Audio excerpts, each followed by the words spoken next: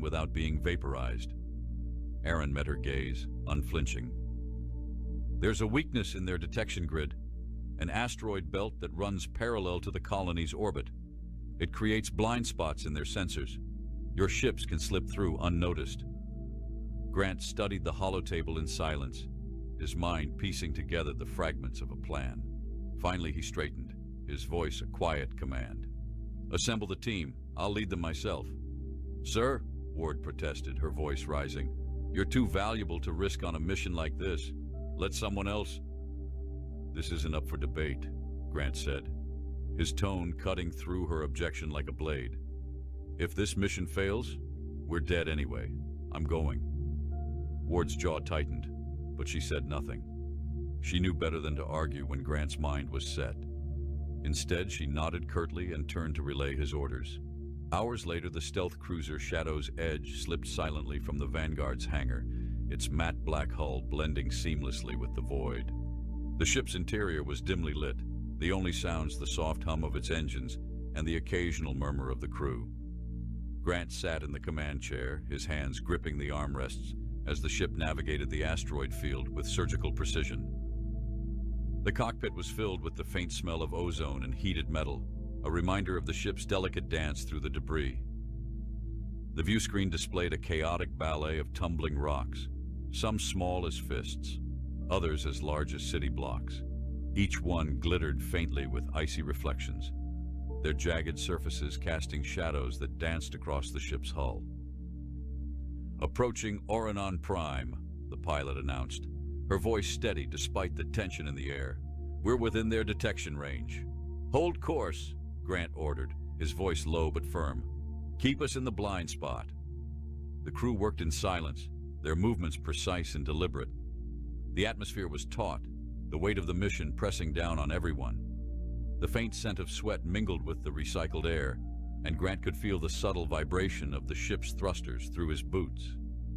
As they neared the colony, the view screen filled with the stark contrast of Oranon Prime.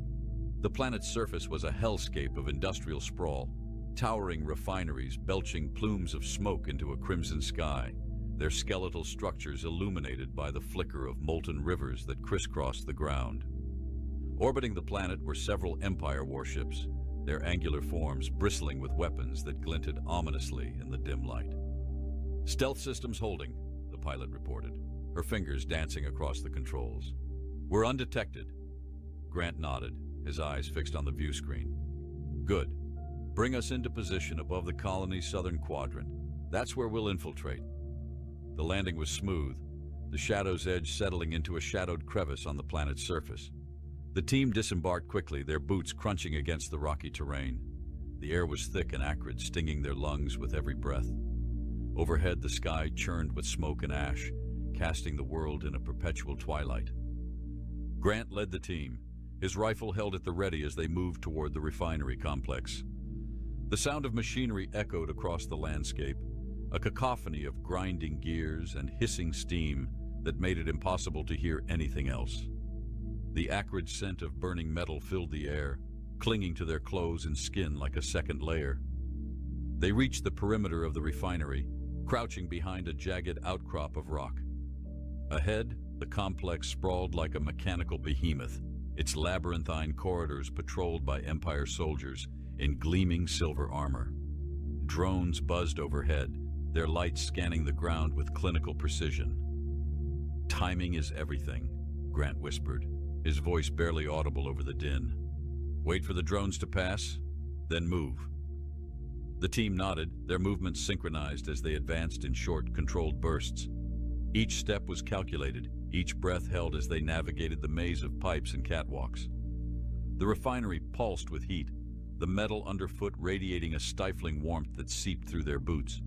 Inside, the air grew heavier, the scent of oil and scorched circuits filling their nostrils. The refinery's interior was a maze of twisting corridors and towering machinery, the walls slick with condensation that glistened like molten glass. "This way," Grant said, gesturing toward a control room perched above the main floor. They climbed a narrow staircase, the metal groaning under their weight, until they reached the room. The walls were lined with consoles and monitors, each one displaying streams of data in an alien script. Aaron stepped forward, his delicate fingers flying over the controls. The monitors flickered, their displays shifting to reveal schematics of the Empire's fleet. "Here," he said, his voice trembling with urgency. "This is what you need." Grant leaned over his shoulder, his eyes scanning the data. The schematics detailed the Dominion and its vulnerabilities. But there was something else, an encrypted file marked with a symbol he didn't recognize. "What's that?" he asked, pointing to the file. Aaron hesitated, his expression unreadable. "I don't know. It wasn't there before." Grant's gut tightened. "Download it anyway. We'll figure it out later." As the data transfer completed, the room shuddered violently, a deep rumble echoing through the refinery. The lights flickered and alarms blared, their shrill cries cutting through the air like a blade. "They found us," Grant said, his voice a cold command. "Move!" The team sprinted through the corridors, the sound of approaching soldiers growing louder with every step. The clash of metal boots against the floor echoed behind them, punctuated by the sharp crack of blaster fire. They reached the exit just as an explosion rocked the refinery, a plume of fire and smoke erupting behind them. The heat seared their skin, and the acrid stench of burning fuel filled their lungs as they sprinted toward the Shadow's edge. The ship's ramp lowered, and they scrambled aboard, the engines roaring to life as the refinery disappeared in a blinding inferno. The crew collapsed into their seats, their breaths ragged as the ship ascended into the relative safety of space. Grant sat in the command chair, his grip tightening on the armrests. His mind churned with questions as he stared at the encrypted file glowing faintly on the console. Whatever it contained, he knew one thing. It was more than just data. It was a key to something far greater. And whatever lay ahead, it was only just beginning. The Shadow's edge slipped back into the hangar of the UES Vanguard, like a shadow swallowed by the night. Its scorched hull bore the scars of their mission, jagged burns and pockmarks that told the story of their escape. The hiss of depressurizing hydraulics was the first sound to pierce the heavy silence as Commander Elias Grant stepped onto the deck. The crew surrounding him straightened, their faces lined with both exhaustion and anticipation. Lieutenant Ward was waiting, her sharp eyes darting from Grant to the data drives clutched in his hand. "Did you get what we need?" she asked, her voice tight. "We got more than we bargained for," Grant replied, his tone weighted with implication. "Assemble the War Council. We don't have time to waste." The war room buzzed with activity as the senior officers and representatives of Earth's military forces gathered. The air was thick with tension, an unspoken understanding that what came next would determine not just the outcome of the war, but humanity's survival. Aaron, the Keleth resistance leader, stood at the edge of the room, his pale features unreadable as he watched the proceedings. The holographic table flickered to life, projecting the schematics of the Empire's fleet. The Dominion, their flagship, dominated the display, a behemoth of impossible scale, bristling with weapons that seemed to absorb the surrounding light. It was the heart of the Empire's war machine, the linchpin of their strategy. Grant placed the encrypted file on the console, the drive clicking into place. The data unfolded across the table, revealing detailed schematics of the Dominion's interior. But the file's contents didn't stop there. It revealed a second layer, a network of connections stretching across the galaxy, linking the Dominion to other Empire strongholds. "This," Grant said, gesturing to the display, "is their lifeline. The Dominion isn't just a ship, it's their nerve center. It coordinates every fleet, every attack, every defense. If we take it out, we don't just cripple them. We sever their ability to wage war." Ward leaned in, her brow furrowing as she studied the holographic web. "How do we get close enough to deliver a strike? Their fleet outnumbers us 100 to 1. A direct assault would be suicide." Aaron stepped forward, his translucent skin catching the light. "There's a weakness in their network. The Dominion relies on quantum relays to maintain its coordination. If we target those relays, we can force the ship to operate independently. Vulnerable, isolated." Grant nodded. "We hit the relays first. 3 of them, spread across the system. Small, lightly defended. Once they're down, we bait the Dominion, into a trap. The officers exchanged uneasy glances. One of them, a grizzled colonel with a scar tracing his jawline, spoke up. A trap? Against that monster? Even isolated, it's a floating fortress. That's why we make them come to us, Grant said, his voice calm but unyielding. The Argus Array, it's time we put it to use. The mention of Earth's most secret weapon sent a ripple through the room. The Argus Array was a planetary defense platform, experimental and untested in combat. It had been designed for one purpose: to deliver a concentrated energy burst capable of penetrating the most advanced shields in the galaxy. But its power came at a cost. Overuse could destabilize Earth's orbit, a risk too great to consider until now. Ward broke the silence, her voice measured. You want to lure the Dominion within range of the array, then take it out in one shot? Grant nodded. Exactly. We bait them with a tactical withdrawal. Make them think we're retreating, that Earth is vulnerable. They'll come in for the kill, and that's when we hit them. Aaron's voice was soft but firm. And the relays? Who handles those? I will, Grant said. His gaze swept the room, silencing any objections before they could be spoken. This has to be surgical, fast, precise. We hit all 3 relays simultaneously and disable their network. Then we fall back and prepare for the final strike. The room fell into a heavy silence, broken only by the faint hum of the holographic display.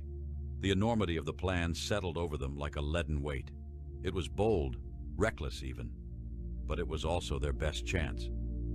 Prep the teams, Grant said finally, his voice cutting through the tension. We move at dawn. The operation began with a cold efficiency that belied the chaos to come. 3 strike teams, each aboard a stealth cruiser, launched from the Vanguard, their trajectories calculated to thread the needle between Empire patrols and automated defenses. The relays were spread across the system, their locations marked by faint pulses on the navigational displays. Grant's team targeted the first relay, a sleek, angular structure orbiting a barren moon. The cruiser approached under the cover of its cloaking field, its engines whispering against the silence of space. Inside, the air was tense, the scent of adrenaline and anticipation mingling with the metallic tang of recycled oxygen. Visual on the relay, the pilot announced, her voice hushed. No sign of enemy ships. That's what worries me, Grant muttered, his eyes fixed on the view screen. The relay loomed ahead, its surface bristling with antennae that glowed faintly with energy. It looked deceptively dormant, a sleeping giant waiting to strike. The team disembarked quickly, their boots crunching against the relay's surface. The faint hum of the machinery vibrated through their souls, a reminder of the power coursing beneath their feet.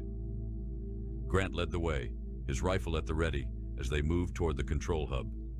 Inside, the air was cold and sterile, the walls lined with consoles that pulsed with a faint alien light. The smell of ozone was sharp and biting, a byproduct of the relay's energy output. Aaron worked quickly, his delicate fingers dancing across the controls as he bypassed the security systems. Almost there, he said, his voice taut with concentration. Just a few more. An alarm blared, its shrill cry cutting through the room like a knife. The lights dimmed, replaced by a pulsing red glow. Grant spun, his rifle aimed at the doorway as the sound of approaching footsteps echoed through the corridor. They know we're here, he said, his voice a grim growl. Hold them off while Aaron finishes. The first Empire soldiers burst into the room, their armor gleaming under the red light.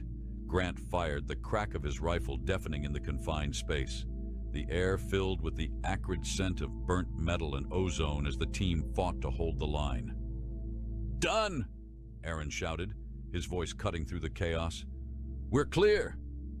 Fall back, Grant barked, covering their retreat as they sprinted toward the cruiser. The relay erupted in a plume of fire and smoke behind them, the explosion shaking the ground beneath their feet. Hours later, back aboard the Vanguard, the War Council reconvened. The holographic display showed the results of their efforts. All 3 relays were down, their destruction leaving a gaping hole in the Empire's network. They'll know we're coming now, Ward said, her voice edged with both triumph and caution. The Dominion won't take this lying down. They don't have to, Grant replied, his gaze fixed on the display. "We've already made our move. Now we see if they take the bait." Outside the observation window, the void of space stretched endlessly, a canvas for the battle yet to come. The Vanguard's crew worked tirelessly, their movements precise and deliberate as they prepared for the final confrontation. The hum of the engines was a constant reminder of the stakes, a pulse that echoed in the hearts of everyone aboard.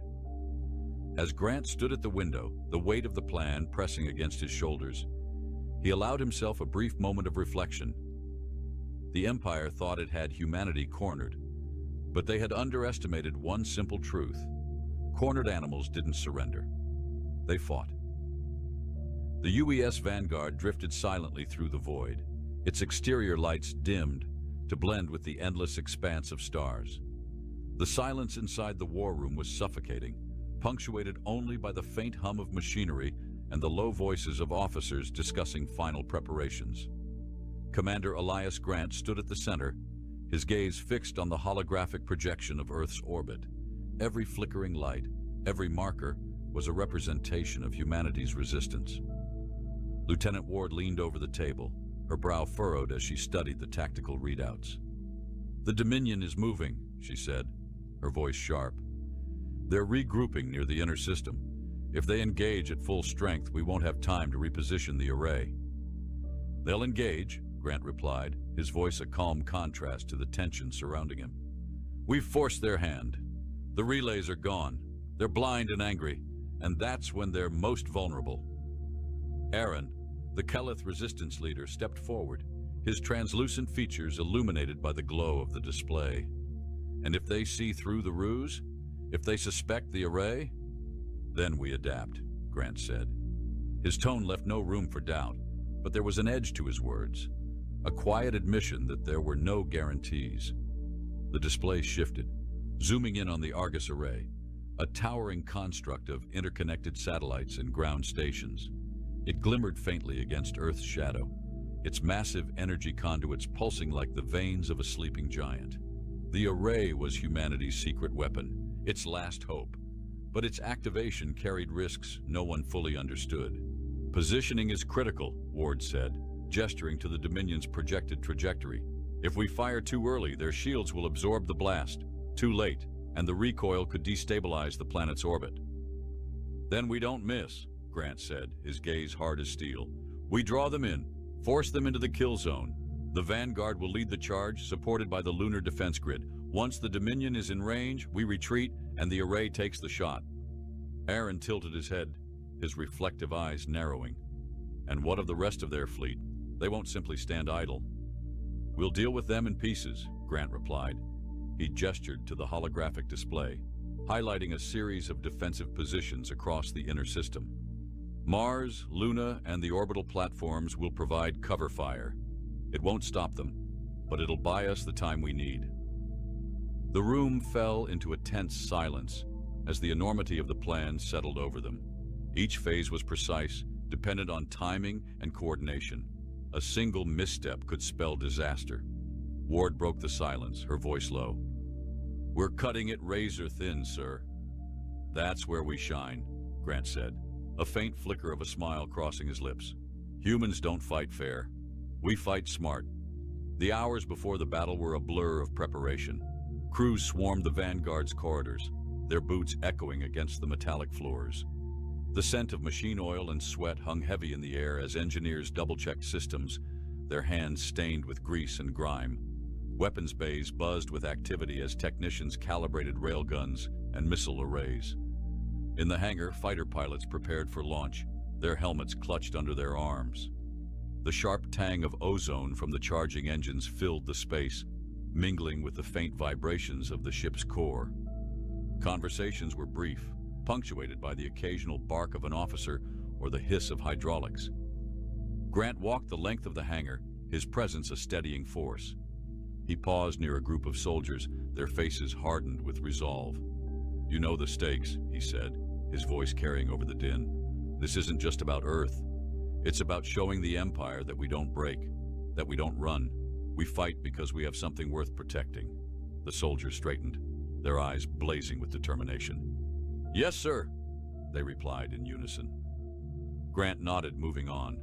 Every word, every glance was calculated to ignite the fire they would need in the hours to come. The Dominion arrived like an omen, its massive silhouette blotting out the stars as it emerged from hyperspace.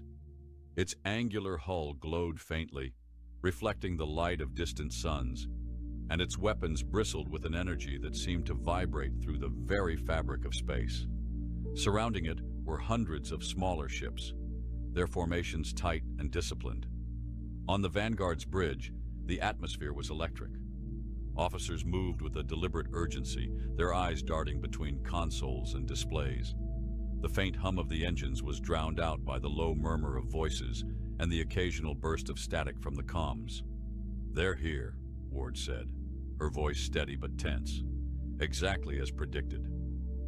Grant stood at the center of the room, his hands clasped behind his back. His gaze was fixed on the Dominion's position, its trajectory aligning with the calculated kill zone. "Hold formation," he ordered. "Let them come to us."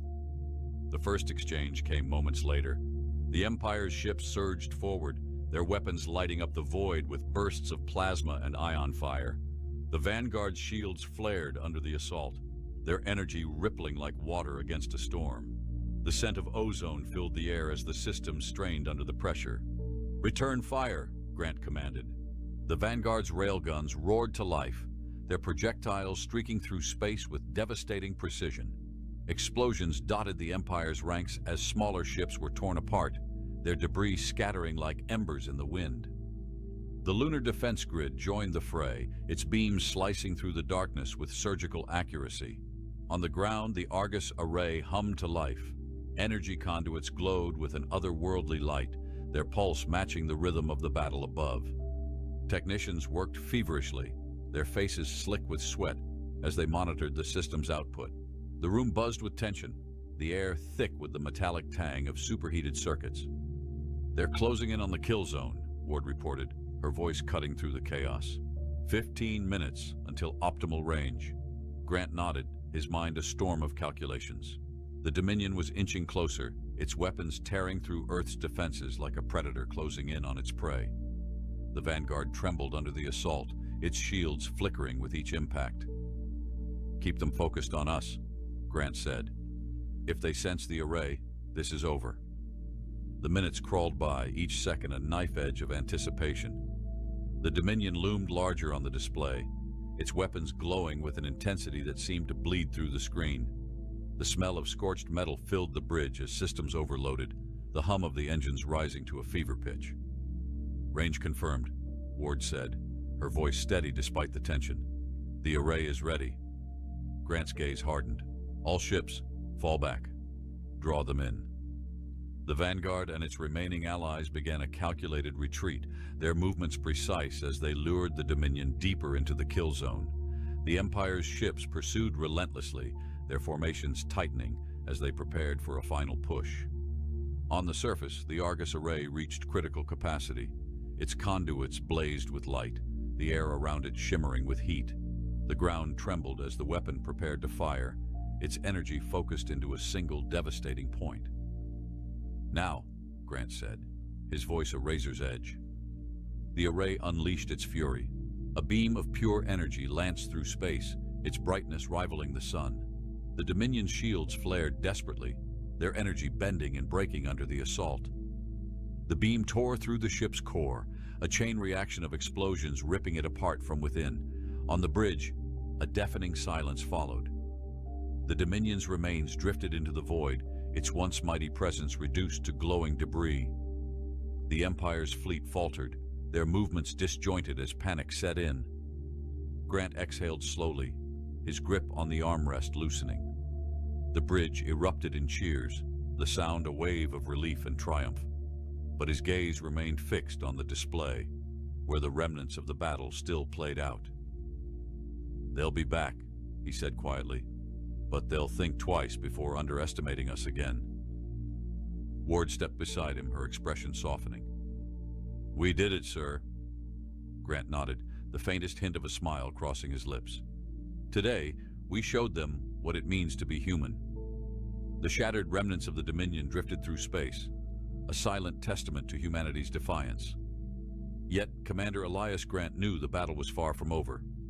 The Empire's fleet, though disoriented, remained a threat, their movements frenzied, but still formidable. Victory in this skirmish was only a foothold in a much larger war. Standing on the bridge of the UES Vanguard, Grant surveyed the tactical displays. Each flickering light represented lives, human and alien alike, caught in the grip of an unrelenting conflict. The air was heavy with the metallic tang of overheated systems and the acrid stench of scorched wiring. Voices murmured intense conversations as officers relayed reports, their words clipped and efficient. "Status report," Grant said, his voice cutting through the din. Lieutenant Ward stepped forward, her face drawn but resolute. "The Dominion is destroyed, and the Empire's fleet is in disarray, but they're regrouping near the outer edges of the system. Early scans suggest they're calling reinforcements." "Of course they are," Grant muttered, his jaw tightening. His mind raced, weighing the variables.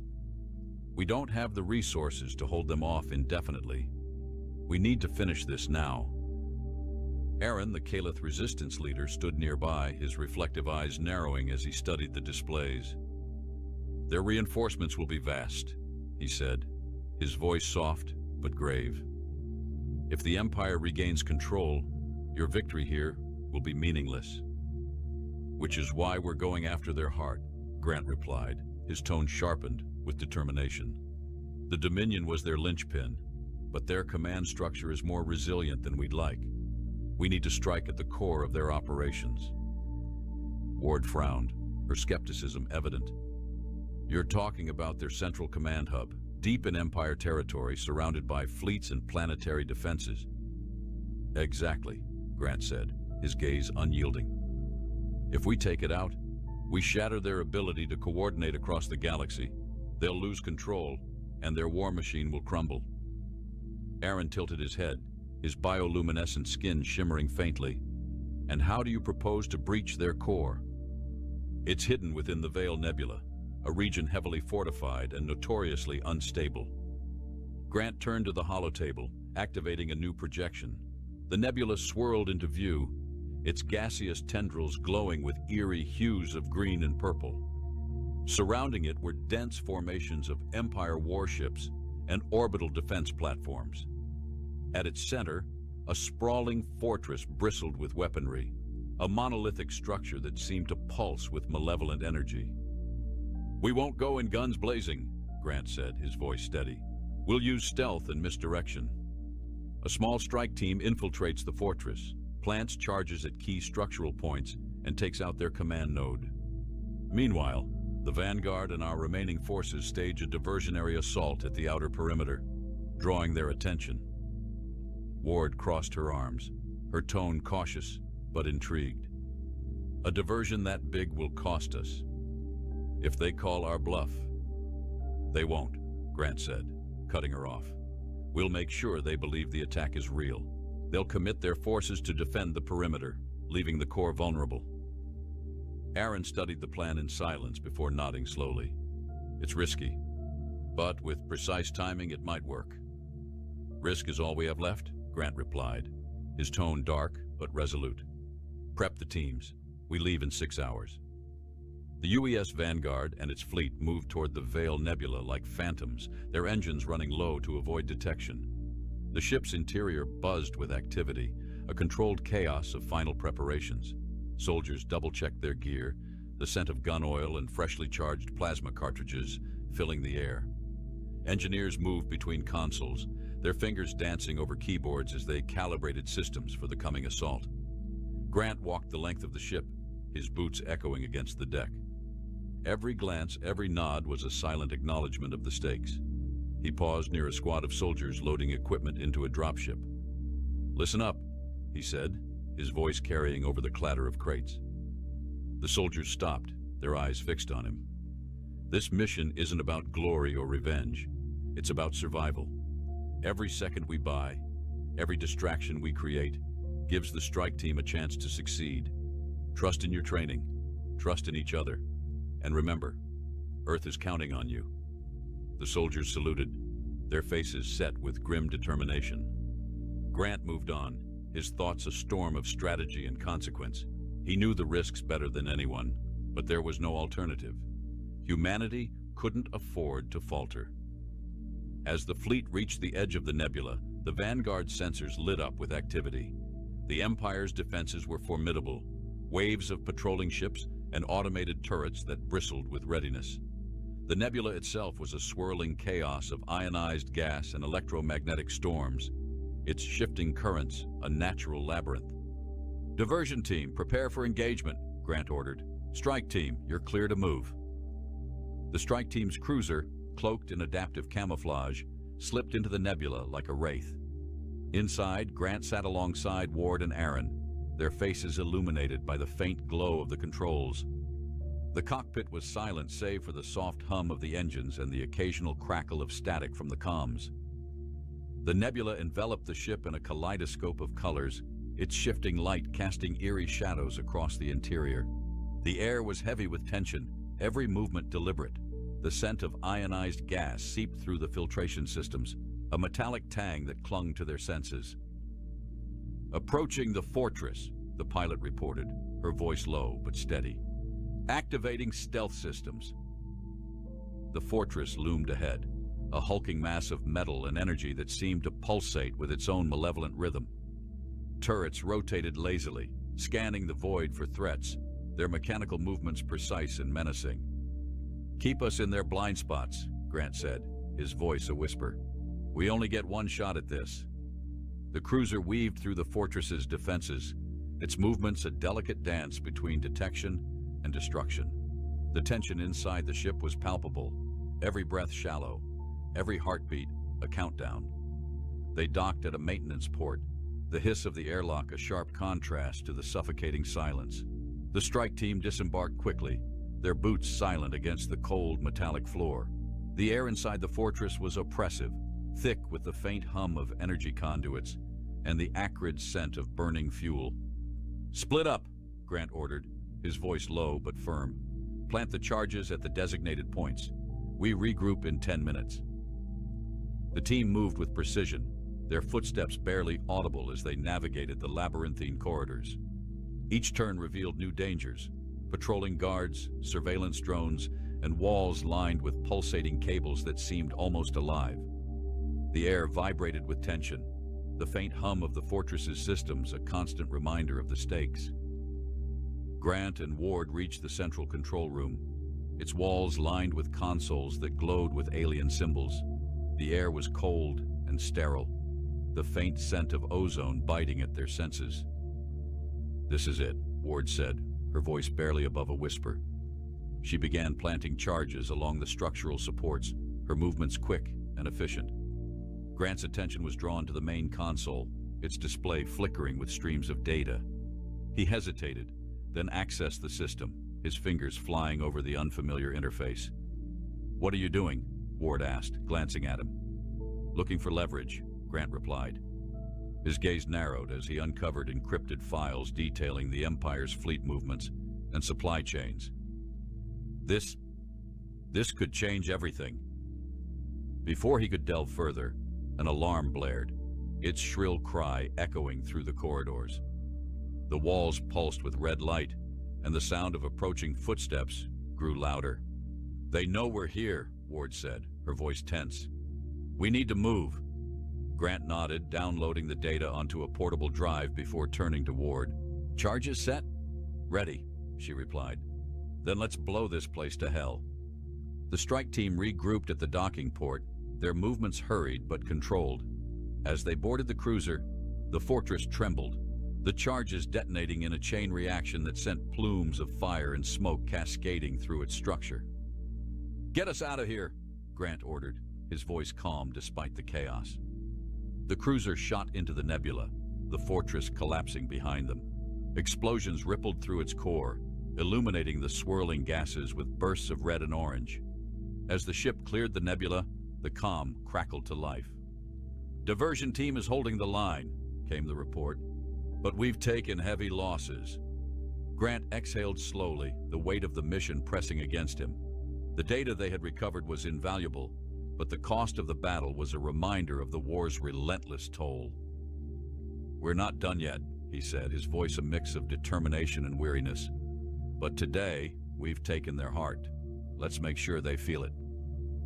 The Shadow's Edge coasted through the void, the Veil Nebula fading into the backdrop like the smoldering remnants of a dying star. Inside, the crew worked in silence, their faces etched with exhaustion and resolve.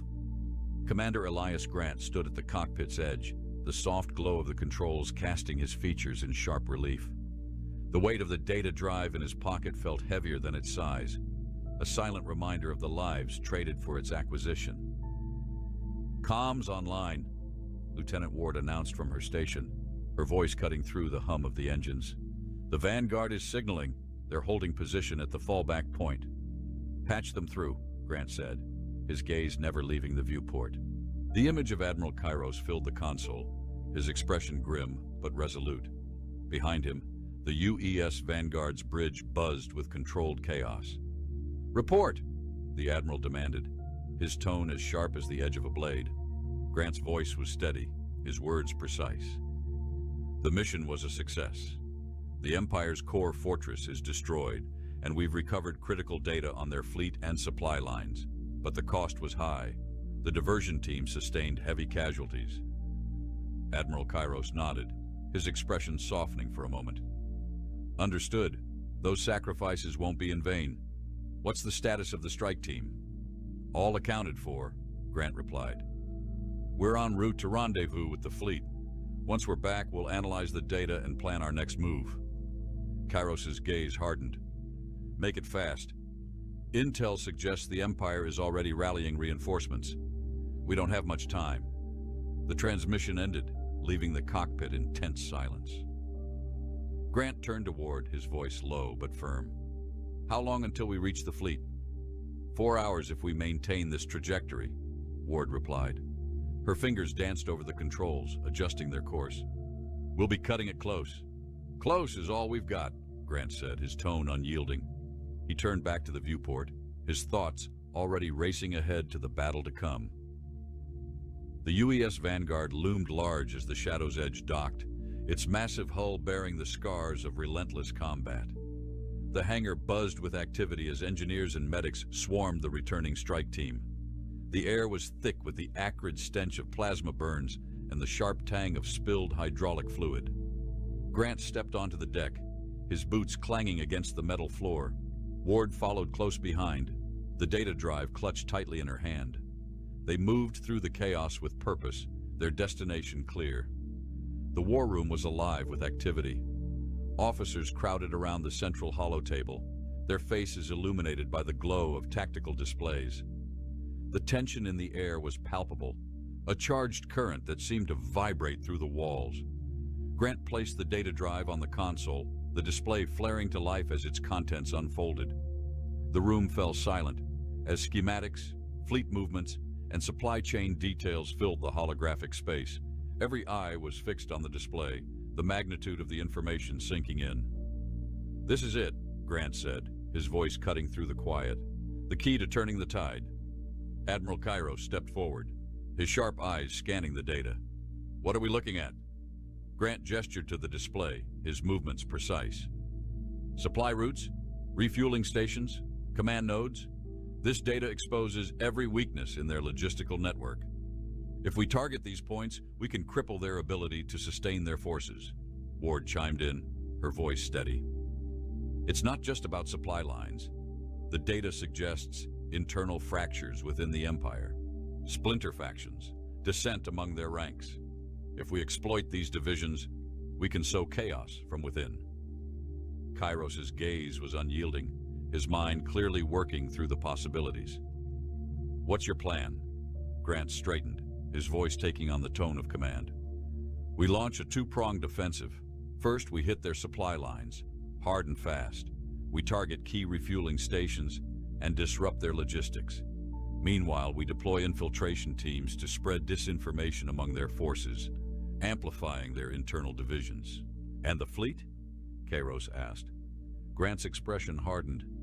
"The Vanguard and its allies hold the line. We lure the Empire into overcommitting, drawing their forces into a decisive engagement.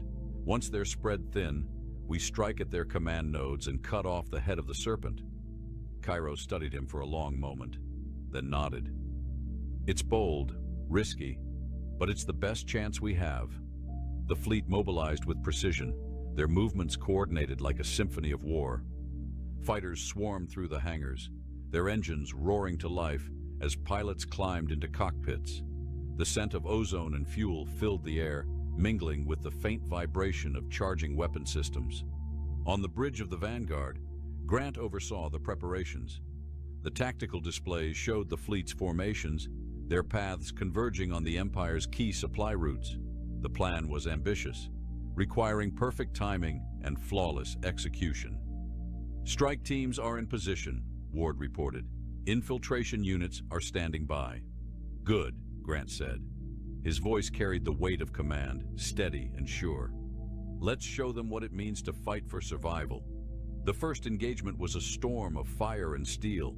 The Empire's refueling stations erupted in flames as the strike teams hit their targets with surgical precision. Explosions lit up the void, their shockwaves rippling through the surrounding debris fields. The air inside the ships was thick with tension, the scent of sweat and scorched metal clinging to every surface. Infiltration teams slipped behind enemy lines, their movements silent and deliberate.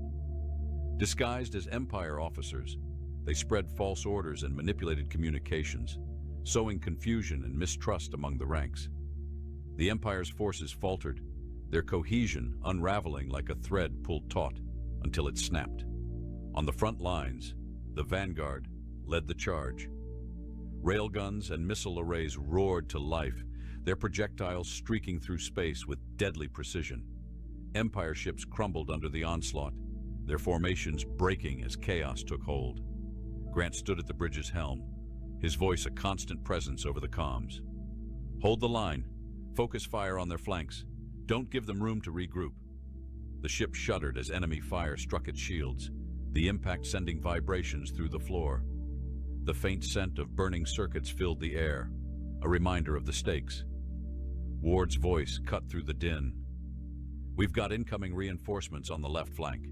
Heavy cruisers. Redirect the lunar defense grid, Grant ordered. Target their engines. Slow them down. The battle raged on, the void alight with the clash of weapons and the glow of distant stars.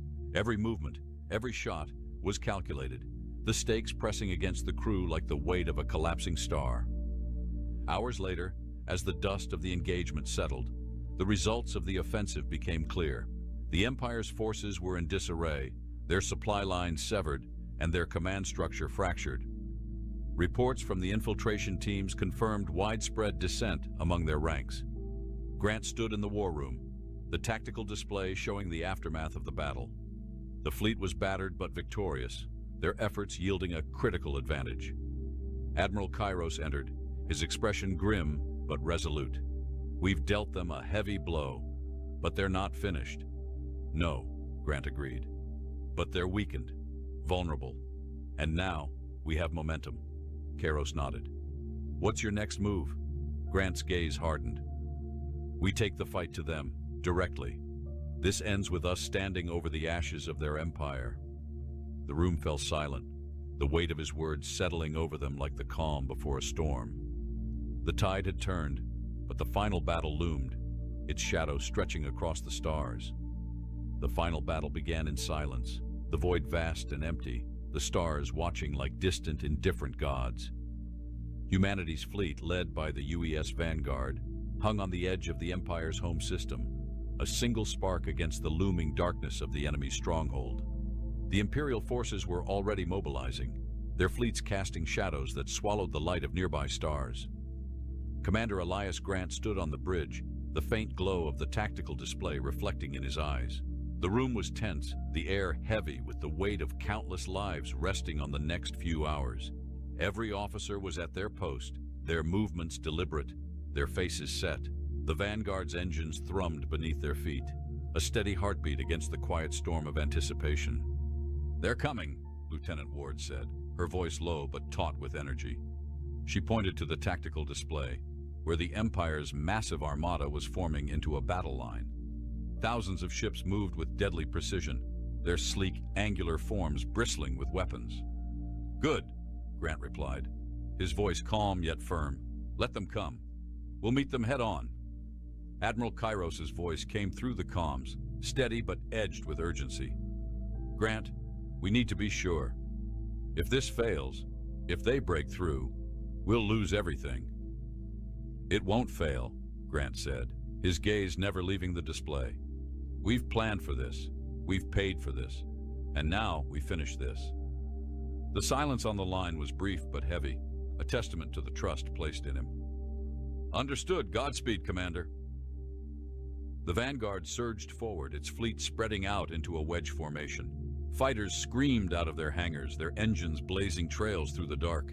The Empire's forces moved to intercept, their ships firing the first volleys. Beams of energy and trails of missiles lit up the void, a deadly ballet of fire and light. The Vanguard's shields flared as enemy fire struck home, the impacts vibrating through the hull. "Return fire," Grant ordered, his voice cutting through the din. The ship's railguns roared, their projectiles tearing through the Empire's front line. Explosions blossomed like brief, violent stars, the shockwaves rippling through the enemy formation. "Flank their destroyers," Grant commanded, his tone unyielding. "Keep their capital ships pinned down. Don't let them regroup." The crew moved with precision, their training and resolve carrying them through the chaos. The scent of ozone and heated metal filled the bridge as systems strained under the assault. Sparks flew from overloaded consoles, the air thick with tension. "Enemy dreadnoughts advancing," Ward reported. Her voice remained steady, but there was a note of urgency. "They're focusing fire on the Vanguard." "Let them," Grant said, his expression unwavering. "They want to focus on us? Fine. We'll give them a show." The Vanguard turned, its massive railguns unleashing a torrent of fire. The shots punched through the shields of the closest dreadnought, striking its core. The resulting explosion sent debris spinning into the enemy line, forcing them to scatter. But the Empire was relentless. More ships surged forward, their weapons blazing. The Vanguard shuddered under the onslaught, its shields straining to hold. Grant gripped the console, his jaw tight. "Hold steady," he said, his voice cutting through the chaos. "We're not done yet." The Empire's flagship, a towering behemoth that dwarfed even the Dominion, loomed into view. Its weapons glowed with ominous energy, their power threatening to eclipse anything humanity could muster. Grant's gaze locked onto it, his expression hardening. "There it is," he murmured. "The heart of their empire." Ward turned to him, her eyes wide. "You're not seriously—" "We are," Grant interrupted. "That's our target." As the battle raged around them, Grant activated the comms, addressing the fleet. "This is Commander Grant. You know what's at stake. This is our moment, our chance to break the Empire's hold on the galaxy. They think they can crush us, but they don't understand what it means to be human. We don't just survive, we defy, we fight, and today, we win." A chorus of acknowledgments filled the channel, voices filled with determination. The fleet surged forward, their fire converging on the flagship. The enemy ship's shields flared but held, its massive form unmoving. "Target its weapon arrays," Grant ordered. "We need to neutralize its firepower." The Vanguard's weapons roared to life, their shots striking the flagship's surface. Smaller ships darted in, exploiting every opening, their attacks coordinated and relentless. Explosions rippled across the flagship's hull, its shields flickering. "They're focusing all fire on us," Ward said, her voice tight. "Shields are at critical." "We just need to hold a little longer," Grant replied. He activated the comms again, this time to the infiltration team hidden aboard the flagship. "Team Alpha, status?" A crackling response came through. "Charges set, Commander. Ready on your signal." Grant's gaze hardened. "Do it." Inside the flagship, explosions erupted, tearing through its internal systems. The ship shuddered, its weapons falling silent as fire and smoke consumed its corridors. On the Vanguard's bridge, cheers erupted, but Grant's expression remained focused. "Fall back," he ordered. "Give them no target to hit." The Vanguard and its fleet pulled back, their formations tightening as the flagship crumbled. Its core erupted in a blinding explosion, sending shockwaves through the Empire's fleet. Enemy ships scattered, their lines breaking under the chaos. "They're retreating," Ward reported, her voice filled with awe. "We've done it." Grant exhaled, the tension finally releasing from his shoulders. "No," he said quietly. "We've begun it." The battle was won, but Grant knew the war wasn't over. The Empire was wounded, but it wasn't dead. Yet for the first time, humanity had shown the galaxy its strength, its resolve, and its defiance. He turned to the crew, his voice carrying over the quiet hum of the bridge. "Today we proved that we don't back down. We don't run. The Empire wanted war, and we gave them one. And now, they'll remember what it means to face humanity." The stars beyond the viewport seemed brighter, their light a beacon of hope in the darkness. For the first time, the future felt like something worth fighting for.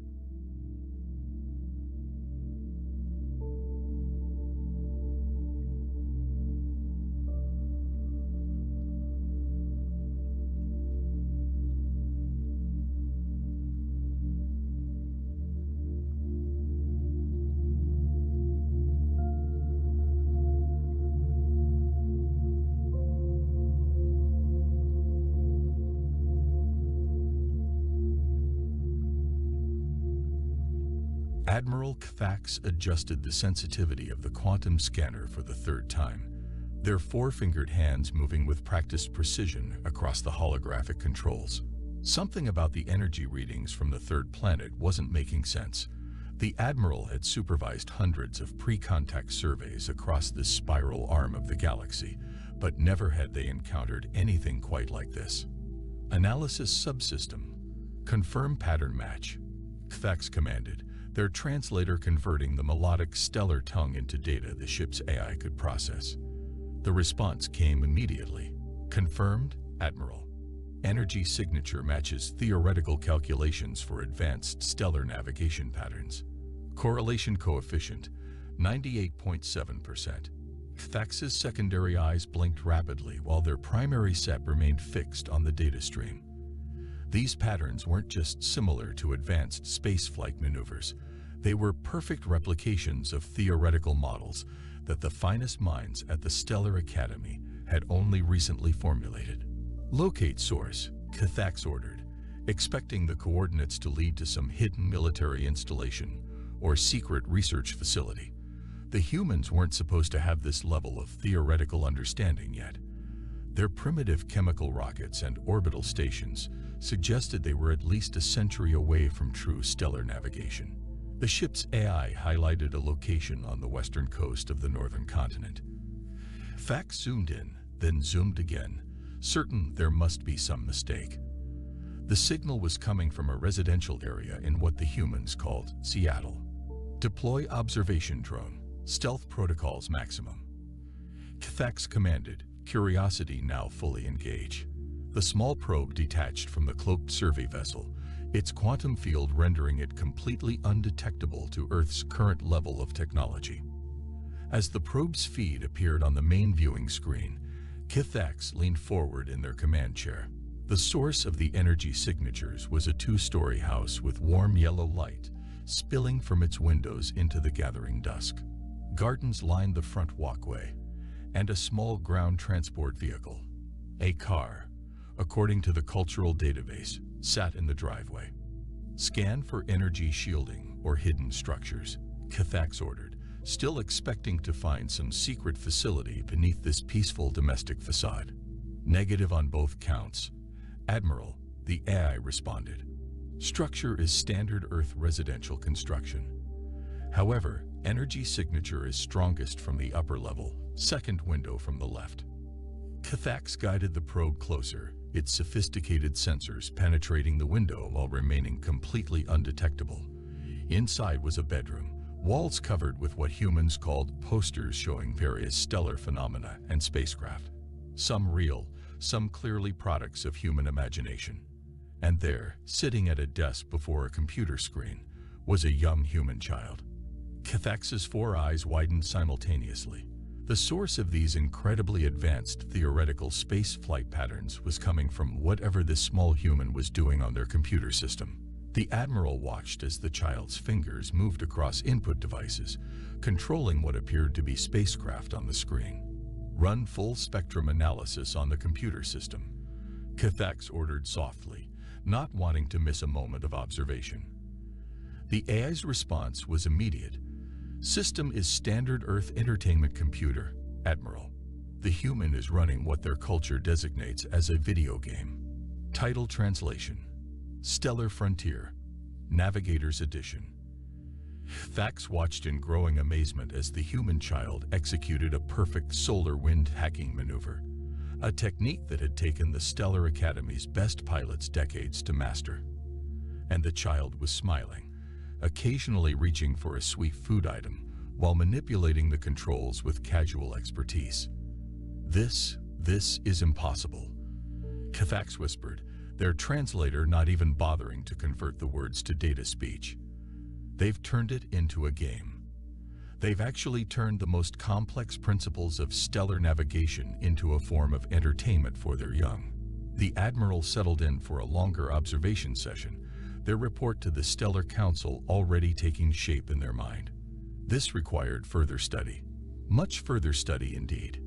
On the screen, completely unaware of their astonished alien observer, the young human continued to play, solving complex gravitational equations through pure instinct and joy, while a cat dozed peacefully on the windowsill behind them. Sarah Chen tucked a strand of dark hair behind her ear as she leaned closer to her monitor, her brown eyes reflecting the star field displayed on the screen. Her bedroom wall calendar showed various phases of Saturn, and a half-finished cup of hot chocolate sat cooling beside her astronomy homework. Approaching Belt Sierra 7, she muttered to herself, fingers dancing across her keyboard with practiced precision, calculating gravitational assist trajectory. From the cloaked observation probe, Admiral Cathax watched with increasing fascination as the young human plotted a course that even their most advanced navigation computers would need several minutes to calculate. Sarah was doing it through pure intuition, her mind somehow grasping complex spatial relationships that should have been far beyond her species' current understanding. "Hey, Mom," Sarah called out, not taking her eyes off the screen. "Can I have 5 more minutes? I'm about to break my record for the IO2 Europa supply run." 10 minutes, then bedtime," came the response from downstairs. "And don't forget to feed Cosmos." As if on cue, Sarah's black cat stretched lazily and jumped onto her desk, purposefully walking across her keyboard. The spacecraft on screen wobbled slightly before Sarah regained control. "Cosmos," she laughed, scratching behind the cat's ears with one hand while maintaining her ship's trajectory with the other. "You're going to make me crash into Jupiter's magnetic field again." Cathax's secondary eyes blinked rapidly in astonishment. The child had just casually mentioned one of the most dangerous navigation hazards in that solar system, one that had claimed 3 stellar course survey ships before they'd learned to properly account for the gas giant's massive electromagnetic disturbances. Sarah reached for her tablet, pulling up what appeared to be hand-drawn diagrams of spacecraft designs.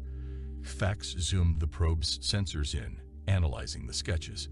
The Admiral's respiratory rate increased significantly. These weren't just fanciful drawings. They were surprisingly accurate representations of practical stellar vessel configurations, including several solutions to problems that the Stellar Core's engineering division was still struggling to solve. "If I modify the solar sail array like this," Sarah mused, adding to her sketch, while her game ship continued its complex maneuver, "maybe it could catch the particle stream from the ion storm and use it for extra boost." Cathax had to suppress a chirp of surprise.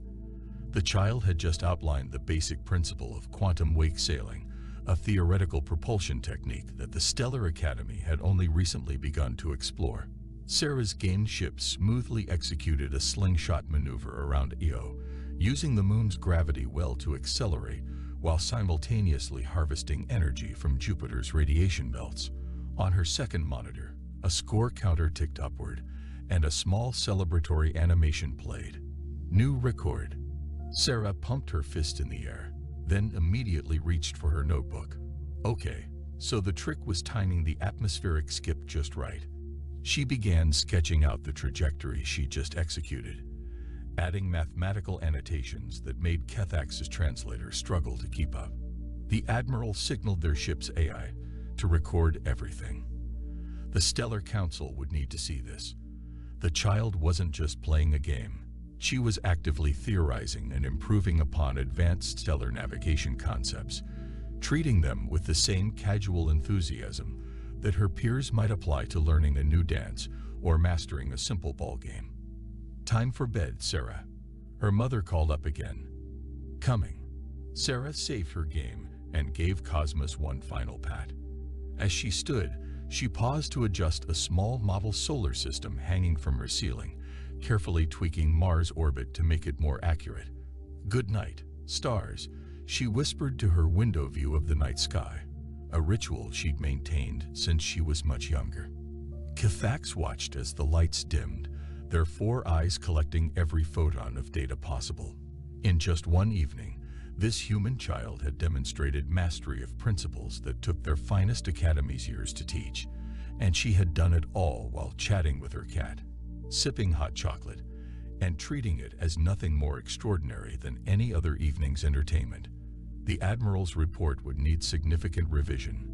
They had expected to find a hidden military installation or secret research facility. Instead, they had found something far more remarkable: the pure, unbridled human capacity to turn the impossible into child's play. Admiral Kethax's command center aboard the survey vessel had transformed into what humans might call a gaming research lab. Multiple screens displayed various Earth gaming platforms, their code scrolling endlessly while advanced analysis programs sought to understand how humanity had accidentally stumbled upon such profound stellar knowledge. Analysis complete on Stellar Frontier base code, Admiral, the ship's AI announced. "You may find this interesting." Kethax gestured with their upper right hand, bringing the relevant data to the main display. What they saw made them sink deeper into their command chair, all 4 eyes widening in disbelief. "Run the comparison again," Kethax ordered, their translator barely keeping up with their rapid speech. There must be some error in the pattern recognition. "Negative, Admiral. The game's physics engine, while simplified for entertainment purposes, accurately models quantum-level stellar phenomena that our science only confirmed 3 cycles ago. The humans appear to have coded it through pure mathematical intuition." Kethax pulled up Sarah's gameplay data from the previous evening, running it alongside the game's base code. The child hadn't just been playing within the system. She had been instinctively pushing its boundaries, finding solutions that the game's creators hadn't even realized they'd made possible. "Show me the development history," Kethax commanded, their curiosity now completely consumed by this puzzle. The screen filled with images and videos of the game's creation process. Human developers, working in what they called a indie studio, had simply wanted to make spaceflight feel right. Through trial and error, they had accidentally reproduced the actual mathematical principles of stellar navigation. Cross-reference with other Earth space simulation games, Kethax ordered, their fingers dancing across the holographic controls. The results poured in. Dozens of games, hundreds of variations, all of them containing pieces of real stellar science hidden within their code. Some focused on gravity mechanics, others on radiation management, still others on complex orbital dynamics. Each one, created purely for entertainment, contained fragments of genuine stellar navigation principles. Expand search parameters to include player statistics, Kethax added, their secondary eyes tracking the data streams while their primary set focused on new analysis windows. The numbers were staggering. Millions of young humans across every continent were playing these games. Each of them was unknowingly training their minds to understand real space flight principles. They were building neural pathways and problem-solving skills that precisely matched those required for actual stellar navigation. "Compile learning curve data for average human players," Kethax said, reaching for their own version of a comfort drink, a crystalline sphere of ionized nutrients. The graphs that appeared showed something remarkable. Young humans typically mastered basic stellar navigation concepts within their first few hours of gameplay. Principles that took Stellar Academy cadets years to grasp were being internalized by human children over weekend gaming sessions. They turned it all into play, Cathax murmured, their translator struggling to convey the mix of awe and concern in their voice. Every challenge we faced in mastering the stars, they transformed into entertainment. A notification flashed on one of the secondary screens. Sarah had started another gaming session. Cathax quickly shifted focus to the observation feed, watching as she launched into what the game called Challenge Mode. "Hey Emma." Sarah spoke into her headset, apparently connecting with another young human player. "Want to try the new Jupiter to Saturn relay race? I found this cool new way to use the magnetic fields to boost speed." Cathax immediately tagged the conversation for detailed analysis. Without even realizing it, Sarah was about to demonstrate a principle of magnetic field surfing that the stellar cores had only theorized might be possible. "Compile full report for the Stellar Council," Cathax commanded, their tone now carrying the unique mixture of excitement and urgency. "Priority level: immediate." As the AI began assembling the data, Cathax continued to watch Sarah play, teaching her friend concepts that would revolutionize actual spaceflight, all while discussing their plans for the upcoming school science fair. The implications were clear. Humanity hadn't just created games, they had built the most effective stellar navigation training program in known space, and they had done it completely by accident. And they had made it so engaging that their children begged for just 5 more minutes to master it. The Grand Chamber of the Stellar Council hummed with quiet murmurs as Admiral Cathax prepared their presentation. The curved walls, designed to mimic the spiral arms of the galaxy, displayed real-time stellar data from across known space. Today, however, all attention was focused on a single screen showing the human child's bedroom. "Esteemed council members," Cathax began, their translator set to formal mode, "what you are about to witness will challenge everything we thought we knew about pre-contact species development." The image shifted to Sarah's computer screen, split with her hand-drawn notes. She was attempting what the game called the impossible run, a challenge that less than 0.01% of players had completed. "Watch closely," Cathax indicated. "The human child is about to execute a maneuver that perfectly matches the 7th principle of quantum navigation." Senior council member Virax leaned forward, all 6 eyes narrowing. "That's not possible. The 7th principle requires understanding of quantum field dynamics that took our species 3 centuries to master." Sarah's voice came through the chamber's audio system. "Okay, Cosmos, watch this. If I time the gravitational slingshot just right and ride the quantum wake." Her fingers flew across the keyboard, and her virtual ship began a complex series of maneuvers. The council chamber fell silent. On the massive display, Sarah's spacecraft danced through a series of gravitational wells, using each celestial body's quantum field distortion to build momentum. It was a perfect execution of principles that most of the beings in this room had spent decades studying. "She can't be older than 12 standard rotations," Council member Tilara observed, their chromatophores flickering with amazement. "And she's solving these equations in real time."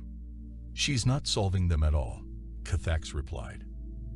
"At least, not consciously. To her, it simply feels right. The game's physics engine accurately models these principles, and human children have learned to intuitively understand them through play." The display shifted to show Sarah explaining the technique to her friend through the game's communication system. "See, Emma, it's like skipping stones on a pond, but instead of water, you're using gravity and quantum fields.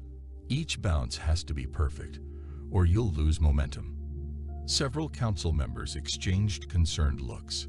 The child had just simplified one of the most complex principles of stellar navigation into a concept that any human could understand. "Show them the learning metrics," Cathax commanded their eye. New data filled the screens, graphs showing how quickly human children mastered these concepts through gameplay, comparison charts with standard Stellar Academy training times, and success rates that seemed impossibly high. This is concerning. Council member Virax stated, their formal tone barely masking their unease. You're suggesting that human children are mastering advanced stellar navigation principles as a form of entertainment. Not just mastering them, Kthax corrected. They're innovating. Observe. The display returned to Sarah's room. She had paused her game and was explaining something to her cat while drawing in her notebook. If the quantum wake theory in the game is right, Cosmos, then we should be able to use the same principle for energy generation. See, the field distortion could create a sustainable power loop. The council chamber erupted in shocked whispers. The child was theorizing principles that their best scientists were only beginning to explore. She named her pet after the universe itself. Tilera noted, their color shifting to deep blue, a sign of deep contemplation among their species. Perhaps we shouldn't be surprised. Their young seem to grasp intuitively what we learned through centuries of rigid study. Kthax nodded. They've turned the mysteries of space into a playground. Their children dream of stars not as distant, unreachable points of light, but as destinations in their favorite games. The council's main screen showed Sarah yawning, saving her game, and getting ready for bed. Before turning off her light, she adjusted her model solar system one final time, completely unaware that her evening's entertainment had just shaken the highest scientific body in known space. We must carefully reconsider our approach to Earth, Virax announced, speaking for the first time since the presentation began. We are not dealing with a pre-stellar civilization that needs guidance. We are watching something entirely new emerge. In the background, Sarah's voice drifted through the speakers as she performed her nightly ritual. Good night, stars. Save my place in space. I'll be back tomorrow to explore more. Junior Navigator Latrix of the Stellar Academy sat at their training console, all four hands trembling slightly with nervousness. After graduating at the top of their class and completing 15 years of advanced stellar navigation training, they had been chosen for an unprecedented mission: to challenge a human child in what the humans called a multiplayer game. Remember, Admiral Kthax's voice came through their private comm channel. Maintain your cover story. You are simply another player who enjoys the game. Your username is Stardancer, and you are, as humans say, new to this server. Latrix adjusted their neural interface, which had been carefully calibrated to work with Earth's primitive input devices. On their screen, the game's lobby showed their chosen avatar, a simple star symbol meant to avoid drawing attention. A notification popped up. Space Kitten 12 has entered the lobby. That's her, Kthax confirmed. Sarah Chen. Remember, your goal is to assess her capabilities while maintaining casual interaction. Sarah's cheerful voice came through the game's chat system. Hi, Stardancer. Welcome to the server. Want to try the new Titan Challenge course? Latrix cleared their throat and carefully typed their response, making sure to use proper human casual language. Hello. Yes, please. I'm new here. Could you show me how it works? Of course, Sarah replied enthusiastically. It's super fun. You have to navigate through Saturn's rings while managing your quantum wake signature. I'll go first to show you, then we can race. Latrix watched in professional amazement as Sarah's ship executed a perfect ring plane insertion, something that would have earned immediate certification at the Academy. But what happened next defied everything they had learned. Sarah's spacecraft began to weave through the rings, not just avoiding the debris, but somehow using the particles' quantum interference patterns to build momentum. It was a technique that should have required multiple supercomputers and a full crew to calculate. See, Sarah typed cheerfully. The trick is to feel the rhythm of the particles. It's kind of like dancing. Latrix blinked all four eyes simultaneously. 15 years of advanced physics training. And this human child had just described quantum field manipulation as dancing. Your turn. Sarah encouraged. Don't worry if you don't get it first try. It took me almost 2 whole days to figure it out. 2 days. Latrix had spent 3 years just learning the basic theories behind these maneuvers. They positioned their ship at the starting point and began to navigate, applying every principle they had mastered at the Academy. "Oh, neat approach," Sarah commented as Ultrix executed what they thought was a flawless textbook maneuver. "But you might want to try loosening up a bit. Here, watch this." Sarah's ship dove back into the course, this time demonstrating a technique that made Latrix's navigation processors flash warning signals. It shouldn't have been possible. She was treating quantum fields like jump rope patterns, skipping through probability spaces with casual ease. "Try thinking of the rings like ripples in a pond," Sarah suggested helpfully. "You want to skip across them, not fight against them."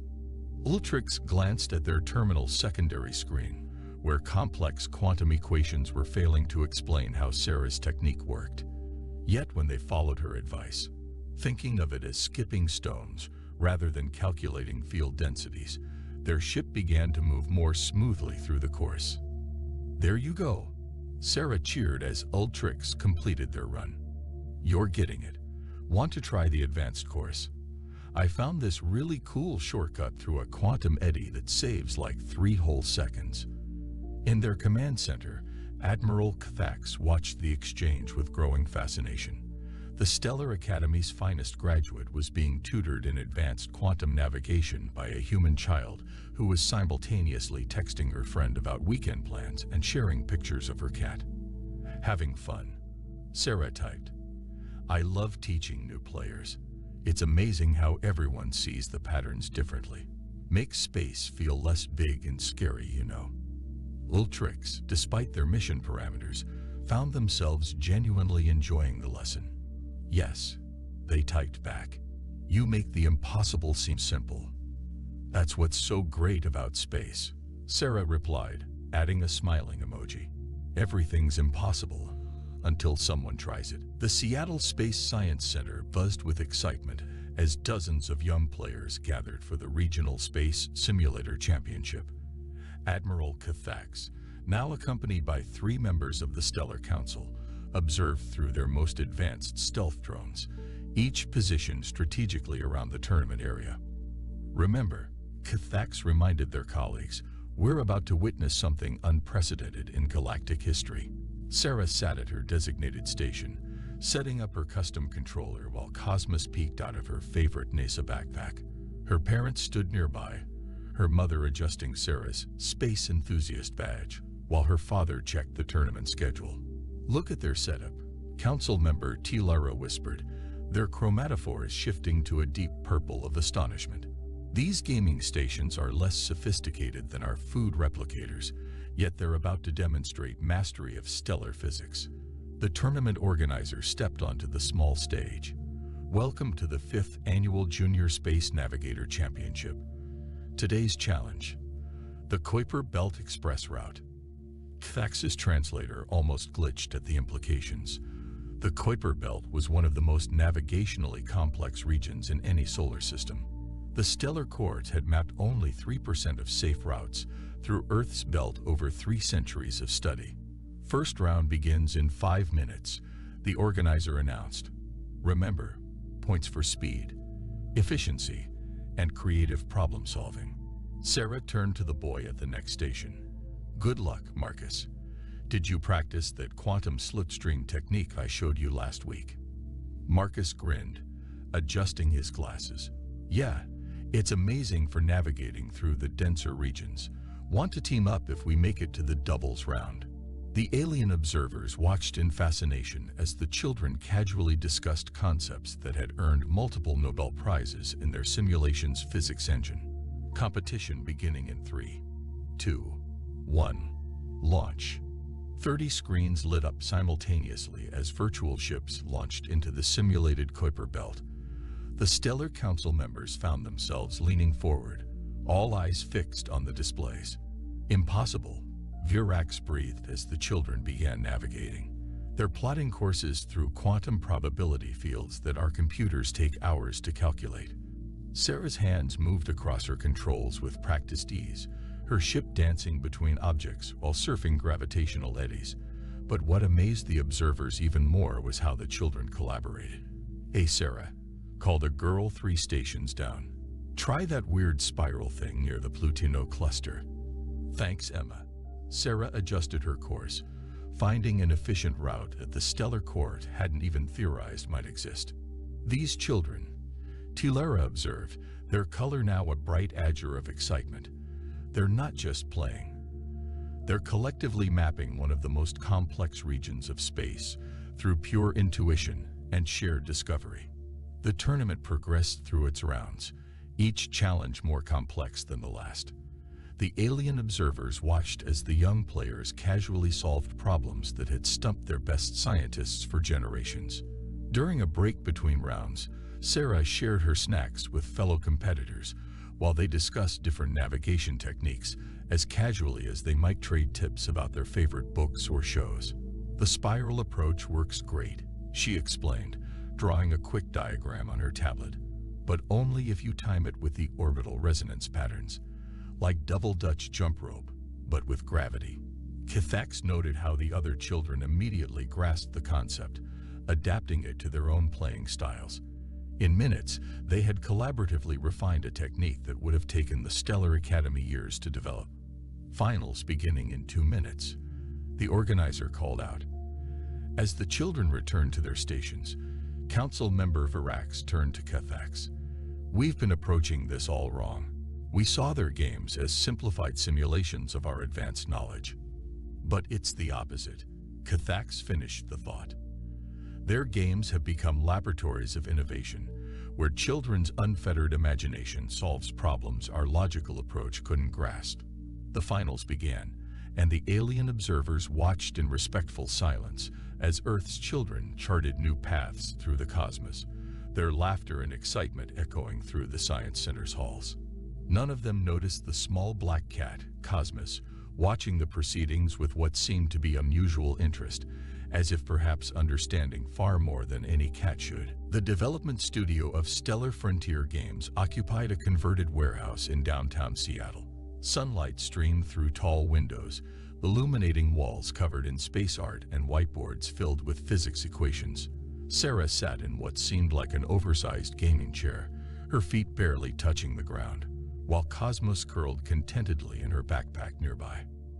Admiral Kithax and Council Member Tilara observed through their most sophisticated surveillance systems, their attention completely focused on what was about to unfold. "Thank you for coming in today, Sarah," said Lisa Chen, no relation, the lead developer. "We're excited to have our championship winner test our new navigation module." "This is so cool," Sarah beamed, looking around at the development setup. "I can't believe I get to try it before anyone else." The test build loaded on the massive developer screen. Fax's translator struggled to process the rapid exchange between Sarah and the development team as they explained the new features. "We've completely rebuilt the quantum mechanics engine," one developer explained proudly. "It's the most accurate simulation of space flight physics ever attempted in a game." Sarah's hands moved to the controls, and Kithax noticed something extraordinary. The new physics engine wasn't just accurate, it was an exact replica of actual space flight dynamics. The development team had accidentally created a perfect simulation. Sarah said hesitantly, after trying the first test course. "Something feels wrong." The developers exchanged glances. "Wrong. The equations are perfect. We spent months." "Well," Sarah bit her lip, then pointed to a specific section of space on the screen. "When you approach a gravity well at this angle, there should be this kind of ripple effect, like when you drop 2 pebbles in a pond and the waves meet. The quantum fields should dance together." Thax's 4 eyes widened simultaneously. The child was describing an advanced principle of quantum field interaction that the stellar cores had only recently discovered. "That's not how quantum mechanics works," one of the physicists they'd consulted said, frowning at his tablet. "Maybe not in your equations," Sarah replied, pulling out her notebook covered in doodles and diagrams. "But look, if space is like a giant ocean, then everything makes waves, right? And waves can play together like music." The development team gathered around her notebook, puzzled by her childish drawings of waves and ripples. But Kithax and Tellura saw something else, a perfect visual representation of quantum harmonics theory. And here, Sarah continued, flipping pages. When you pass through the asteroid field, you should be able to feel the tiny gravity wells singing together. It's like a connect-the-dots puzzle, but with quantum strings. Strings? Tellura whispered. She's intuiting string theory through gameplay. Sarah was now deep in explanation mode, her hands moving animatedly as she described complex spatial phenomena in terms of music, dance, and playground games. The developers took rapid notes, their initial skepticism giving way to fascination. And the biggest problem, Sarah said, launching into another test run, is that your radiation fields are too rigid. Space radiation should flow like water around your shields, not just bounce off them. Look. She demonstrated a maneuver that, according to Kithax's instruments, perfectly matched theoretical models for advanced radiation surfing, a technique their scientists were still struggling to master. This child, Tellura's chromatophores flickered with intense blues and golds. She's not just playing a game. She's seeing the fundamental patterns of space-time itself. The development team was rapidly modifying their code based on Sarah's suggestions, their physics engine evolving into something that even they didn't fully understand. But something that Sarah insisted felt more real. It's like the game wants to be more real, Sarah explained to Cosmos during a break, scratching behind her cat's ears. Like it's trying to remember how space actually works, and I'm just helping it remember. Kithax sent an urgent update to the Stellar Council. This wasn't just about humans stumbling upon advanced principles through game design. This was about a fundamental shift in understanding, the human ability to intuitively grasp the deepest patterns of the universe while treating them as natural as a child's play. As Sarah continued testing, occasionally pausing to share her discoveries with her seemingly attentive cat, the observers came to a striking realization. They weren't watching a child learn to navigate space their way. They were watching someone who already understood space in ways their civilization had never imagined. The Grand Chamber of the Stellar Council had never been so quiet. The usual symphony of translated communications and data streams had given way to a profound silence as the final report on Earth's gaming phenomenon was presented. Admiral Kithax stood before the assembled council, their four eyes bright with excitement despite weeks of intensive observation and analysis. The main display showed multiple feeds, Sarah teaching her friends new navigation techniques at a local science museum, children worldwide playing similar space simulation games, and development teams unconsciously pushing the boundaries of stellar physics.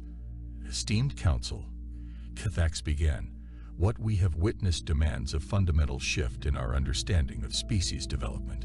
The display shifted to Sarah's room, where she was currently helping her younger sister install her first space simulation game. Cosmos watched from his usual perch on the windowsill, silhouetted against the evening stars. Look, Maya, Sarah was saying. Think of space like a giant playground. Every star and planet wants to play with you. You just have to learn their games. Traditional contact protocols suggest we should wait until humanity develops practical FTL travel, Council member Virax noted. Yet they are already mastering principles that took us millennia to understand. On the screen, Sarah was drawing simple diagrams for her sister. See, when you want to go really fast, you can play jump rope with gravity wells.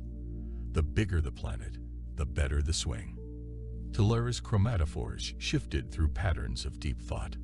They've achieved something remarkable.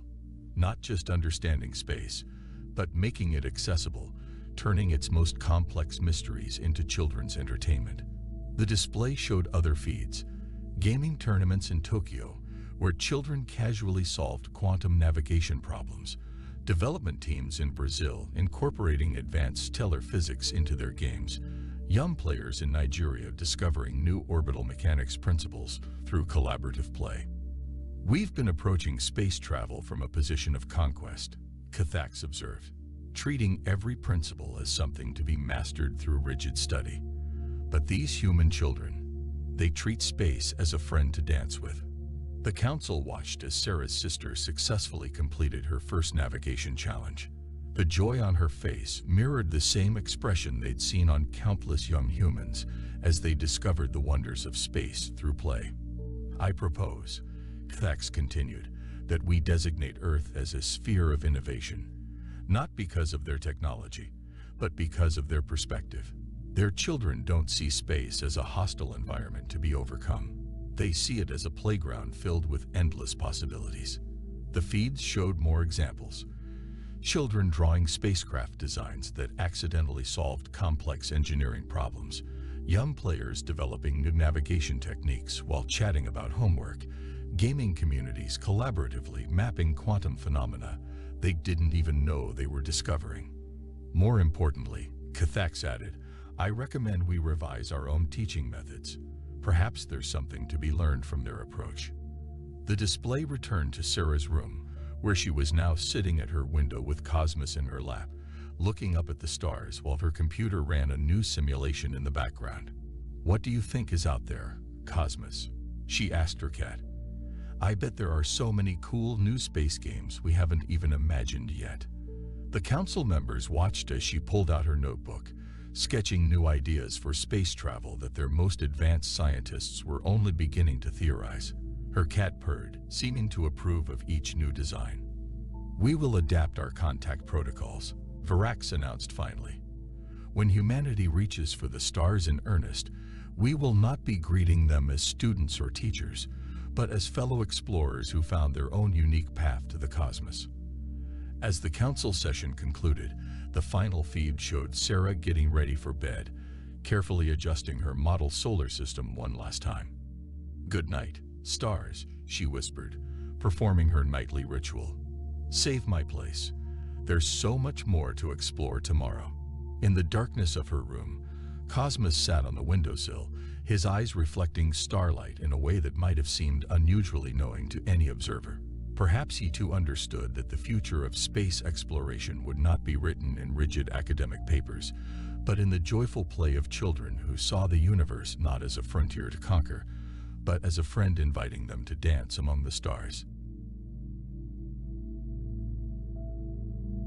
Adam Simpson stood in the center of the vast Imperial Hall, his posture rigid, his face a carefully maintained mask of defiance.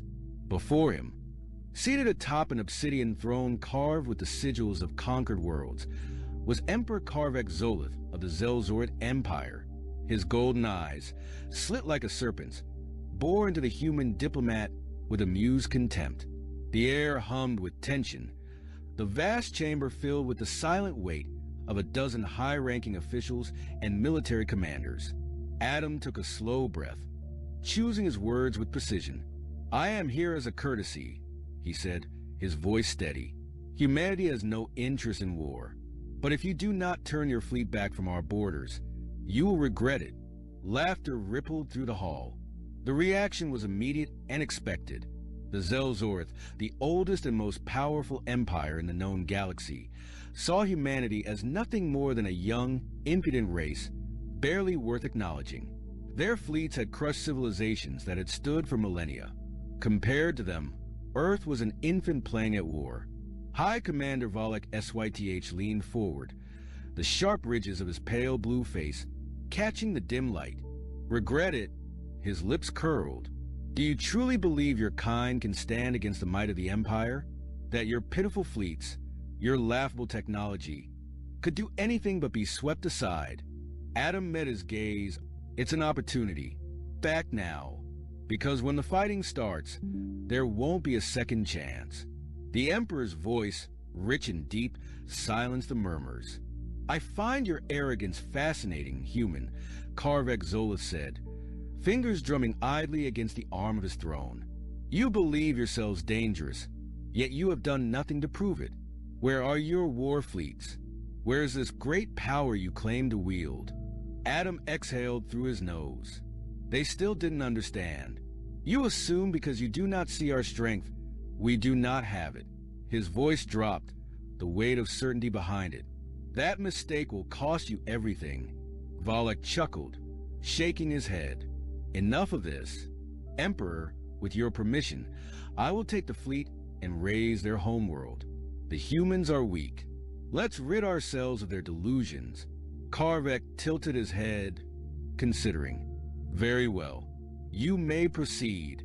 Adam closed his eyes for half a second, disappointment flickering beneath his calm. He had done his duty. Humanity had given them a choice. They had chosen poorly. He turned sharply on his heel and strode from the chamber, his heart steady, his mind already preparing for what was to come.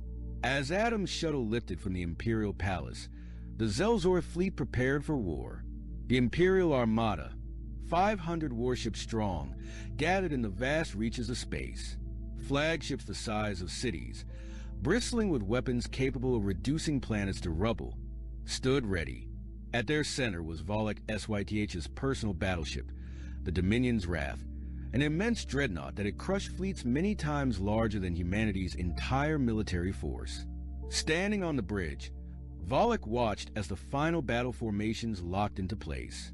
Around him, officers moved with quiet efficiency, their confidence unshaken. Any sign of resistance from the humans? He asked. A communications officer checked the latest scans. None, sir.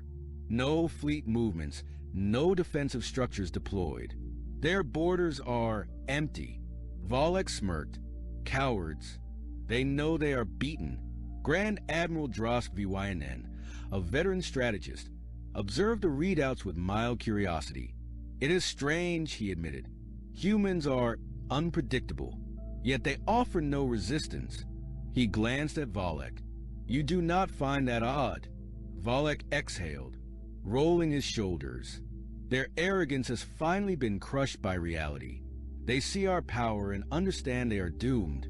He turned toward the main viewport, where the stars stretched in endless, quiet beauty. We will strike at their core. Earth will burn before they even muster a response. The fleet surged forward, slipping into FTL transit, streaking toward humanity's homeworld. The journey was smooth, effortless. 500 warships, an unstoppable force moving toward an inevitable victory. But as they neared Earth's system, something shifted. The first sign was subtle. On the bridge of the Dominion's Wrath, a technician frowned at his console. Sir, we're detecting fluctuations. Volek turned. Fluctuations? The technician hesitated. Unusual energy signatures. Spatial distortions. It's as if, he paused, adjusting his instruments. It's as if something is here, but not here. Volek scoffed. Phantom signals. Ignore them. Grand Admiral Vynen, less dismissive, studied the data more closely. The readings were erratic, strange. Are there any ships in the area? The sensor officer ran a deep scan. Negative, sir. No visible vessels. No stations. Just empty space. And yet, the anomaly remained. The fleet pressed forward, cutting deeper into human territory. Then, without warning, the lead warships vanished. One moment, they were there, powerful engines burning, their forms filling the void. Then they were gone. No explosion, no debris, just gone. Volek bolted upright. What the hell just happened? The bridge erupted into motion, officers scrambling for answers. Reports flooded in from across the fleet, ships disappearing without a trace. Panic laced the voices over the comms. We've lost the Ravager. The Hellfire is gone. No distress signal, nothing. Admiral Vynen clenched his jaw. This is not possible. Then, the communications came through. Not from their own forces, but from deep within the void itself. A single transmission, cutting through every Imperial channel, its voice smooth, unshaken. You should have listened. Adam Simpson. Volek's blood ran cold. The anomalies, the strange readings, the sudden disappearances. It wasn't a coincidence. It wasn't a malfunction. It was humanity. And they had been waiting. The silence that followed Adam's transmission was heavier than the vacuum of space itself. Every Zelzoreth officer aboard the Dominion's raft stood frozen, eyes darting between their instruments and the blackness beyond. The bridge's hollow display flickered with the outlines of their vast fleet, but the red markers representing the missing warships were increasing at an impossible rate. They weren't being destroyed. They weren't being jammed. They were simply ceasing to exist. Volek Syth gritted his teeth, his grip tightening on the console before him. "Full stop," he barked. "Lock down all systems. I want a full analysis of what's happening."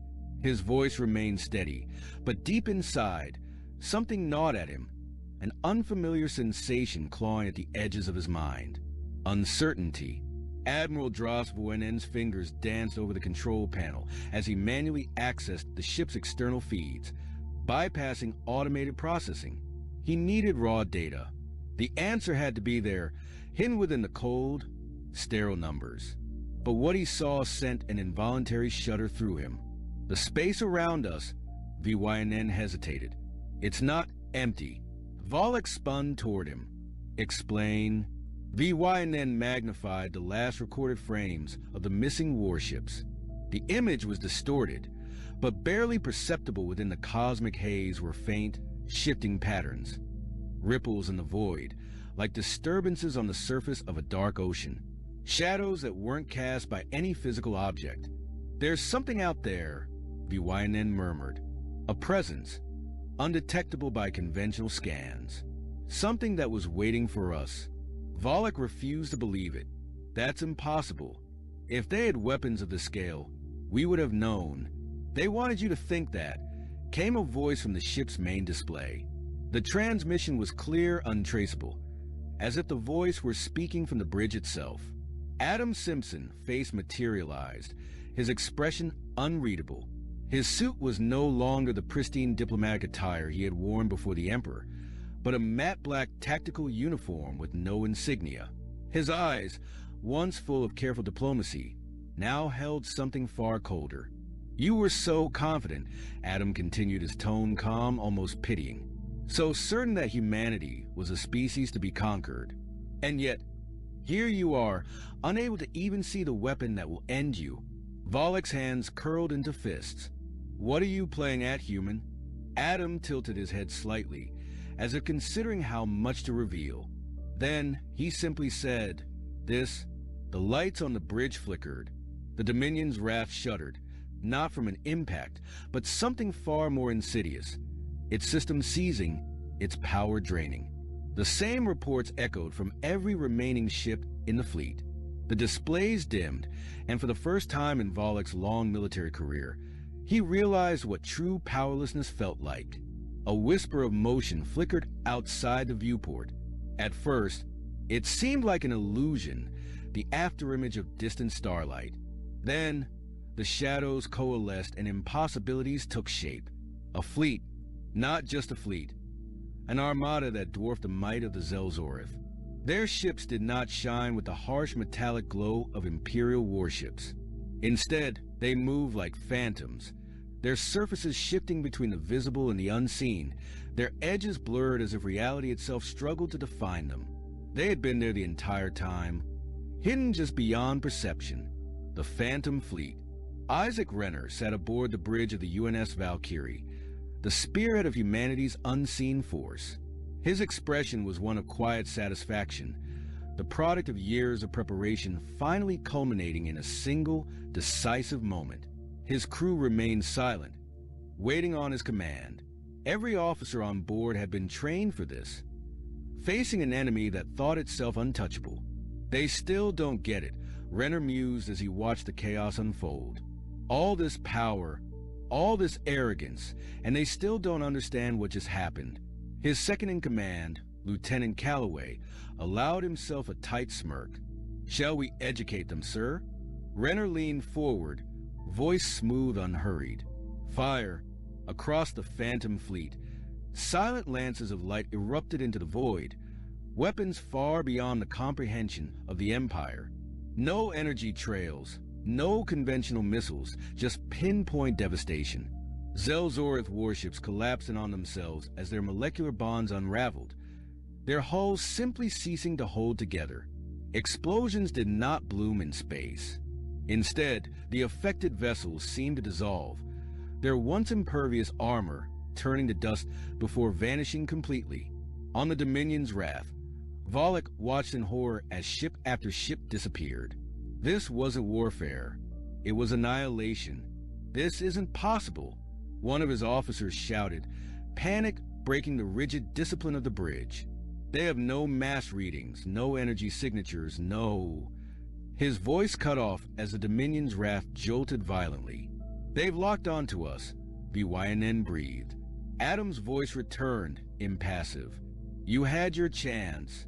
Volek refused to accept it. He refused to let everything end like this. "Full forward assault," he commanded. "Focus fire on their largest vessel. Overload weapons if you have to." The Dominion's Wrath and the few remaining ships of the Zelzorth fleet fired in desperation, unleashing every ounce of destructive power they had. Their weapons passed through empty space. Renner smiled faintly as he observed. "They're still trying," he noted. "Admirable, in a way." The Phantom fleet moved with eerie grace, shifting in and out of perception untouchable. They were not bound by the conventional laws of engagement. Every Zelzorth counterattack struck nothing but echoes of where the human ships had once been. Volek's hands trembled. His warriors, his empire's finest, were helpless.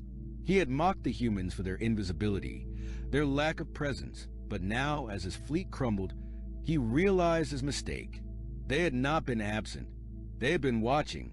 Adam's voice was the final nail in the coffin.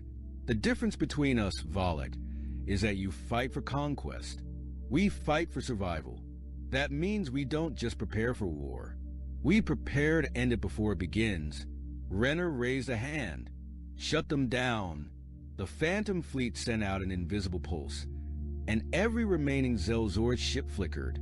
Their engines sputtered, their weapon systems died, and their communications severed. Not through brute force, not through damage, but through control. The Phantom fleet had rewritten their existence. All that remained was silence. The great Zelzorth armada, 500 ships strong, had been erased in minutes. Volek sat back in his chair, his mind racing, his breath coming shallow.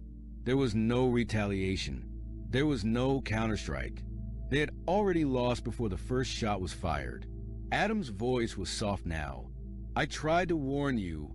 Then the transmission cut. The last thing Volek saw before his ship systems collapsed completely was the shifting outline of the Phantom fleet, fading once more into nothingness.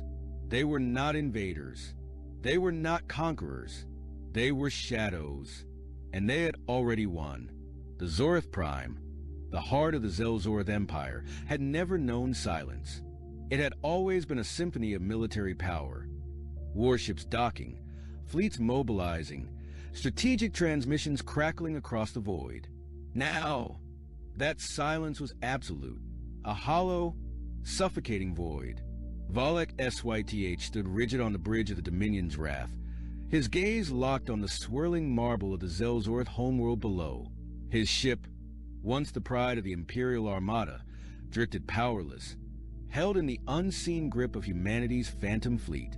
The few remaining vessels of the once mighty Zelzorth navy hung beside it, gutted, empty shells. Their weapons were disabled, their defenses overwritten, their fates sealed. Admiral Dross VYNN was slumped in his chair, his hands steepled against his forehead, his breathing slow and deliberate. The man who had once commanded conquest without equal had been reduced to a spectator of his own downfall. "We underestimated them," he murmured at last, his voice hoarse, exhausted. "All this time, we thought ourselves the apex. We thought them beneath us." Volek said nothing. The truth had been burned into his mind with each disappearing warship, each feudal order, each impossible demonstration of power. Humanity had not risen to meet them in battle. Humanity had not fought a war. They had executed a sentence. The main view screen flickered to life, unbidden. The image of Emperor Karvek Zolot appeared, seated in his throne room. His usually impassive expression darkened with something Volek had never seen before. Fear. Volek. The Emperor's voice carried none of its usual weight. Report. Volek exhaled slowly, steadying himself. He wanted to frame it as a battle, a tactical miscalculation, something that could be salvaged. But there was nothing left to salvage. The fleet is gone, he said, forcing himself to meet the Emperor's gaze. Not destroyed, not in retreat. Gone. The silence stretched long and unbroken. Then, from the void, a voice cut through the Imperial channels. You were given a choice. Adam Simpson stood aboard the UNS Valkyrie, watching as the final remnants of the Empire trembled beneath their own arrogance. He had delivered the warning, and they had laughed.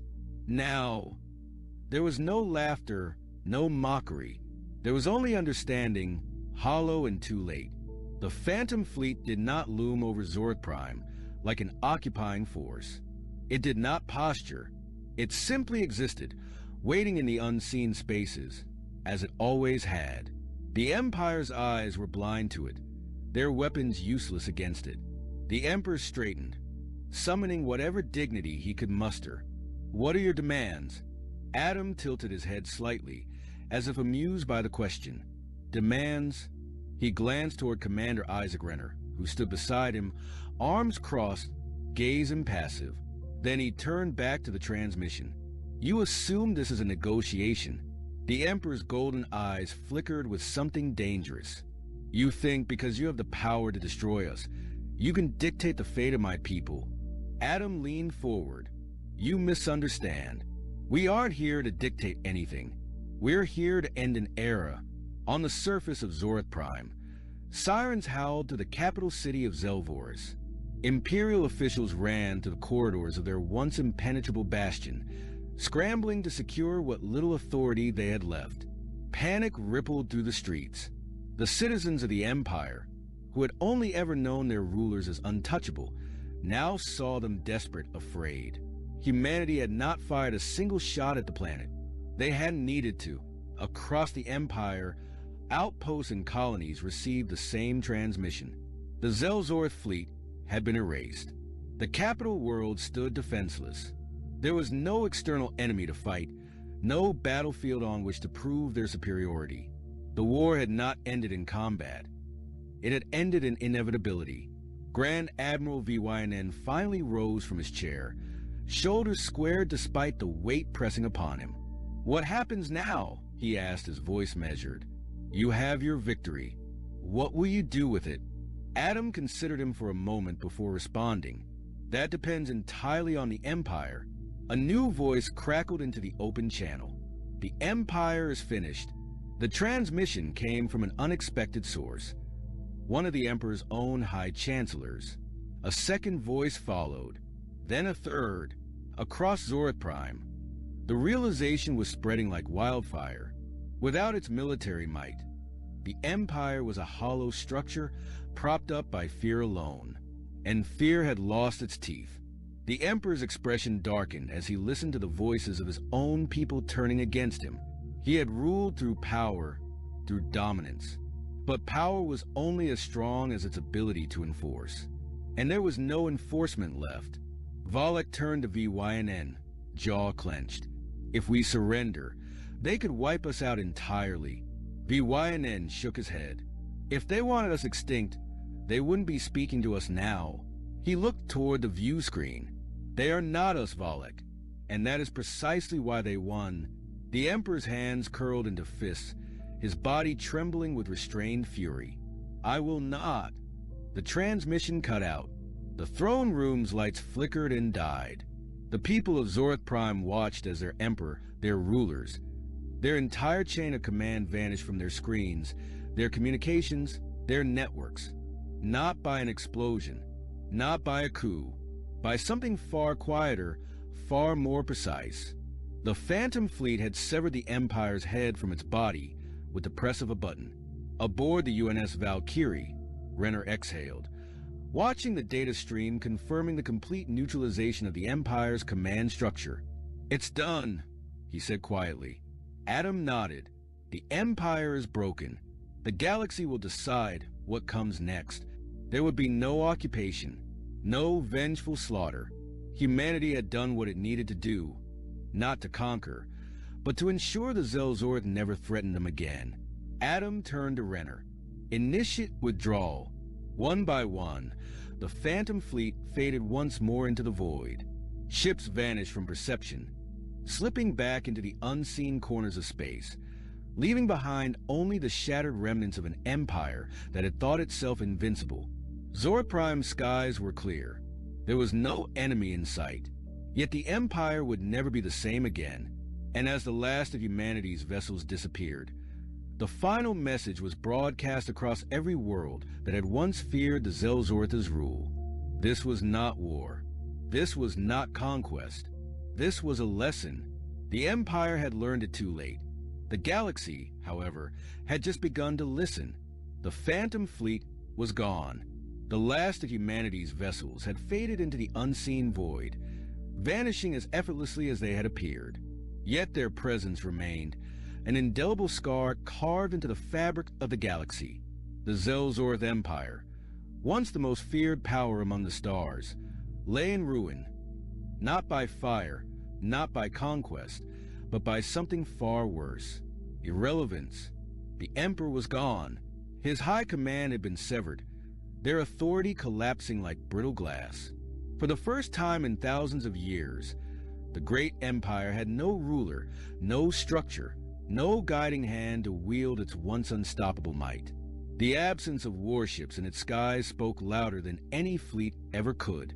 And the people, those who had cowered beneath the weight of imperial rule, those who had lived their lives knowing nothing but subjugation and the certainty of the Empire's supremacy, had been forced to see the truth. Their gods had bled. Volek Syth stood in the ruined halls of the Imperial Palace, his boots echoing through corridors once crowded with dignitaries and strategists. The opulence of the throne room was meaningless now, its grandiose carvings and ancient banners remnants of a past that no longer held weight. There were no guards standing at attention, no commanders waiting for orders. The power they had all worshipped was dust in the wind. Dros Vynen stood beside him, his uniform disheveled, his face lined with exhaustion. "They left," he muttered, shaking his head as he glanced toward the sky. "They had every opportunity to crush us, to take our worlds as spoils. And they left." Volek didn't answer. He had asked himself the same question, over and over, since the moment the Phantom Fleet disappeared. If humanity had truly wanted revenge, they could have burned Zorth Prime to the ground. They could have wiped every Zelzorth colony from existence. They had the technology, the capability, the power to unmake everything the Empire had built over millennia. And yet, they had chosen restraint. That thought unsettled him more than their overwhelming might. A conqueror could be understood. A tyrant could be predicted. But an enemy that delivered absolute defeat and then walked away, that was something far more dangerous. "They don't need to rule us," Volek said finally, his voice quiet. "They already won." Vynen exhaled, staring out over the shattered remnants of the capital city. Then what happens now? It was a question without an answer, or rather, a question with too many answers. The Empire had ruled through dominance, but now there was nothing left to enforce it. The warlords who had once held systems in check were scrambling for power. Governors, once content in their absolute obedience, now whispered of independence. The outer colonies, long neglected in favor of military expansion, had begun severing their ties. The Empire was no longer an empire. It was a carcass waiting for scavengers. Across the galaxy, the repercussions of humanity's victory rippled outward in shockwaves.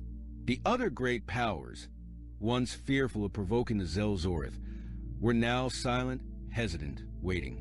Humanity had never been considered a galactic superpower. It had been treated as an upstart species, an ambitious but ultimately inconsequential civilization with no right to claim a seat at the table of history. Now, the table had been overturned. On the bridge of the UNS Valkyrie, Adam Simpson observed the vastness of space, arms crossed, mind still sharp with the weight of what had transpired. The mission had been executed flawlessly. The Phantom Fleet had functioned exactly as it was meant to, an unseen hand, guiding the fall of an empire without the need for prolonged war. Every Zelzorth warship that had crossed the border had been erased. Every avenue of retaliation had been severed. And yet, there was no satisfaction in the victory. Commander Isaac Renner studied him for a moment before breaking the silence. "You're not celebrating." Adam didn't look away from the viewport. This wasn't a celebration. Renner nodded slowly, stepping beside him. "You knew this would happen," he said. "The moment they ignored the warning, you knew." Adam exhaled. They thought strength was about what could be seen, about the size of their fleets, the weight of their presence. His gaze darkened. They never considered the things beyond sight. Renner watched the stars for a long moment before speaking again. "The rest of the galaxy will want answers." "They'll get them," Adam said, his voice measured. "Humanity has never been one for posturing, but they'll understand what happened here. They'll understand what happens when we're threatened." A soft chime interrupted the conversation. A message sent across every galactic communication channel, appearing simultaneously in every government stronghold, every spacefaring civilization, every broadcast hub from one end of known space to the other. The statement was short, devoid of flourish, a simple declaration: humanity will not be threatened. We are not conquerors, but we will never be prey. The words burned into the galactic psyche, a reminder, a warning. The Zelzorth had been the strongest, the untouchable force that none had dared challenge, and they had fallen without a single planet being invaded, without a single conventional war being fought. The message was clear. There were no more illusions. Renner let out a slow breath, folding his arms.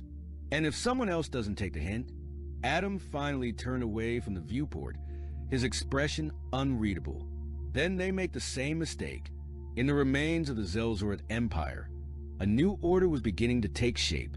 Warlords rose and fell in a matter of days. Old alliances crumbled. New factions emerged.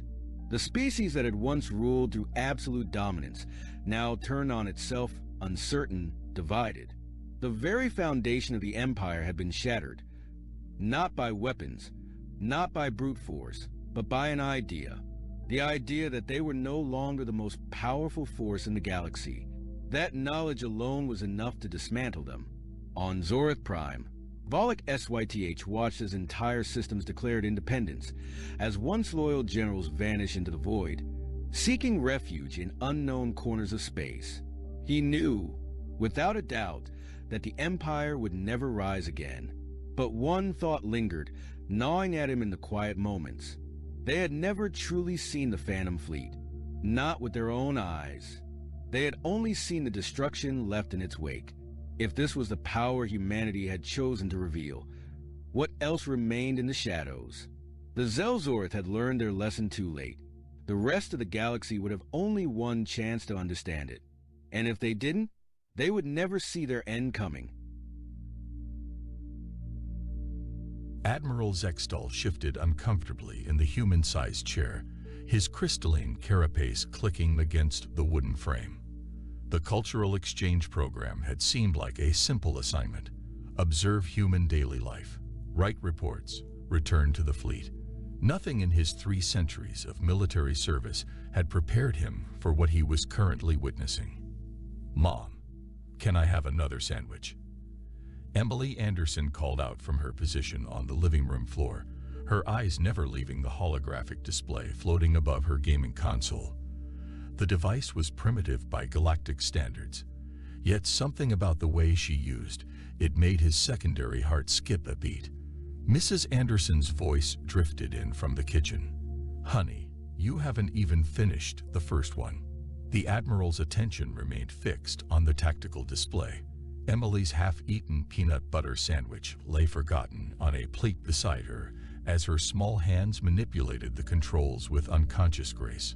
On the screen, a fleet of virtual starships moved in perfect formation, executing a series of maneuvers that seemed oddly familiar. "Fascinating. Professor Jenkins, their cultural liaison," whispered. She's quite skilled at this game. Zextal's upper eyes narrowed while his lower set tracked the movement patterns. What did you say this simulation was called? Oh, that's Stellar Admirals 5. It's quite popular with kids her age. Something about space battles really captures their imagination. The Admiral's mandibles clicked in agitation as he watched Emily's fleet split into 3 distinct groups. The leading squadron launched a feint, drawing enemy fire, while the flanking groups maintained communication silence. It was a perfect recreation of the Canteri Gambit, a tactical maneuver that had cost the United Galactic Fleet over 3,000 lives to perfect during the Third Expansion War. And this human child was executing it while complaining about sandwich rationing. Has she received any special training? Zextal asked, trying to keep his voice casual. Professor Jenkins laughed. Emily, no, she's just a regular 7th grader. Though her teachers say she has a knack for spatial reasoning. On the screen, Emily's forces completed the encirclement. The enemy AI fell for the trap, exactly as the real Pyrexian fleet had done 70 years ago. The maneuver required precise timing, complex 3-dimensional thinking, and an understanding of group psychology that most species didn't develop until their 3rd century.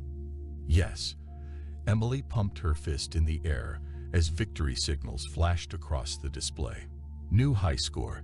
She finally turned to look at their alien guest, her face flushed with excitement. Sorry, Admiral Zextal.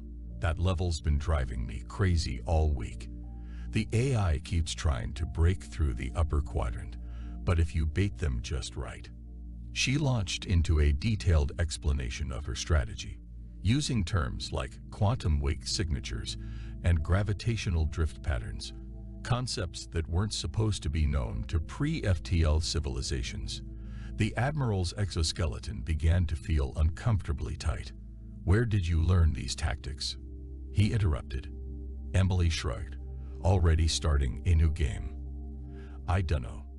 They just make sense, you know. Like, if you were really fighting in space, you'd want to use the enemy's momentum against them. Her fingers danced across the controls as she spoke. Plus, the physics engine in this game is super realistic. My friend Jason says his dad, who works at NASA, actually complained that some of the calculations are too accurate. Professor Jenkins beamed with pride, completely missing the look of growing concern on the Admiral's face. On the screen, Emily's new fleet was already moving into a formation that bore a disturbing resemblance to the classified strike pattern used in last year's suppression of the Hegemony Rebellion. As Mrs. Anderson finally arrived with the requested 2nd sandwich, Admiral Zextal made a decision. He needed to contact Fleet Command immediately.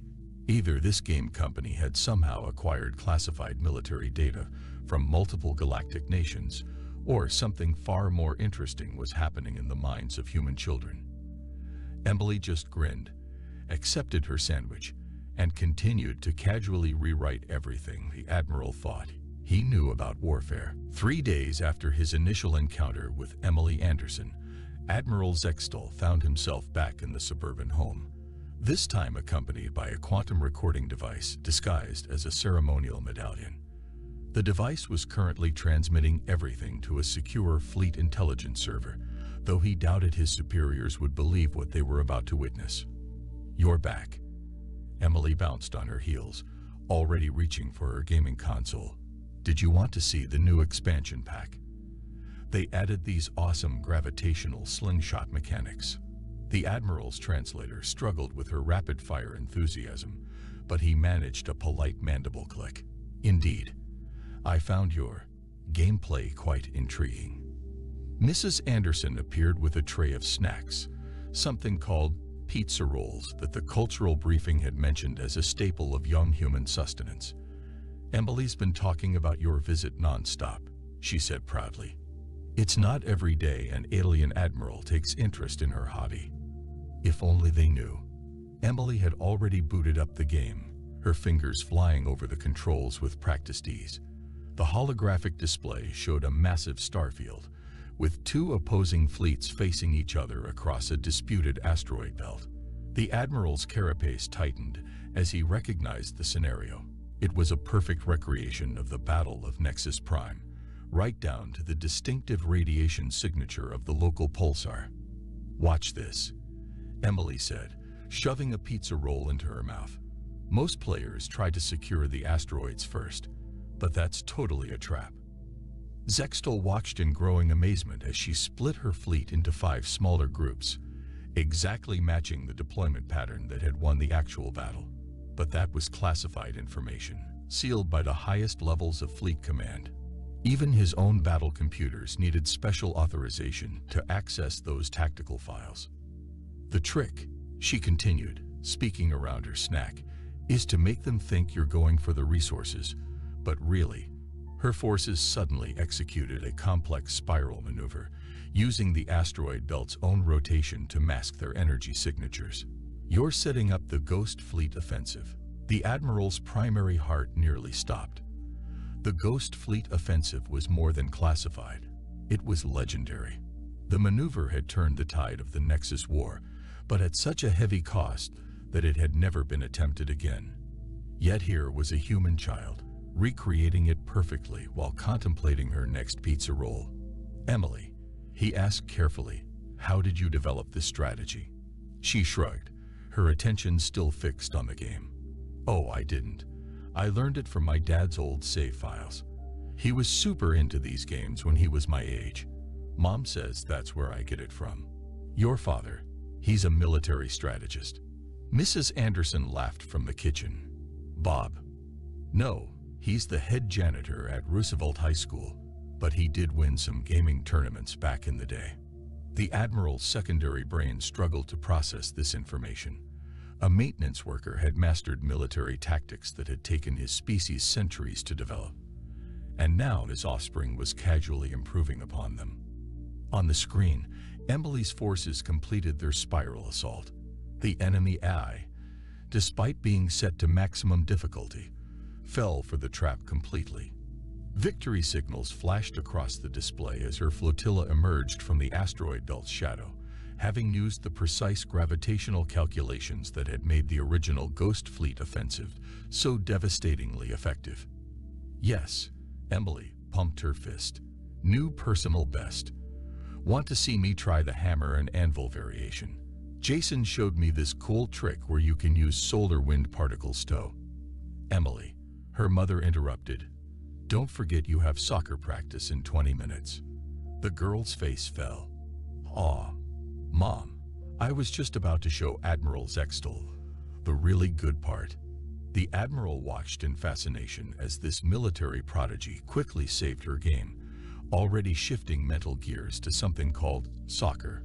As she rushed upstairs to change, he noticed her laptop was still logged into a gaming forum where thousands of other human children were sharing similar tactical innovations. His mandibles clicked rapidly in agitation. This wasn't just about one gifted child anymore.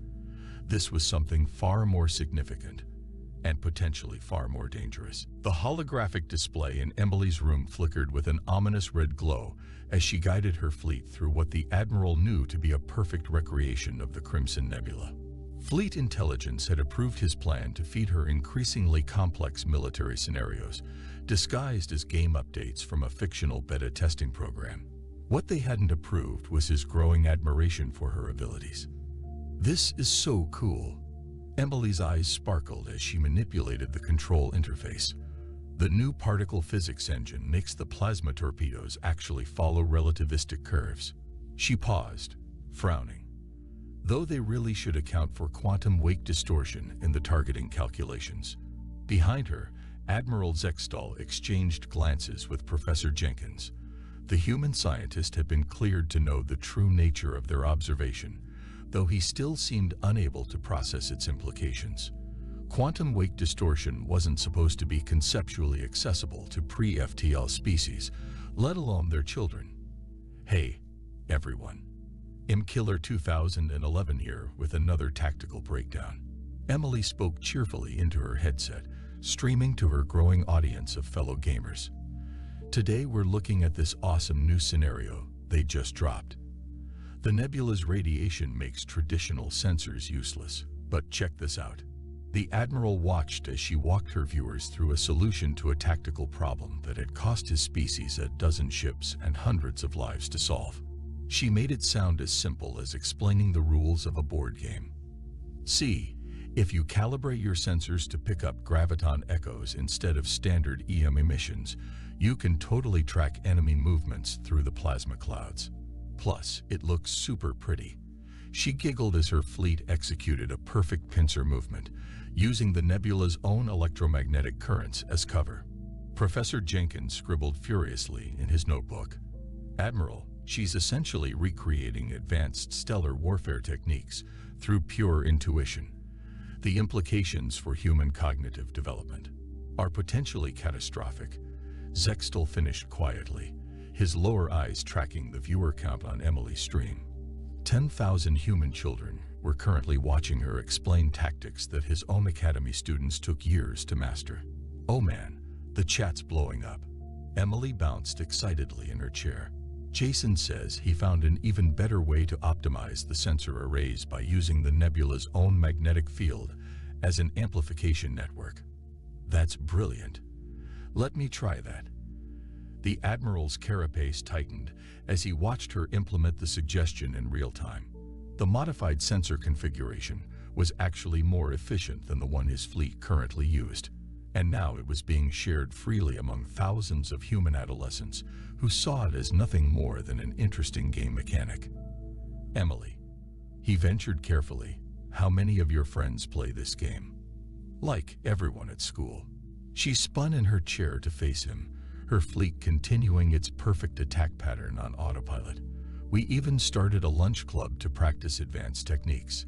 Ms. Rodriguez, our physics teacher, says it's helping our understanding of spatial dynamics and vector calculus, whatever that means." The message notification on her screen chimed. "Oh, awesome. Sarah from my math class just figured out how to use quantum entanglement principles to coordinate fleet movements across multiple nebula fronts. That's way better than the standard communication protocols. Here, let me show you." As Emily enthusiastically demonstrated yet another groundbreaking tactical innovation, the Admiral discreetly activated his neural link to Fleet Command. This was no longer a simple observation mission. Humanity's children weren't just playing games. They were unconsciously revolutionizing the fundamental principles of space warfare. And don't forget to like and subscribe. Emily wrapped up her stream with practiced ease. Next week, we're going to explore some really cool ideas about using dark matter corridors for stealth approaches. My friend Miguel thinks he's found a way to. She continued chatting, unaware that her casual gaming session had just prompted an emergency meeting of the Galactic Security Council. In the corner, Professor Jenkins had stopped taking notes entirely, his pen hanging limply in his shocked hands. The future of galactic warfare was being shaped by a group of middle school students who still had to ask permission to use the bathroom. Admiral Zextal stood before the Emergency Council of the United Galactic Fleet, his carapace still bearing the scratches from his hasty departure from Earth. The chamber's crystalline walls reflected the concerned faces of 24 of the galaxy's most powerful military leaders. On the central display, Emily Anderson's latest gaming stream played silently. "This can't be possible." Fleet Commander Vexon's tentacles writhed in agitation. "You're suggesting that human children have independently developed tactical innovations that our best minds took centuries to perfect." "Not just developed." Zextal activated his neural link, flooding the chamber with data streams from hundreds of human gaming sessions. "They're improving them. What you're seeing now is from a gaming tournament in Seoul."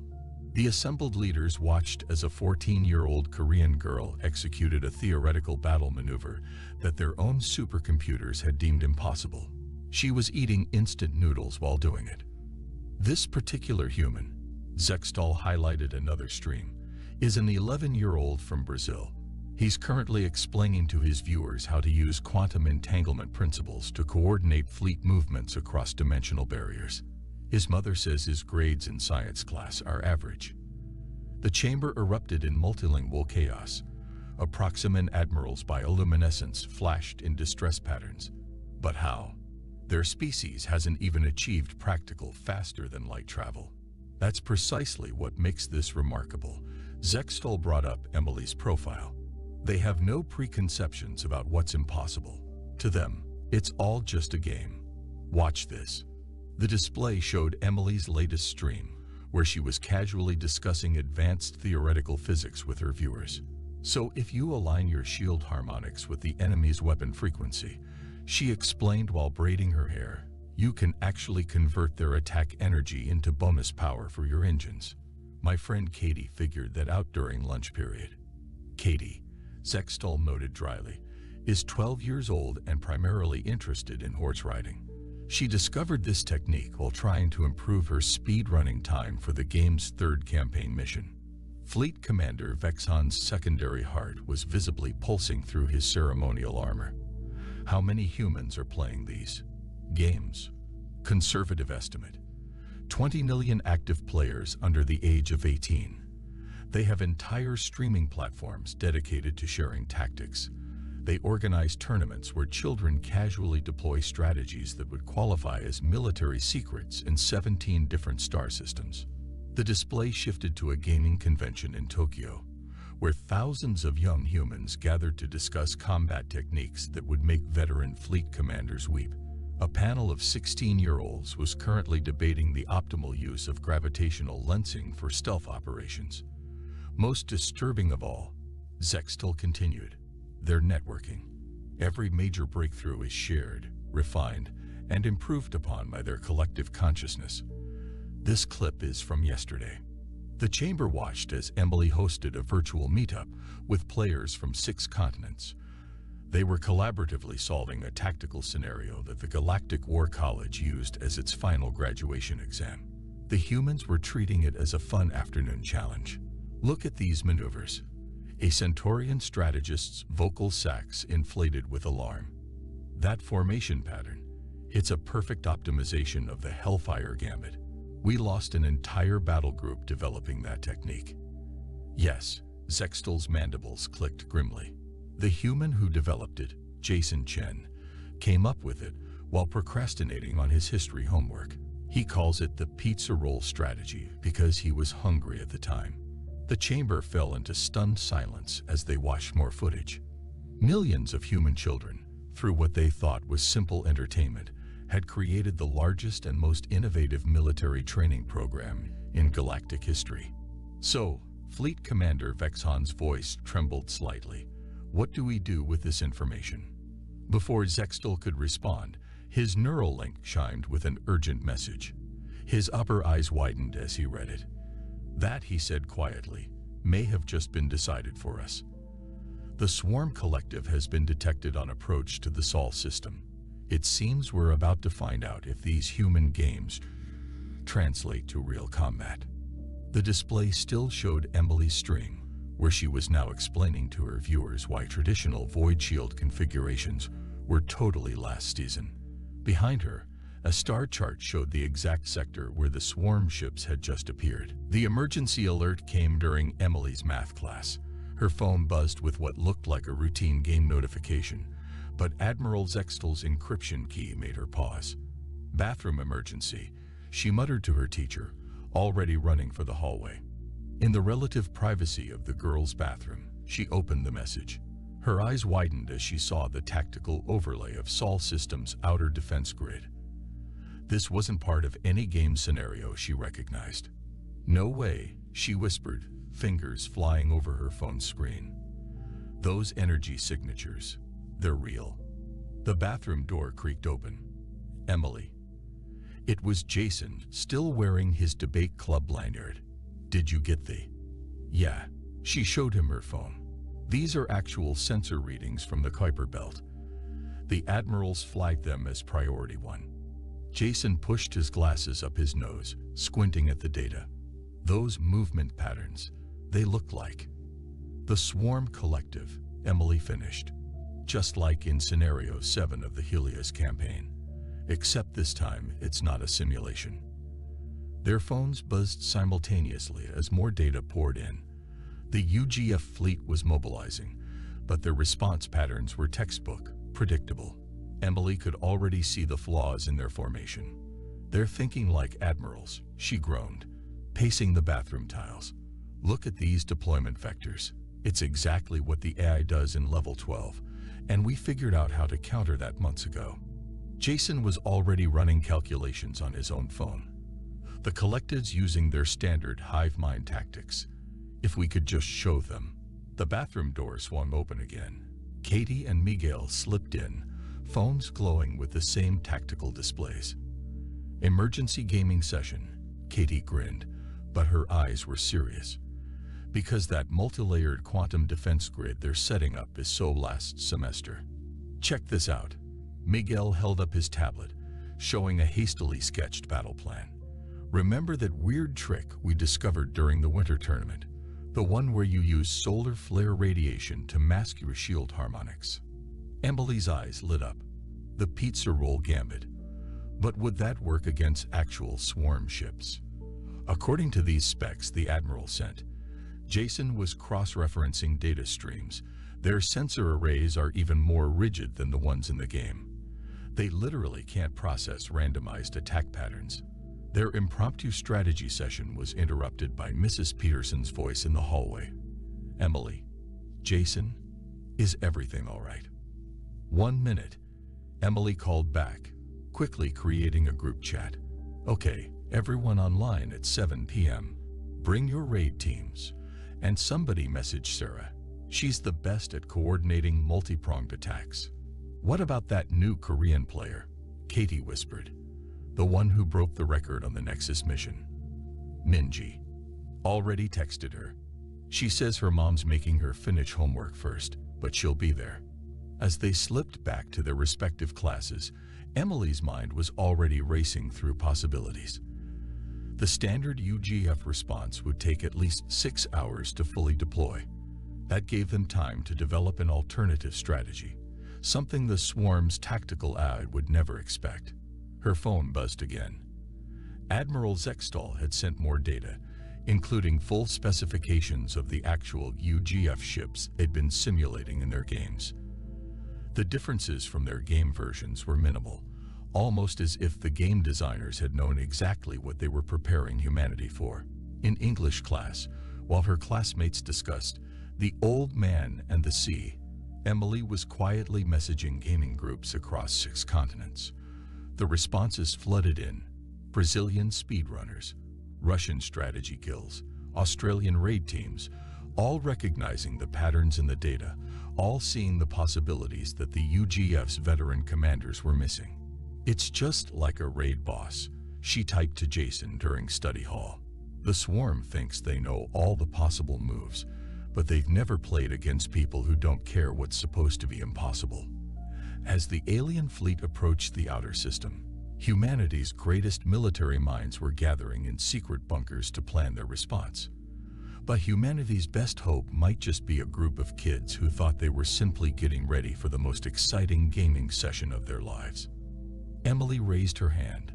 "Mrs. Wilson, I might need to skip soccer practice today. It's kind of important." Admiral Zextal stood before the Combined Defense Council, his carapace gleaming under the harsh lights of the emergency chamber. On the massive tactical display behind him, Emily's proposed battle plan rotated in all its chaotic glory. The silence in the room was deafening. "You can't be serious." Fleet Commander Vexon finally spoke, all 4 of his hearts visibly pulsing with stress. "You want us to entrust the defense of the Sol system to a child's game strategy." "With all due respect, Commander," Zextal's mandibles clicked firmly, "this child's game strategy just identified 17 vulnerabilities in the swarm's approach that our own tactical AI missed." The holographic display shifted, showing Emily's latest stream. She sat cross-legged on her bed, surrounded by snacks and energy drinks, coordinating with gaming teams across the planet. The timestamp showed 3 a.m. local time. "Look at these deployment patterns." The Admiral highlighted the complex dance of fleet movements Emily's group had designed. "They're using solar radiation flares as sensor masks, coordinating through quantum-entangled comm arrays that technically shouldn't even be possible, and he paused for effect. They're doing it while arguing about who gets the last pizza roll. A Centaurian admiral's bioluminescence flashed in distress patterns, but it violates every principle of established space combat doctrine. Exactly. Zextal brought up another feed, showing Jason's rapid-fire calculations. The swarm's tactical computers are based on centuries of established combat doctrine. They literally cannot compute responses to strategies they don't believe should exist. The display split to show multiple streams. Minji in Seoul orchestrating a complex flanking maneuver, Sarah in London developing quantum shield harmonics, Miguel in Mexico City refining their sensor masking techniques. All of them working together, none of them over 15 years old. 3 hours ago, Zextal continued, this group of children identified a fundamental flaw in the swarm's neural network architecture, something our best analysts missed because they were too trained to see it. Want to know how they found it? He played the clip. Emily was laughing with her friends over voice chat. It's just like that glitch in Level 9. You know, where if you give the enemy AI too many weird inputs at once, it totally freaks out and blue screens. The council chamber erupted in overlapping arguments. Strategic algorithms that had taken decades to develop were being casually rewritten by teenagers who still had to raise their hands to use the bathroom. The swarm will reach primary defense range in 4 hours, Zextal's voice cut through the chaos. Their tactical computers will have calculated every possible response based on standard military doctrine.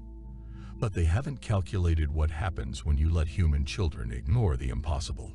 He brought up Emily's final battle plan. It looked like beautiful chaos.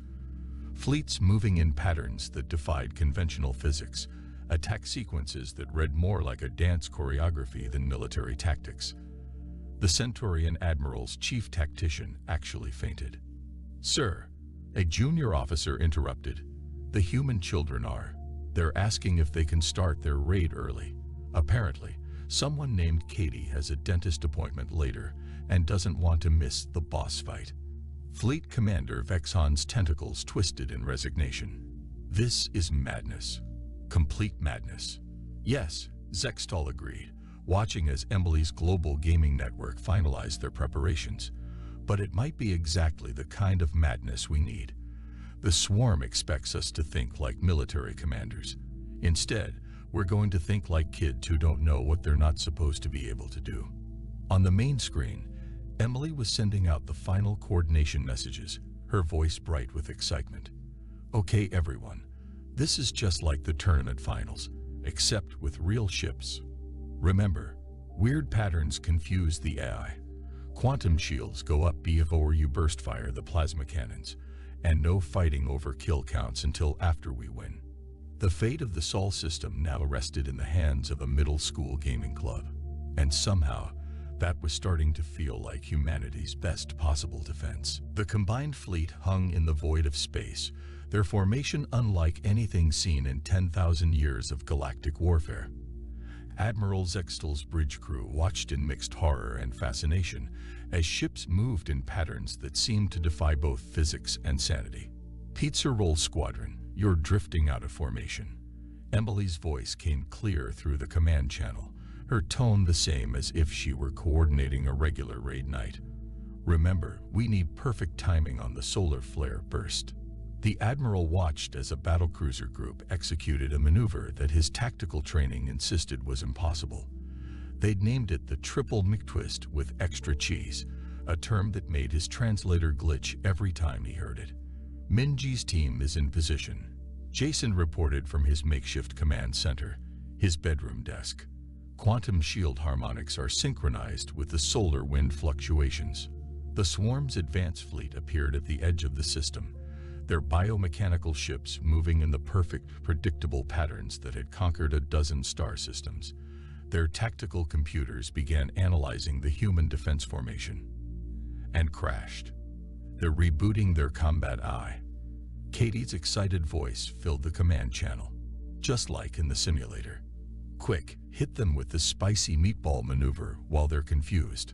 The Admiral watched in awe as the combined fleet executed a series of moves that looked like pure chaos, but was actually an intricately choreographed dance of destruction.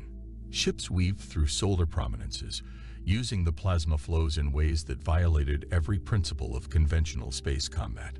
Their targeting systems can't track us through the quantum wake distortion.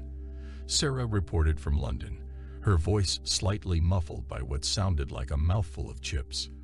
Miguel, now would be a really good time for that trick you showed us last weekend.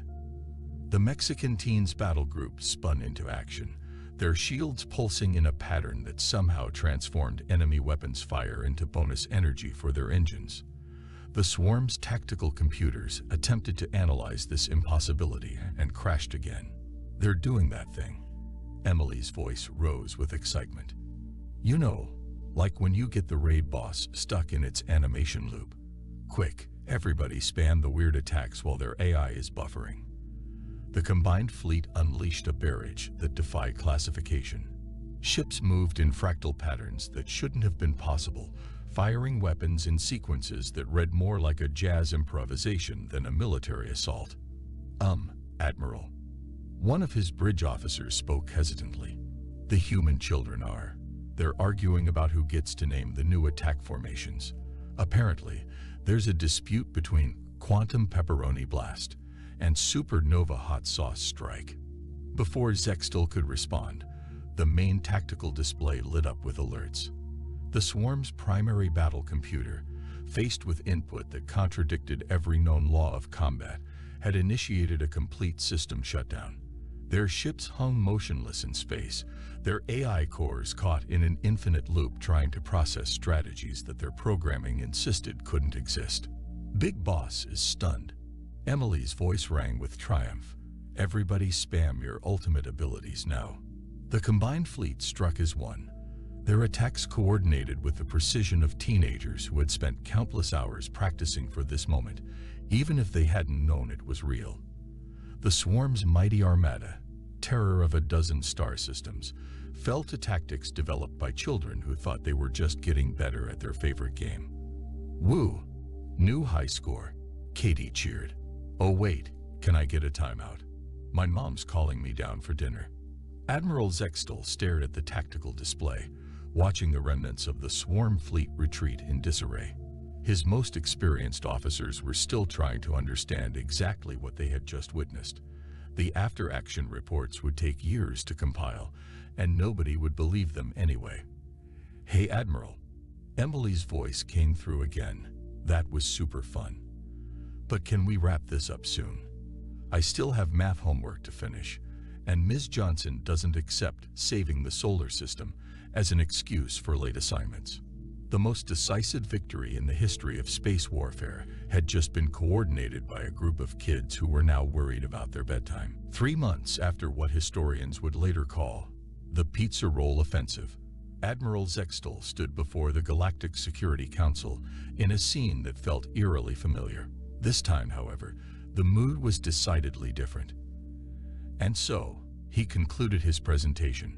I recommend the immediate establishment of the Human Tactical Intuition Program, with our first group of consultants already selected. On the massive display behind him, Emily Anderson's latest stream played silently. She was teaching a class of young Centaurian cadets how to think outside the quantum box. Their bioluminescence patterns showed a mix of confusion and awe as she explained why conventional tactics were totally boring. To be clear, a Proximan delegate's translator crackled. You want us to formally recognize human gaming streams as advanced military training. They've already revolutionized our combat doctrine. Zextal's mandibles clicked with amusement. We might as well make it official. The display shifted to show Jason's latest project, a collaborative effort between human teenagers and alien tactical AI developers. They were creating what he called a better tutorial system for actual fleet commanders. But they're so young, the Proximan protested. That's precisely the point. Zextal brought up another feed. Watch this. The screen showed Katie leading a mixed group of human and alien students through a complex tactical scenario. Her voice was patient as she explained. No, see, you're thinking too much like an admiral.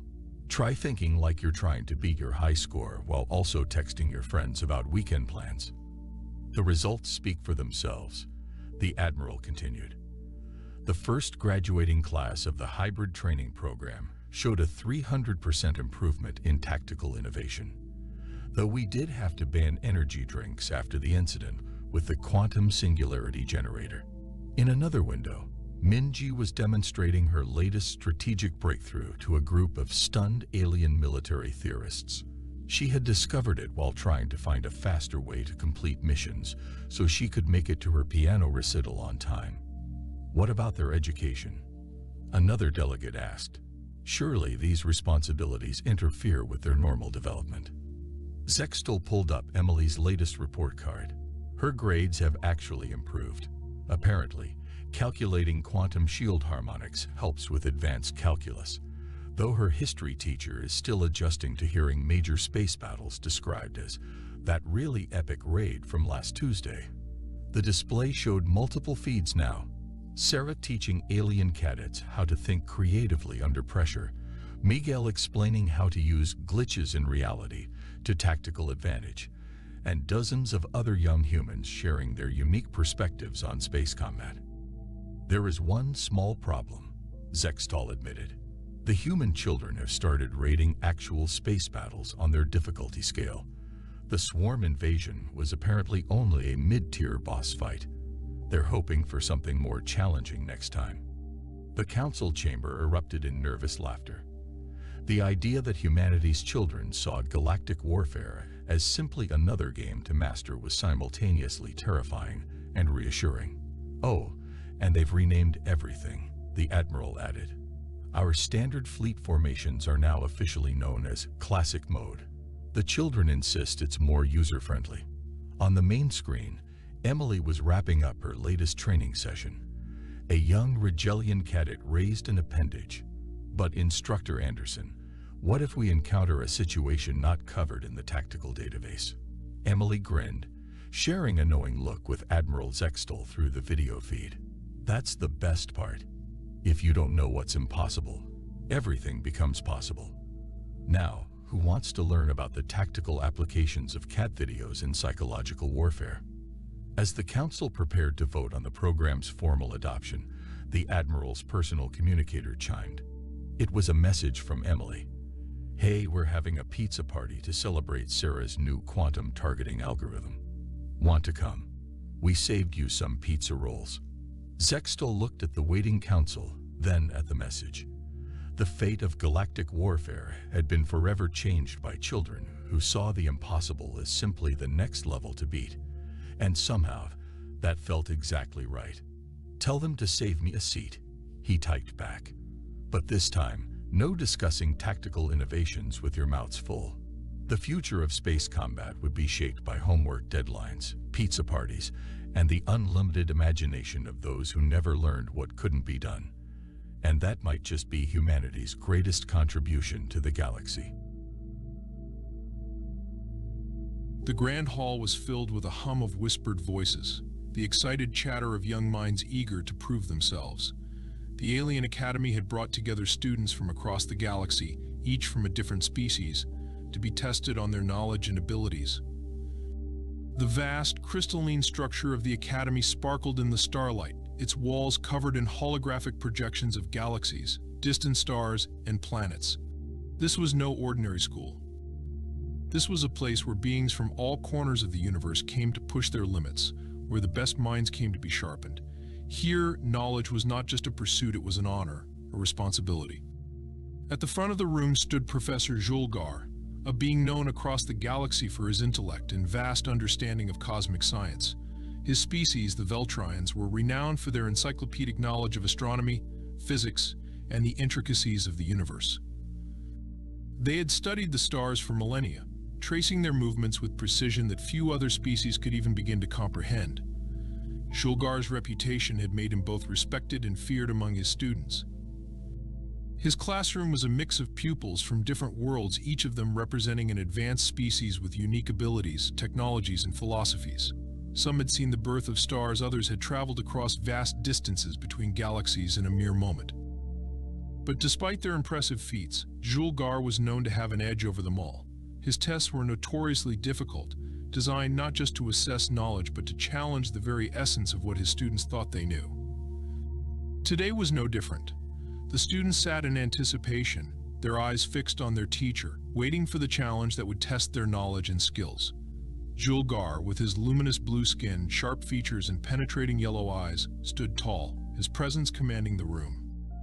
He surveyed the students with an air of calculated authority, watching as they shifted in their seats, eager to hear what was next. In the front row there sat one student who was notably different from the others. She was human. The only one of her kind in this prestigious academy, and already a subject of intrigue among the more seasoned species. Her name was Monica, and she had come from Earth, a relatively young and primitive world compared to the advanced civilizations surrounding her. Humans, with their relatively short history and underdeveloped technology, were often underestimated.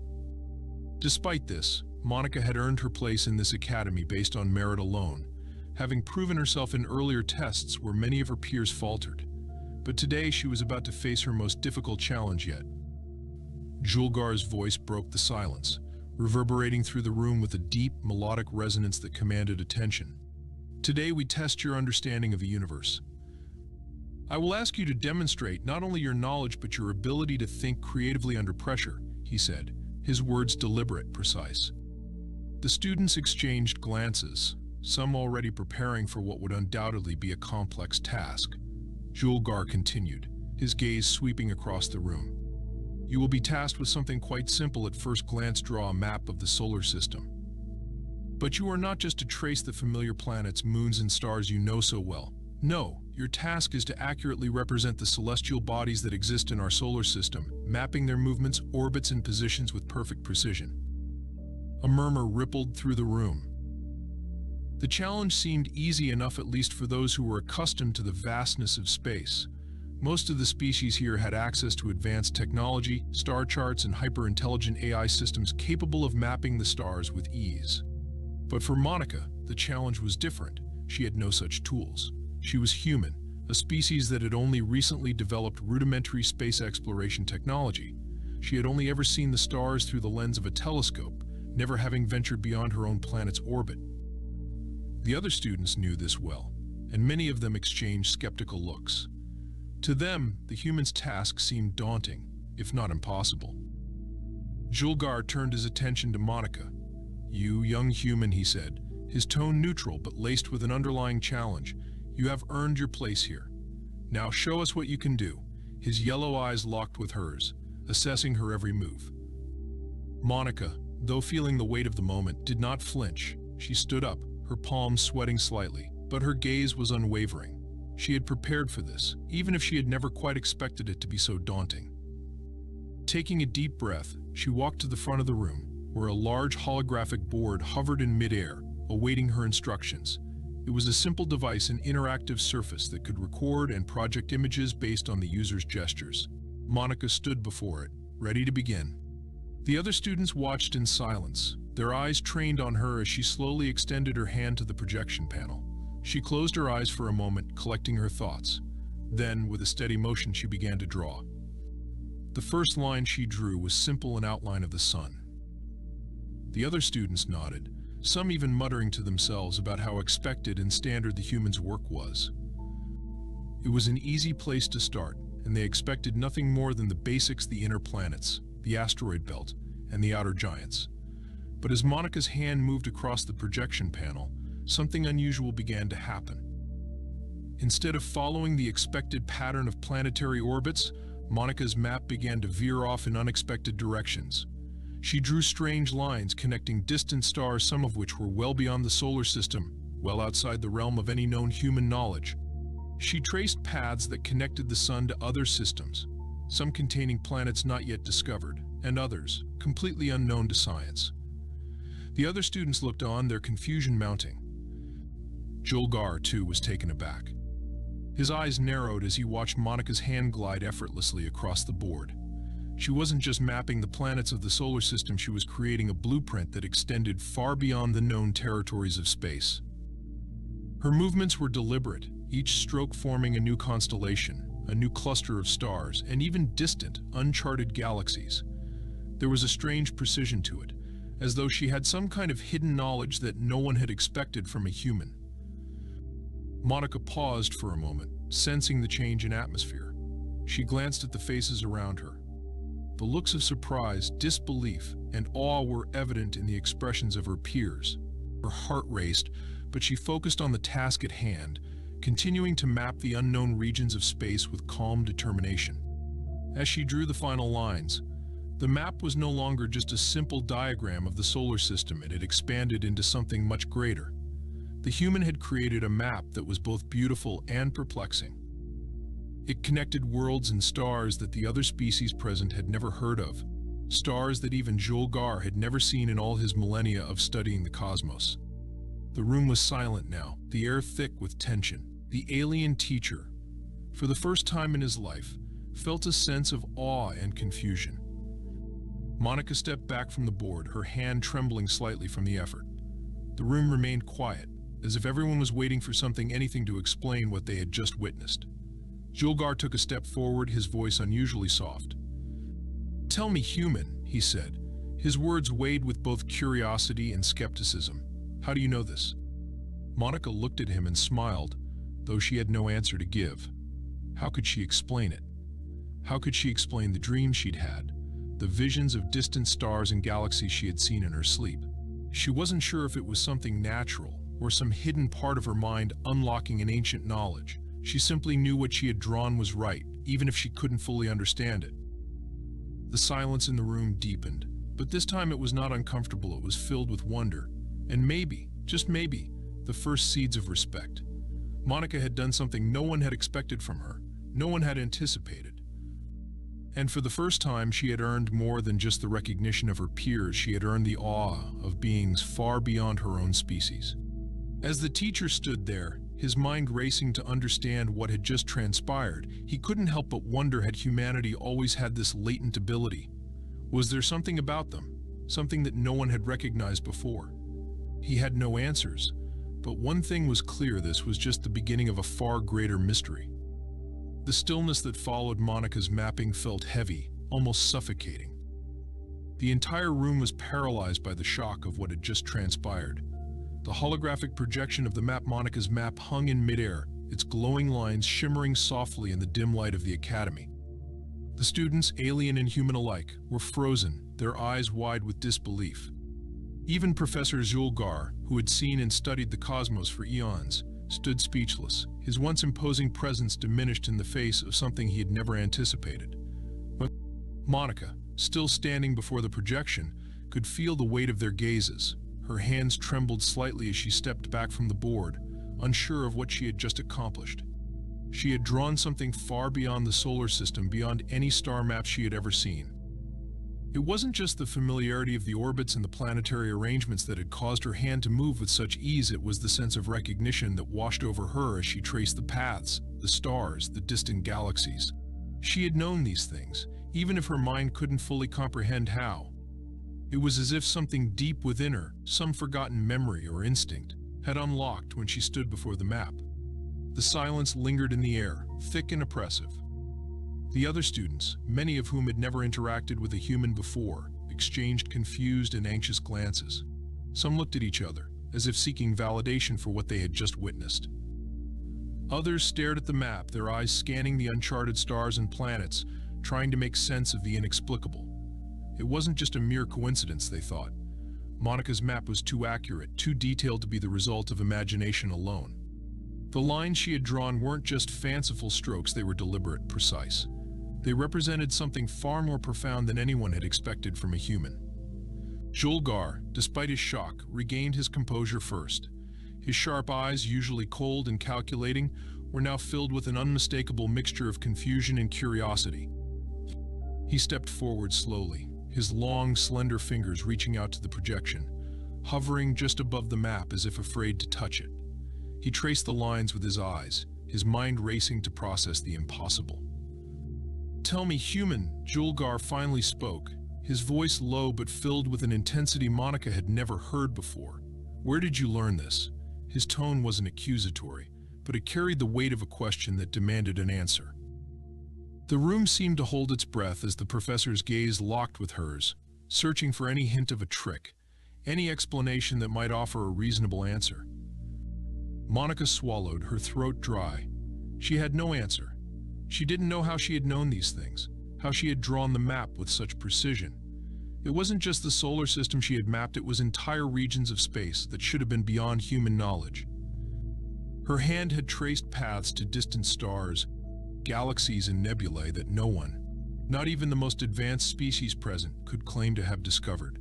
She had connected the dots, drawing connections between celestial bodies that shouldn't have been connected. And yet, there they were, laid out before them, like pieces of a puzzle she had never seen before. I don't know, Monica said, her voice barely above a whisper. The words felt inadequate even to her. How could she explain this? How could she put into words the feeling she had experienced while drawing? The sense of recognition, the inexplicable pull of certain constellations and galaxies. It just came to me, she added, hoping that her vague explanation might at least make sense to some of them. Julgar didn't respond immediately. Instead, he studied her closely, his mind racing as he processed the impossibility of it all. He had spent lifetimes studying the stars, charting the movements of countless galaxies. His species had the technology to map the universe with unprecedented accuracy. Yet here was this human, this young, unassuming human who had somehow, unknowingly, drawn a map that not only included the known solar system but also star systems, planets and nebulae that were completely unknown to any of the gathered species. It was as though she had access to some hidden knowledge, some cosmic secret that eluded even the most advanced minds. The teacher's gaze flickered to the map again, this time taking in the fine details. There were connections between distant solar systems, stars that were positioned in ways that defied conventional understanding. There were anomalies, pathways that shouldn't exist according to known physics. It was as if Monica had drawn a path through space-time itself, something no one, not even the greatest minds, had ever thought possible. The map was more than just a collection of stars, it was a blueprint for the cosmos, an interconnected web of celestial bodies and phenomena that seemed to be in perfect harmony. Julgar's mind, usually so sharp and methodical, felt momentarily dull in the face of the inexplicable. His species had studied the cosmos for millennia, cataloging every star, every planet, every black hole.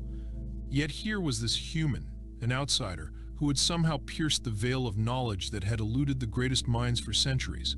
Was it possible that this human, this earthling, held the key to a deeper understanding of the universe? Was it possible that she had access to knowledge that had been hidden for eons? The professor turned his gaze to the rest of the students, whose expressions ranged from disbelief to intrigue. Some had begun to whisper among themselves, their voices filled with a mix of awe and confusion. Others simply stared, as if they were waiting for someone to explain what had just happened. Monica's map had shattered their perceptions of what was possible. No one, least of all a human, was supposed to be able to do this. One of the students, an alien with translucent green skin and large, bulging eyes, stepped forward. "Professor," she said hesitantly, her voice trembling slightly, this can't be right. How could she have known all of this? She gestured toward the map, as if to highlight the impossibility of it all. "There are systems here that no one has discovered. We've mapped the stars for centuries, and we've never seen anything like this. Not even the oldest archives in the galaxy contain these planets." The other students murmured in agreement, their skepticism growing with each passing second. The idea that a human, someone with so little access to advanced technology, could map the stars with such precision was inconceivable to them. They had assumed that Monica's knowledge would be limited to the basic understanding of the universe, perhaps a simple representation of the solar system with its familiar planets and moons. But instead, she had done the unthinkable. She had charted an entire network of galaxies and star systems that defied all logic. Julgar turned back to Monica, his gaze softening. "You say you do not know how you did this," he said, his voice now more contemplative. "But I must ask, are you sure? Could this be a product of some unknown ability of your species? Perhaps a latent talent that you yourself are unaware of?" Monica felt a knot tighten in her stomach. She wanted to explain, to tell them that she had no idea what was happening, but the words escaped her. It was as if she had tapped into something far beyond her understanding. The connection she felt to the universe, to the stars, was something she couldn't explain. It wasn't just knowledge, it was an instinct, a deep sense of belonging, as if she had always known these things, even if her mind had never fully understood them before. "I don't know," she repeated, her voice steady despite the turmoil inside her. "I can't explain it, but it felt right." Julgar nodded slowly, his sharp features reflecting a mixture of fascination and disbelief. "Indeed," he murmured, "it feels right." The professor's words hung in the air as the room fell into a tense silence. There were no answers, only more questions.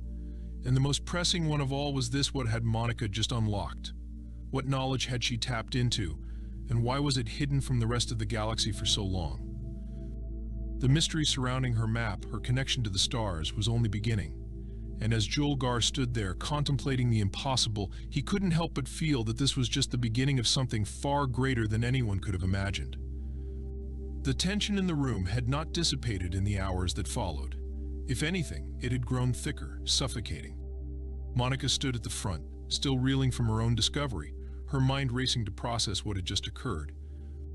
The other students were quiet now, their murmurs fading into the background as they exchanged uncertain glances. The silence was broken only by the faint hum of the Academy's technology, the soft buzz of the lights overhead, and the occasional shuffle of feet against the polished floor. Professor Julgar had retreated to the side of the room, standing apart from the students.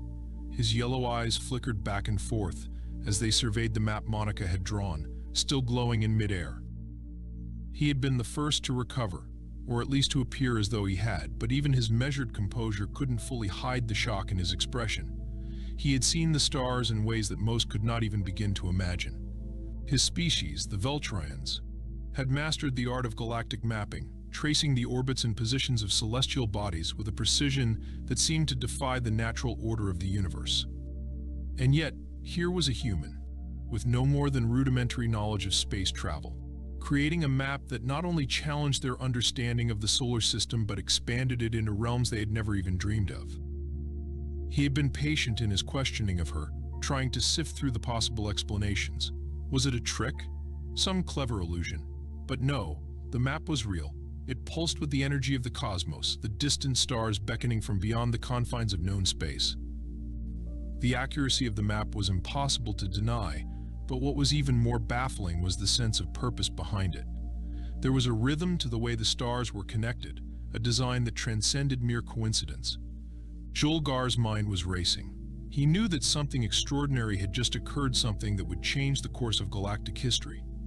The question, however, was whether this was simply an accident, a fluke of some kind, or whether there was something deeper at play. Could Monica, this human, have unlocked a hidden knowledge, an ancient secret that had eluded even the most advanced minds? The map, still suspended in the air, beckoned him to come closer. Julgar's gaze shifted to the smaller details now, examining the various regions Monica had drawn.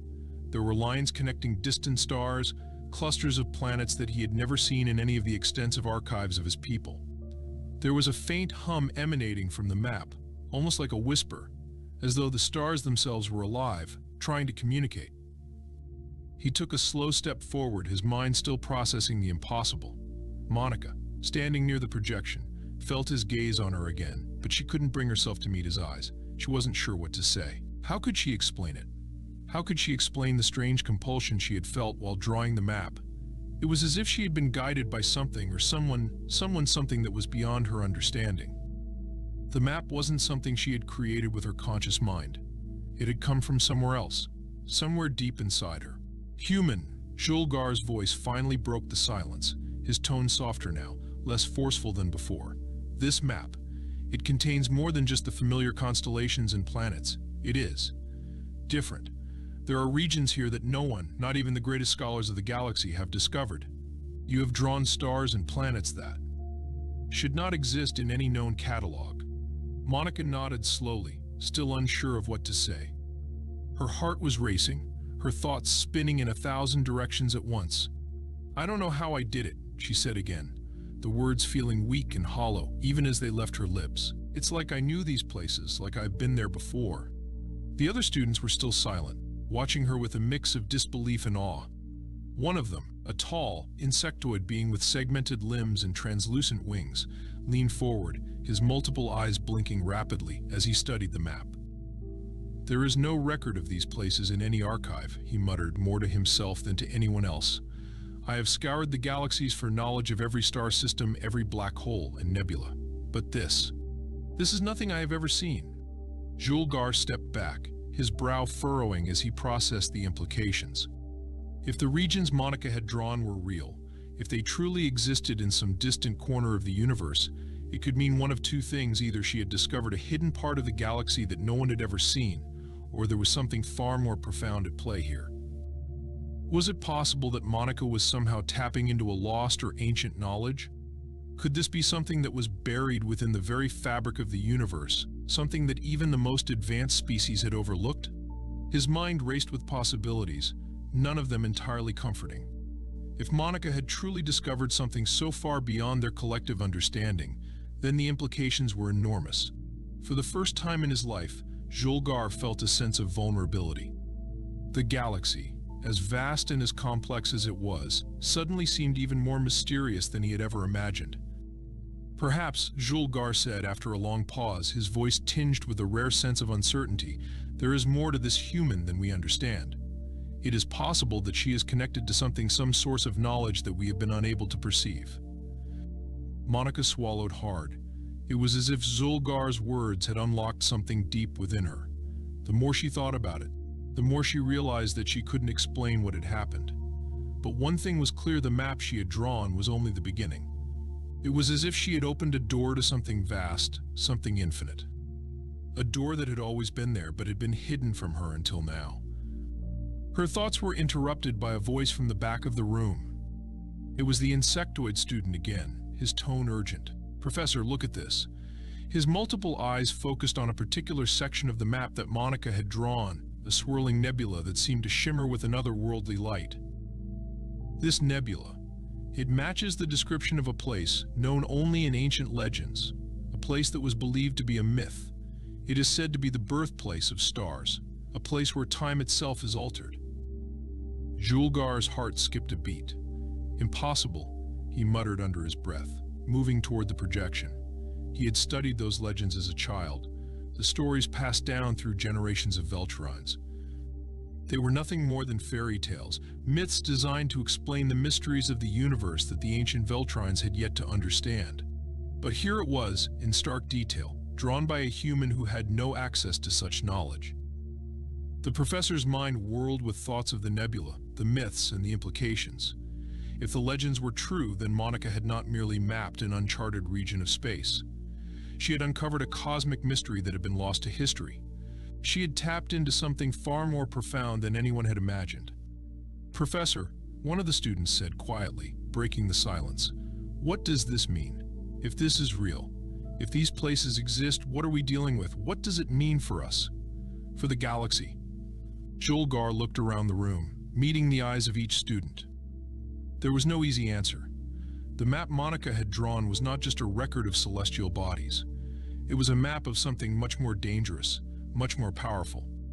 It was a map of knowledge, of untapped cosmic potential, and perhaps of forces that even the most advanced civilizations were not prepared to confront.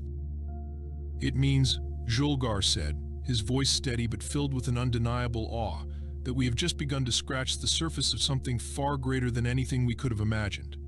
Something that has been hidden from us all this time." As Monica stood in the center of the room, she realized that her discovery had only just begun. She had unlocked something ancient, something mysterious.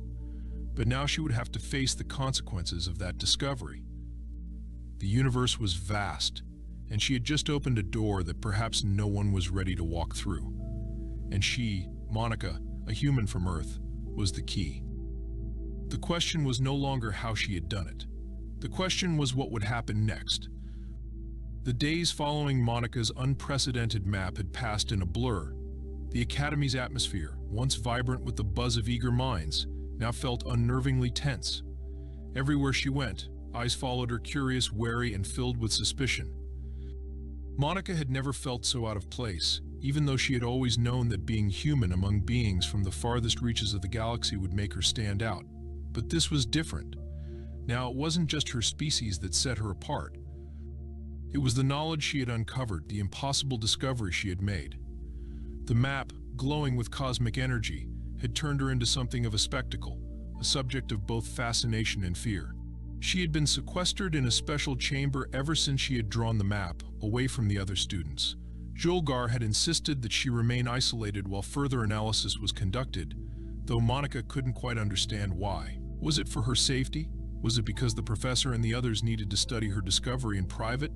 Or perhaps it was something more sinister, something she hadn't yet grasped. She sat at a long table in the chamber, the map still floating in the air in front of her, its celestial paths and uncharted stars suspended like fragments of a distant dream. It seemed to pulse, slowly and rhythmically, as if alive. Sometimes, in moments of quiet reflection, she felt as though the map was speaking to her, its intricate design whispering secrets she couldn't understand. The words eluded her, but the sensation, the feeling that the universe itself was calling to her was overwhelming. Julgar entered the room abruptly, his tall, slender form cutting through the stillness like a shadow. His yellow eyes, usually so steady and assured, were clouded with an emotion Monica couldn't place. There was something about him now, something distant. He had been one of the most accomplished and knowledgeable beings she had ever met, yet in the presence of the map he seemed almost unsettled.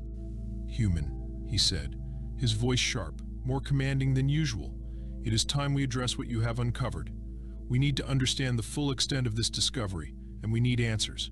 He stopped in front of her, his gaze fixed on the floating map. "We cannot ignore this any longer.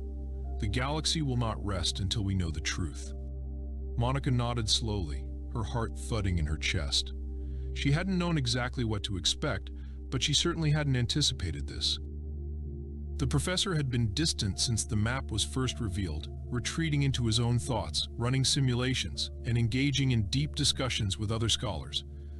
At first she thought it was a sign of his awe, but the longer it had gone on, the more she felt like she was under some kind of scrutiny. "What do you want me to do?" she asked, her voice quieter than usual. Her hands trembled slightly as she reached out to touch the air near the map, her fingers brushing the invisible boundary that kept it suspended. Julgar stepped closer, his long fingers hovering over the map as if he was afraid to touch it. "We need to know how you did this, human, how you accessed this knowledge," he said, his voice thick with a mix of disbelief and something else, something like fear. "We have analyzed every possible scenario, but there is no explanation. Your map defies all logic.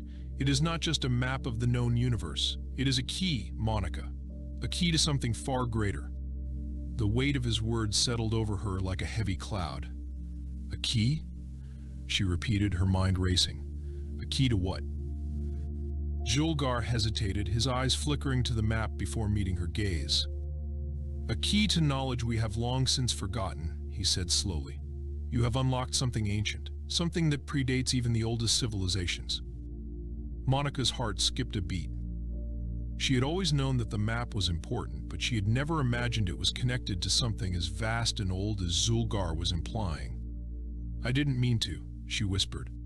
"I didn't know. She stopped, not sure how to finish the sentence. How could she explain something she herself didn't fully understand? The professor watched her closely, his expression unreadable. "We need to understand this," he repeated. "We cannot afford to let this discovery go unexplained. The very fabric of the universe could be at stake." For a moment, neither of them spoke. The only sound was the faint hum of the map, its glowing lines flickering like distant stars. Monica's mind was swirling with questions. What had she unlocked? What was this key Julgar was talking about? And why did she feel such an overwhelming pull toward it? There was something ancient and powerful embedded in the map, something that seemed to call out to her. After a long pause, Julgar turned toward her again, his tone more measured this time. "There are those who will want to exploit this knowledge. There are factions, races in the galaxy that would stop at nothing to gain access to what you have discovered. I must ask you, Monica, to be very careful. You must not share this map with anyone else. Not yet. Not until we fully understand its implications." She nodded, her stomach tightening. She hadn't considered the possibility that there might be others who would seek to control or destroy what she had found. It hadn't occurred to her that her discovery could be a threat, but now she saw the truth of it. This wasn't just about knowledge, it was about power. And the last thing she wanted was to become a pawn in some intergalactic struggle she couldn't even begin to comprehend. Do you understand? Julgar asked, his gaze intense. Yes, she replied, her voice steady despite the storm raging in her chest. I understand. The professor nodded slowly, then turned back to the map. We must act quickly. We will begin by isolating the regions you have identified. We will scan the coordinates, gather data from the galaxy's most advanced telescopes, and compare your map with our own records. If what you have drawn is real, then we must be prepared for what comes next. As Julgar moved away from her, Monica couldn't help but feel a sense of unease. Something about the way he spoke, the urgency in his voice, made her realize that the stakes were far higher than she had imagined. This wasn't just about an academic discovery, this was about something that could alter the course of galactic history. The professor's next words only deepened her concern. We will need to alert the council, he said quietly, almost to himself. If this knowledge is truly as powerful as I suspect, then we will need their help. There are forces at play here that we cannot handle alone. Monica felt a chill run down her spine. The council.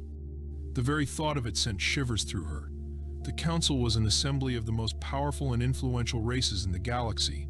They were the ones who held sway over the galaxy's laws, its borders, and its resources. If they got involved, things would change forever.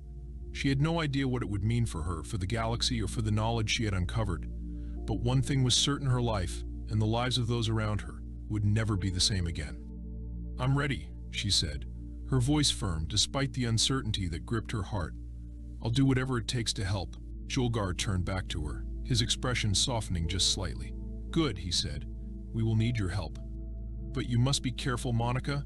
There are forces out there that would stop at nothing to control this. We must tread carefully. As the professor left the room to begin the next phase of their investigation, Monica stood alone, her mind racing. She had unlocked something ancient, something that could change everything. But as the reality of what she had discovered began to settle in, she couldn't shake the feeling that she had just taken the first step down a path that would lead her into the unknown. A path that, once started, could not be undone. The map floated silently before her, its cosmic path still glowing faintly. Monica felt the weight of it pressing down on her. She had no idea where this journey would lead. But one thing was certain: she was no longer just a student at an alien academy. She was a part of something much larger, something that could either save the galaxy or destroy it. The hum of the academy had taken on a different tone. Where once it had been filled with the usual low chatter of students, now it was punctuated by the heavy silence that seemed to hang in the air.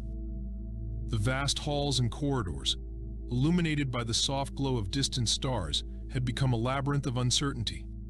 Every corner, every shadow seemed to hold some new threat or revelation, as if the very walls of the academy were holding their breath. Monica sat alone in a small, isolated chamber, a space that had once been a sanctuary for study but now felt more like a cage. The map, still hovering in front of her, was a constant reminder of the weight she now carried. It had started as something abstract, something curious and fascinating, but now it had become a symbol of the unknown, a force far beyond anything she could have ever imagined. Julgar's warnings echoed in her mind. There are forces at play here that we cannot handle alone, he had said. The professor had become increasingly distant, his once confident demeanor now clouded with uncertainty. He had told her that the council, the most powerful assembly of beings in the galaxy, had to be alerted, that there were factions out there who would stop at nothing to control the knowledge she had unlocked. But even as he spoke those words, Monica could see the fear in his eyes. Fear not of her, but of what she had uncovered. It was only a matter of time before the council arrived. They were coming soon, faster than she could have imagined. But as the days passed, Monica couldn't shake the feeling that she was being watched. She would catch glimpses of figures in the halls, cloaked in shadows, their eyes always on her. The tension was palpable, the weight of her discovery pressing down on her like a physical force. One evening, as Monica walked through the corridors, she was stopped by a figure in a dark cloak. The figure was tall and posing, with eyes that seemed to gleam in the dim light. You've unlocked something, the voice said, low and menacing. Something that could change everything. Monica froze, her breath catching in her throat. She had seen this figure before, once in the background, always watching. Who are you? She demanded, her voice steady despite the fear that gripped her. The figure stepped closer, his face still obscured by the cloak. "I am someone who understands the gravity of what you've done. You've opened a door, Monica, a door that cannot be closed once opened." His voice dropped to a whisper. "And there are those who will stop at nothing to make sure they control what you've discovered." Her heart raced as she took a step back. "What do you want from me?" she asked, her voice barely above a whisper. The figure reached out, his hand brushing the edge of the floating map, sending a ripple through its holographic projection. "We want to help you," he said, his tone shifting. "But the Council will not. They will seek to control you, to use your discovery for their own gain. You have something they cannot understand, something that they fear.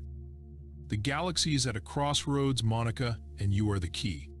Before Monica could respond, the figure turned and vanished into the shadows, leaving her standing in the cold silence of the corridor. She was shaken, her mind racing as she tried to make sense of what had just happened. Who was he? And why did he speak with such certainty? More importantly, what was he suggesting? The next few days passed in a blur. The Academy seemed to be preparing for something, as though the air itself had grown heavier with anticipation. The map remained suspended before her, but now it felt different, darker, more foreboding. Monica couldn't shake the feeling that she had just stepped into something far larger than herself. She had unlocked knowledge that others would kill to possess, and now the galaxy was closing in on her. The Council arrived without warning, a fleet of sleek, imposing ships descending on the Academy like a shadow. Their arrival was swift, their presence undeniable. They were not here to ask questions, they were here to take control. The Council's representatives were beings of unimaginable power, each one a leader of their species, each one determined to maintain their hold over the galaxy. But none of them could have predicted what they would encounter here. As Monica was escorted into the Council chamber, she could feel the weight of their gazes on her. The room was vast, filled with beings from across the galaxy, tall, short, humanoid, and alien. Each one seemed to be watching her, studying her, sizing her up. In the center of the room, an elevated platform was occupied by the Council's leaders, their eyes sharp and calculating. Julgar stood off to the side, his face a mask of resolve. "You are the one who unlocked this knowledge." One of the Council members, a towering figure with dark, shimmering skin, asked, his voice echoing in the chamber. Monica nodded, her heart pounding in her chest. "I didn't intend for this to happen," she said. "I only drew the map." The Council member's eyes narrowed. "You did not intend for this?" His voice was low, almost mocking. "You are not in control of what you have unleashed, human. You cannot simply play at being a scholar and expect the universe to remain unchanged. You have unlocked something ancient, something dangerous." "Dangerous?" Monica's voice trembled, but she steeled herself. "It is knowledge. It's not dangerous unless you choose to use it as such." The room fell silent, the Council members exchanging glances. They were not accustomed to being challenged, especially by someone so insignificant in their eyes. But Monica's words had hit a nerve. The power she had unlocked, the knowledge that she had so innocently drawn, was now a weapon, one that could reshape the galaxy, for better or for worse. "We are here to ensure that this knowledge does not fall into the wrong hands," another Council member said, his voice cold and measured. He was a being with large, transparent wings and a long serpentine neck. His eyes locked onto Monica's, filled with unspoken threats. "You will turn over your map, Monica. You will hand over the key to this knowledge." Monica felt a surge of fear rise within her, but she forced herself to remain calm. "I can't just give it to you," she said firmly. "It's not yours to take." The Council members exchanged a look of disbelief. They had underestimated her, just as they had underestimated humanity. But this was not about a simple map. This was about control, about who would wield the power of the ancient knowledge Monica had uncovered.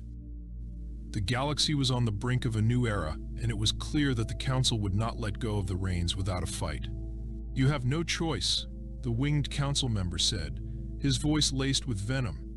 "You will give us what we seek, or we will take it by force." Julgar stepped forward, his voice quiet but firm. "I cannot allow this," he said, his eyes fixed on the Council. "You cannot take what does not belong to you.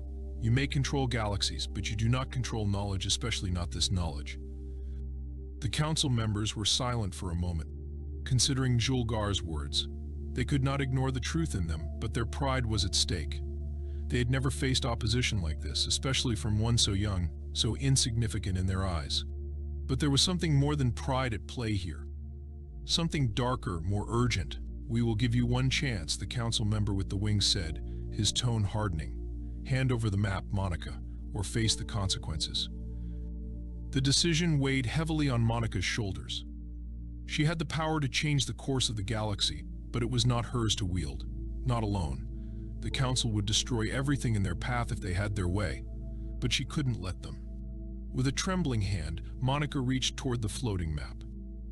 She closed her eyes, her mind filled with the vast expanse of stars, the knowledge that had been unlocked within her. She could feel the ancient energy pulsing within her, a force that was beyond her control. It was not her decision to make. She had been chosen by something greater than herself to carry the key to the universe's mysteries. And in that moment, Monica understood. She couldn't let the council have the map, but she also couldn't keep it for herself. The map flickered once, and in the blink of an eye, it was gone. The council gasped, their collective breath caught in the sudden, overwhelming silence.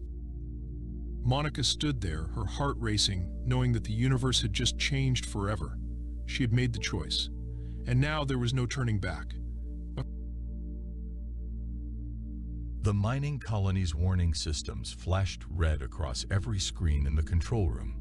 Blue Song's four hands moved quickly over the holographic controls, his crystalline body reflecting the emergency lights. The small colony of Astra beings had never expected trouble this far out in space. They were peaceful miners, working on the edge of known space, gathering rare minerals that their species needed for sustenance. Elder Bluesong called out Crystal Hum, the youngest operator in the room. The long-range scanners show multiple ships entering our system. They're not sending any friendly signals. Bluesong floated closer to the main screen, his transparent body clouding with worry. A natural reaction among the Astra. The ships on the screen were arranged in an attack formation. Anyone with even basic knowledge of space combat would recognize it. But the Astra weren't warriors. They had never needed to be. How many? Bluesong asked, his voice resonating like wind through crystal. 27 large vessels, Elder, and they matched the description of the Dark Swarm fleet. The control room fell silent. Everyone had heard stories of the Dark Swarm, the terror fleet that appeared from nowhere, stripped colonies bare, and disappeared with all resources and survivors. No one who encountered them ever returned to tell their tale. The only reason anyone knew about them was because of the evidence they left behind. Empty, broken colonies. "We must contact the Galactic Council," said Crystal Hum, his young voice shaking. Bluesong's body dimmed slightly, their equivalent of shaking their head. The Council's nearest fleet is 3 weeks away at maximum speed. The Dark Swarm will be here in less than 2 days. The colony held 5,000 Astra souls, 5,000 of his people who had trusted him to lead them safely. Bluesong looked around the control room, seeing the fear in his people's clouding bodies. They were miners, scientists, families. They had no weapons, no defense systems beyond basic shields meant to protect against asteroids. Then he remembered something, the forbidden frequency. "There is one option," Bluesong said slowly, "but the Council has forbidden contact with them." "With who, Elder?"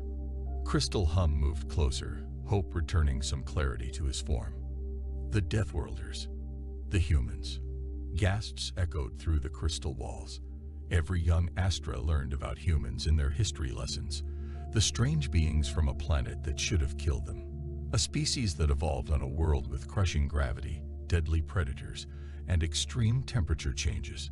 Their bodies were dense with muscle and bone, their minds sharp with survival instincts, and their technology. Their technology was built to endure everything their hellish world had thrown at them. The Galactic Council had voted to isolate them centuries ago. Too dangerous, they said. Too unpredictable. Too willing to fight. The humans had accepted the decision with what they called a shrug, and simply continued building their empire in their assigned sector of space. But they had left behind one thing: an emergency frequency, a way to call for help if anyone ever truly needed them.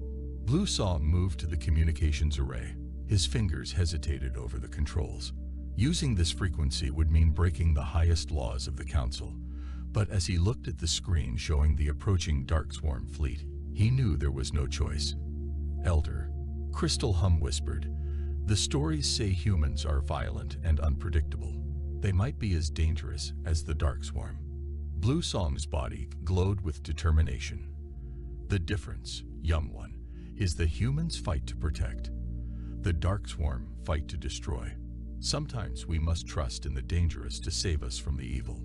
His fingers moved over the controls, inputting the frequency that no one had used in centuries. The emergency beacon activated, sending a powerful signal into the void of space. The message was simple, sent in the human language of English that all Astra learned as part of their history studies. "To any human ships, this is the Astra mining colony in Sector 7B9. We are under attack by a hostile fleet. We have no weapons. We have children. Please help us. Please." The message shot out faster than light, racing through the darkness between stars. All they could do now was wait, and hope that the most feared species in the galaxy would choose to answer their call. Crystal Hum moved to the window, looking up at the stars. "Do you think they'll come, Elder?" Blue Song joined him at the window. "The stories say that humans never abandon a cry for help. Now we will see if the stories are true." Above them, the stars continued to shine, unknowing of the drama unfolding beneath them. Somewhere out there, their message was speeding through space, searching for the only beings in the galaxy that the Darkswarm had never dared to attack. The Deathworlders, the humans, their last hope. Admiral Marcus stood on the bridge of the Earth Fleet's flagship, Thunder, his weathered face illuminated by the soft blue glow of holographic displays. The massive ship, nearly 2 miles long, cruised through hyperspace with its escort fleet of 15 vessels. They were returning from a routine patrol of human space when the signal came through. "Admiral," called out Lieutenant Reed from the communication station, "we're picking up a distress signal. It's using the emergency frequency, sir." Marcus straightened his back. The emergency frequency hadn't been used in over 200 years, not since the Galactic Council had decided that humanity was too dangerous to interact with. They'd left the frequency as a final lifeline, knowing that someday someone might need the very thing that made humans so feared: their ability to fight. "Play it," Marcus ordered, his voice deep and calm. The message echoed through the bridge, the alien voice speaking careful English, begging for help. The crew fell silent as they listened to the desperation in those words. "Sir," the ship's eye, Atlas, appeared as a blue hologram. "The signal originates from an Astra mining colony. Scans indicate they are being approached by 27 warships. Based on their formation and energy signatures, they match known Darkswarm patterns." Marcus's jaw tightened. Everyone had heard of the Darkswarm, pirates and raiders who preyed on peaceful species. They'd never dared enter human space, but their reputation for cruelty was well known. "Time to intercept if we alter course?" Marcus asked. 38 hours at maximum safe speed," Atlas replied. "However, the Darkswarm will reach the colony in 47 hours. We have a narrow window, Admiral." Lieutenant Reed looked up from her station. "Sir, the Galactic Council's laws clearly forbid us from entering that sector. We'd be breaking at least 6 major treaties." Marcus walked to the front viewport, watching the streaks of hyperspace light pass by. He thought about the fear in that alien voice, about the children mentioned in the message. He thought about how humanity had accepted their isolation, understanding the galaxy's fear of them, but they had never accepted the idea of standing by while the innocent suffered. "Atlas," he said quietly, "what happens to Astra colonies when the Darkswarm finds them?" The AI's hologram flickered. "Based on historical data, sir, total destruction. No survivors." Marcus turned to face his crew. Every eye on the bridge was fixed on him. They all knew what was at stake. Not just the lives of the colonists, but possibly humanity's standing in the galaxy. Breaking the treaties could lead to even stricter isolation, maybe even sanctions. Send a message to Earth Command, Marcus ordered. Inform them that we received an emergency signal and are responding as per Article 7 of the Human Emergency Response Protocol. A small smile crossed Lieutenant Reed's face. Article 7 was an old Earth law predating their contact with aliens. Any ship captain who ignores a distress signal is guilty of failing to render assistance under maritime law. Atlas, plot an intercept course. Push the engines to maximum. Lieutenant Reed, send a message to the colony. Tell them, he paused, choosing his words carefully, tell them help is coming. Sir, Atlas's hologram flickered with calculations. Even at maximum speed, we have only a 9% chance of arriving before the Dark Swarm begins their attack. Marcus smiled, and there was something in that smile that reminded everyone on the bridge why humanity had earned their fearsome reputation. Then we'll just have to be quick about the rescue, won't we? All hands, his voice echoed through the ship's communications. Battle stations. We're about to remind the galaxy why you don't hunt the innocent in our universe.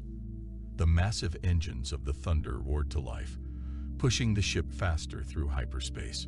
Behind it, 15 other human warships followed, their crews preparing for battle. They had trained all their lives for this, carrying the hope that someday someone would need protectors more than they feared humanity's strength. In the command chair, Marcus watched as his crew worked with practiced efficiency. They had been called monsters, dangers, deathworlders. But now, they would show the galaxy the truth about humanity, that the same strength that made them dangerous also made them the best possible allies. Hold on, he whispered to the distant colony. The monsters are coming to save you. The Dark Swarm fleet dropped out of hyperspace like a swarm of metal locusts, their black ships blocking out the stars above the colony. Bluesong watched from the underground command center as the first shots lit up the morning sky, tearing through the colony's weak shields as if they were made of paper. Everyone is in the shelters, Crystal Hum reported, his crystalline form dimming with fear. All 5,000 colonists are below ground level. The underground chambers had been built to protect against solar radiation and meteor strikes, not warships. But they were better than nothing.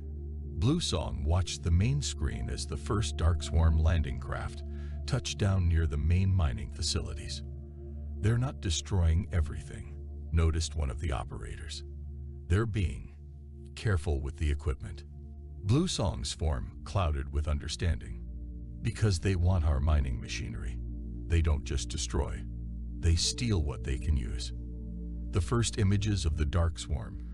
Troops came through the security cameras. They moved like oil across water, their black armor making them look like walking shadows. Each one carried weapons that hummed with deadly energy.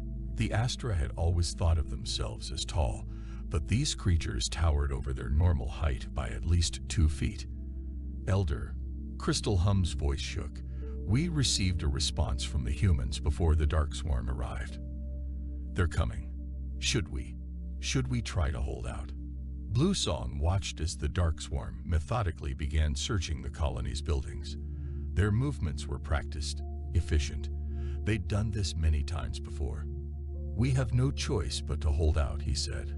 But we must be smart. Atlas, seal all data cores. Activate the emergency deletion protocols.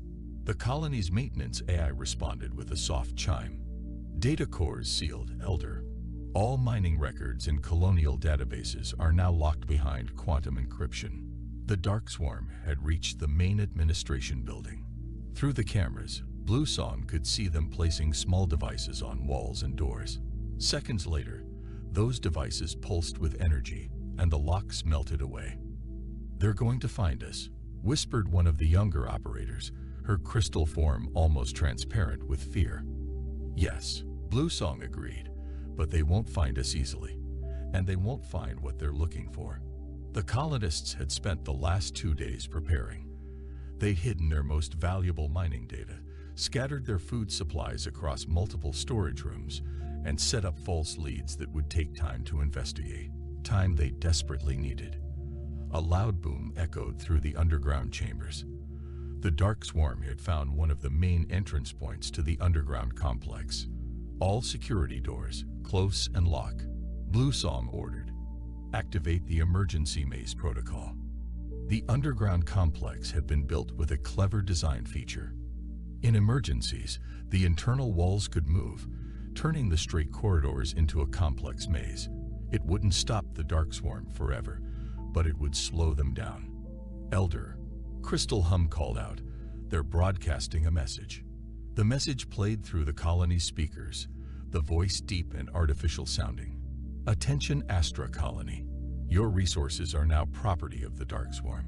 Surrender and provide access to your data cores, and your deaths will be quick. Resist, and we will ensure your suffering serves as a lesson to others. Bluesong's crystal form glowed with a fierce light. Send them our response. Crystal Hum looked uncertain. What response? Elder, send them nothing. Let them waste time waiting for an answer that will never come. Every minute they spend waiting is another minute closer to our rescue. Through the cameras, they watched as the Dark Swarm forces grew frustrated with the silence. They began using heavier weapons on the doors, but each sealed door they melted through only led them to more corridors, more choices, more delays. In the shelter areas, 5,000 Astra huddled together, their crystal bodies glowing softly in the darkness. They could hear the sounds of the Dark Swarm above them, searching, breaking, destroying. But they held on to hope, the hope carried in the message they'd received. Hold on, the Deathworlders are coming. Bluesong looked at the countdown timer he'd started when they received the humans' response. 36 hours until their estimated arrival. They just had to survive until then. Keep watching the stars, he told his people. Our saviors are coming, and may the Dark Swarm learn what it means to hurt those under human protection. The human fleet dropped out of hyperspace on the dark side of the colony's moon, their engines cold and silent. Admiral Marcus stood on the Thunder's Bridge, watching the tactical display show 23 Dark Swarm ships in orbit around the colony. 4 had landed on the surface. Status report, Marcus ordered quietly. They haven't detected us yet. Lieutenant Reed reported. Their sensors are focused on the colony. They're still trying to break into the underground complex. Atlas's hologram appeared, showing a detailed scan of the situation. The colony's defenders have been clever. They've turned their underground complex into a maze. The Dark Swarm have only managed to reach the outer sections. Marcus nodded, a grim smile on his face. Smart colonists. They've bought us the time we needed. Atlas, what's the status of our new toys? The gravity pulse weapons are charged, Admiral. All ships report ready. The gravity pulse weapons were humanity's newest innovation. The Galactic Council had banned them, calling them too dangerous. They hadn't wanted the Deathworlders to have weapons that could manipulate the very force that had made their home world so deadly. Send the signal to all ships, Marcus ordered. Operation Thunderstrike begins in 3 minutes. Remember, we want prisoners. The galaxy needs to know what happened here. The human fleet moved silently through space, spreading out in an attack formation that would have seemed suicidal to most species. 15 ships against 23 larger vessels, but humans had learned long ago that size wasn't everything. Sir, Reed called out, the Dark Swarm are broadcasting to the colony again. They're threatening to start executing prisoners if they don't get access to the data cores. Marcus's face hardened. Move up the timeline. Begin now. The human fleet accelerated as one, their engines lighting up the darkness. The Dark Swarm sensors finally detected them, but it was already too late. Target their engines and weapons, Marcus commanded. Show them what happens when you threaten the innocent. The Thunder's gravity pulse weapon fired first. A beam of invisible force struck the nearest Dark Swarm ship, crushing its engine section like a tin can. The massive ship spun helplessly, its crew experiencing crushing gravity levels that their bodies had never evolved to handle. Dark Swarm Fleet is responding, Atlas reported. They appear confused by our attack pattern. Of course they were confused. No sane species would split their fleet into small attack groups, each ship charging directly at a superior enemy vessel. But humans had learned warfare on a world where predators attacked in packs, where smaller hunters could bring down larger prey. They're firing, Reed announced. The Dark Swarm ships launched their energy weapons, filling space with deadly beams. But human ships were built differently. Their hulls, designed to withstand the crushing pressures of Earth's gravity, shrugged off hits that would have vaporized other species' vessels. Return fire, Marcus ordered. All ships execute attack pattern Delta. The human fleet moved like a pack of wolves, each ship supporting the others. Where the Dark Swarm expected them to retreat after taking damage, they pressed forward. Where they expected the humans to break formation under fire, they held together. Sir, Atlas reported, the enemy is attempting to regroup. Their commander appears to be realizing we're not a normal opponent. Marcus watched as his ships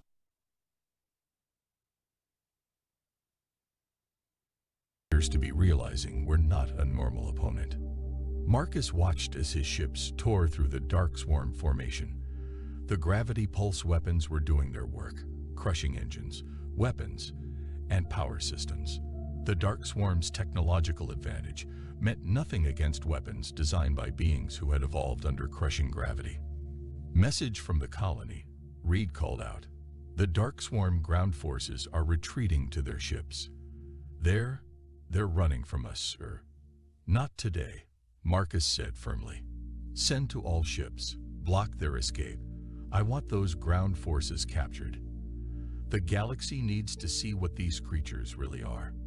The battle had lasted less than 15 minutes, and already half the Dark Swarm fleet was disabled or destroyed. Their remaining ships were trying to retreat, but found themselves trapped by the very force that had shaped humanity's evolution, gravity itself. Send a message to the Dark Swarm commander, Marcus ordered.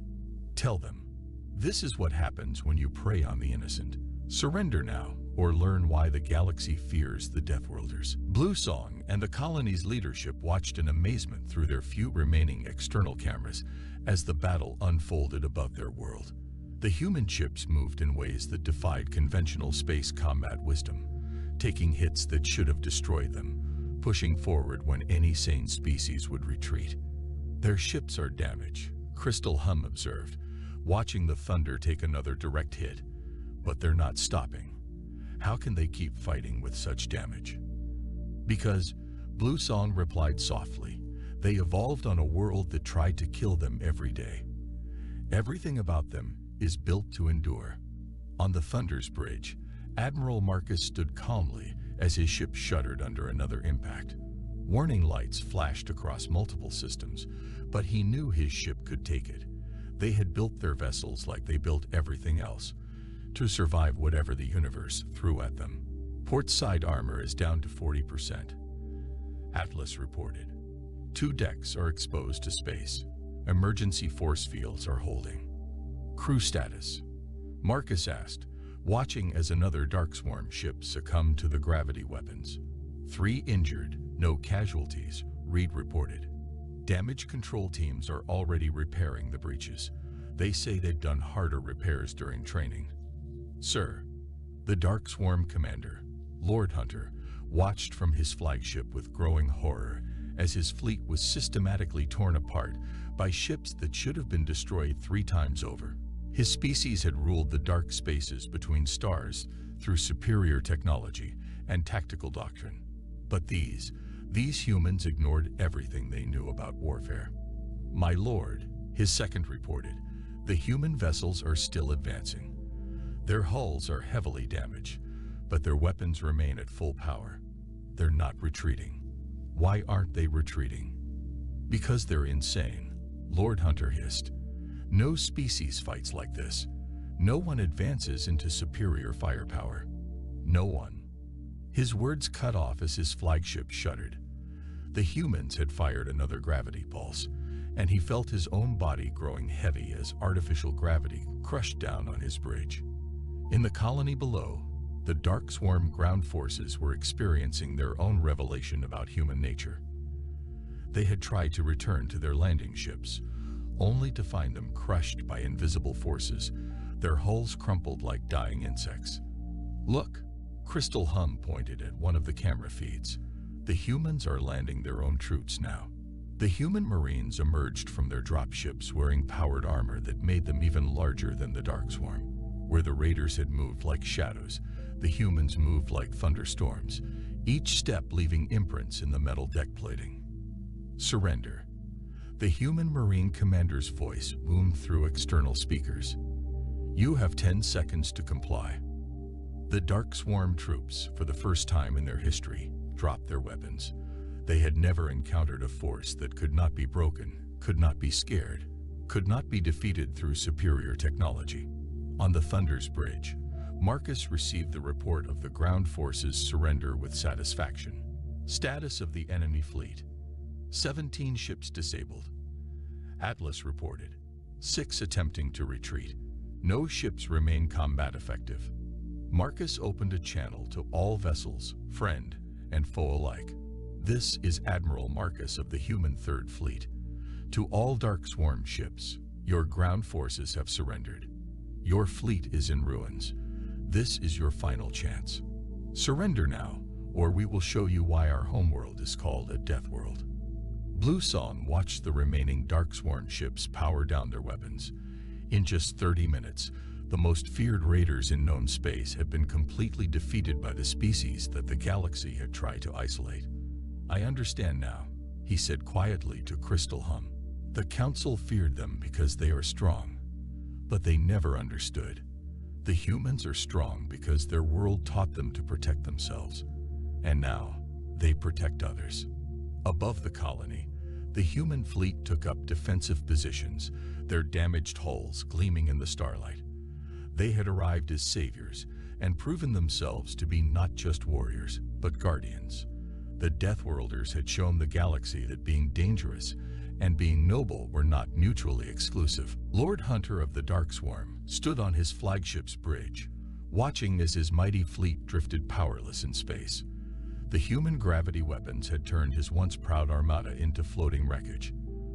But he still had one card to play, one final move that had always worked before. "Open a channel to the human flagship," he ordered, his black armor gleaming under the emergency lights.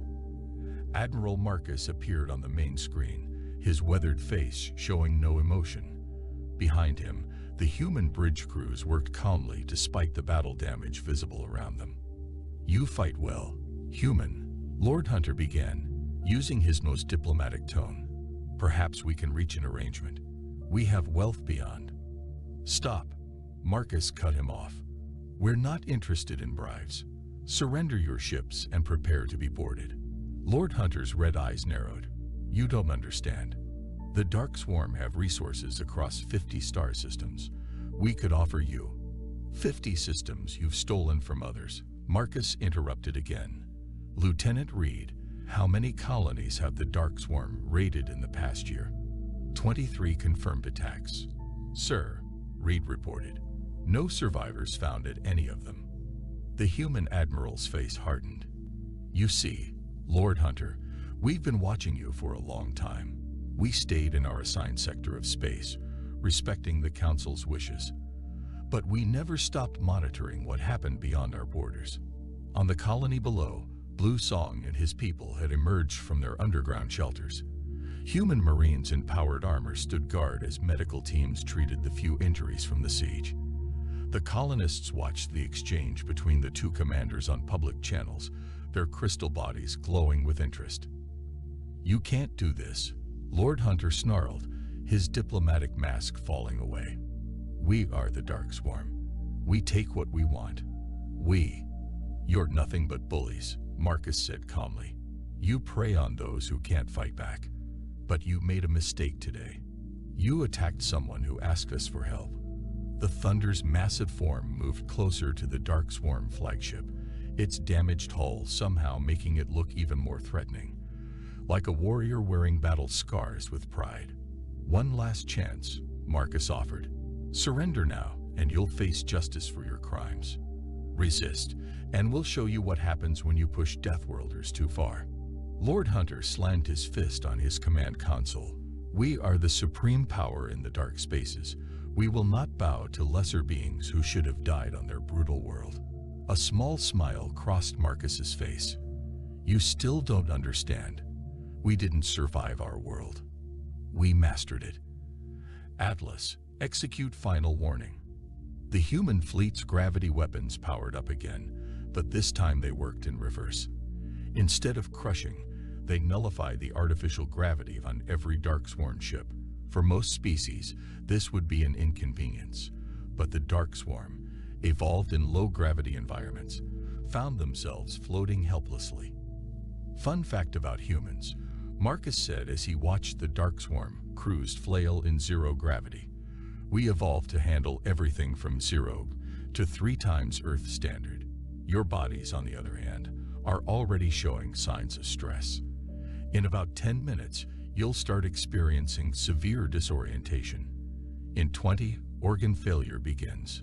You wouldn't, Lord Hunter gasped, trying to grab onto something solid. The Council forbids such weapons. The Council forbids a lot of things, Marcus replied, including helping peaceful colonies under attack. So tell me, Lord Hunter, do you really want to bet your life that we always follow the rules? Through the video feed, Lord Hunter could see the determination in the human's eyes. He saw no fear, no hesitation, no doubt. He saw what his species had never understood, that the most dangerous beings in the galaxy were not those who loved violence, but those who had learned to use their strength to protect others. We surrender, Lord Hunter said finally.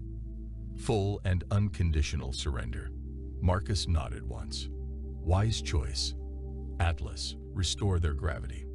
Marine teams, prepare for boarding. Let's show the galaxy what happens when raiders meet protectors. Bluesong watched as human ships moved to secure the Darkswarm fleet. They did it, he said softly. They actually did it. Crystal Hum nodded beside him. Yes, Elder, but I think we all learned something today. The galaxy feared the human strength, but perhaps we should have feared what would happen without it. 3 months after the Battle of the Astra Colony, the Galactic Council chambers were packed with representatives from 100 species. The massive circular room hummed with excited conversation as, for the first time in 2 centuries, a human delegation stood at the speaker's podium. Admiral Marcus wore his formal uniform, the battle damage to his ship's hull now displayed proudly on the Thunder service record behind him. Beside him stood Bluesong, his crystal form glowing with steady confidence. Members of the Council, Bluesong began. 3 months ago, my colony faced extinction at the hands of the Darkswarm. We had a choice: follow your rules and die, or call upon those you had labeled too dangerous to contact. We chose to live. The chamber grew quiet. On the main display, footage from the battle played silently. Human ships charging forward despite devastating damage. Marines in powered armor protecting colonists. Medical teams treating the injured of all species. The humans didn't just save us. Bluesong continued. They showed us what true strength means. Their ships were damaged but never stopped. Their crews were injured but kept fighting. Not for glory, not for power, but to protect those who couldn't protect themselves. Admiral Marcus stepped forward. For 200 years, we respected your wishes. We stayed in our sector, built our colonies, and watched as raiders like the Darkswarm preyed on peaceful species. We watched because you asked us to. But when someone finally called for help, we answered. The council leader, a tall being of pure energy, spoke up. The treaties were clear, Admiral. Your actions, while heroic, violated multiple laws. Laws. Marcus raised an eyebrow. Let me tell you about laws. On Earth, we have an ancient law of the sea. Any captain who ignores a distress signal is guilty of failing to render assistance. It's been part of our code since before we reached the stars. Because strength isn't just about having power, it's about how you use it. Blue Song activated a new display, showing the Dark Swarm, prison ships now under human guard. The Dark Swarm's leaders have confessed to attacking 57 colonies in the past decade. They chose their targets carefully, always peaceful species, always those who couldn't fight back. They assumed no one would come to help. But someone did come, Marcus added. And now we're here to propose a new arrangement. The chamber buzzed with interest. On the upper levels, representatives from a dozen mining colonies watched intently. They had all heard about how one distress call had brought humanity's finest to the rescue. We don't want to rule, Marcus explained. We don't want to conquer. But we're offering something the galaxy desperately needs: protection. Any peaceful colony that wants human protection can request it. We'll respond to any distress call, defend against any aggressor, and ensure that what happened to those 57 colonies never happens again. And why should we trust you with such power? The council leader asked. Blue Song's form glowed brighter. Because they already have the power. They've always had it. But instead of using it to conquer, they use it to protect. I've seen human children playing with our younglings, sharing Earth stories. I've seen their engineers helping us improve our defenses, asking nothing in return. They're not monsters. They're guardians. The council chambers erupted in discussion. On the public channels across the galaxy, billions watched as history was made. The footage from the battle had already spread everywhere. Humans charging into combat to protect strangers, risking their lives for aliens they'd never met. We call them Deathworlders, Blue Song concluded, but perhaps we should call them what they truly are, the protectors we always needed but were too afraid to trust. The vote that followed was not even close. The old treaties were revised, allowing human ships to respond to any distress call. Within a year, hundreds of colonies would request human protection. The raiders and pirates who had plagued the galaxy's peaceful species found themselves facing an enemy they couldn't intimidate or outfight. As Marcus and Blue Song left the council chambers, the Admiral smiled.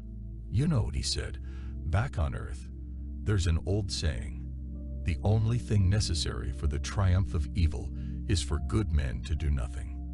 Blue Song's crystal form sparkled. Then it's fortunate that when we called, the good men of Earth chose to do something. Above them, the Thunder waited in orbit, its battle scars now a badge of honor.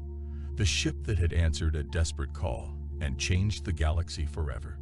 The Deathworlders had finally found their true purpose, not to be feared, but to be the guardians of those who needed them most.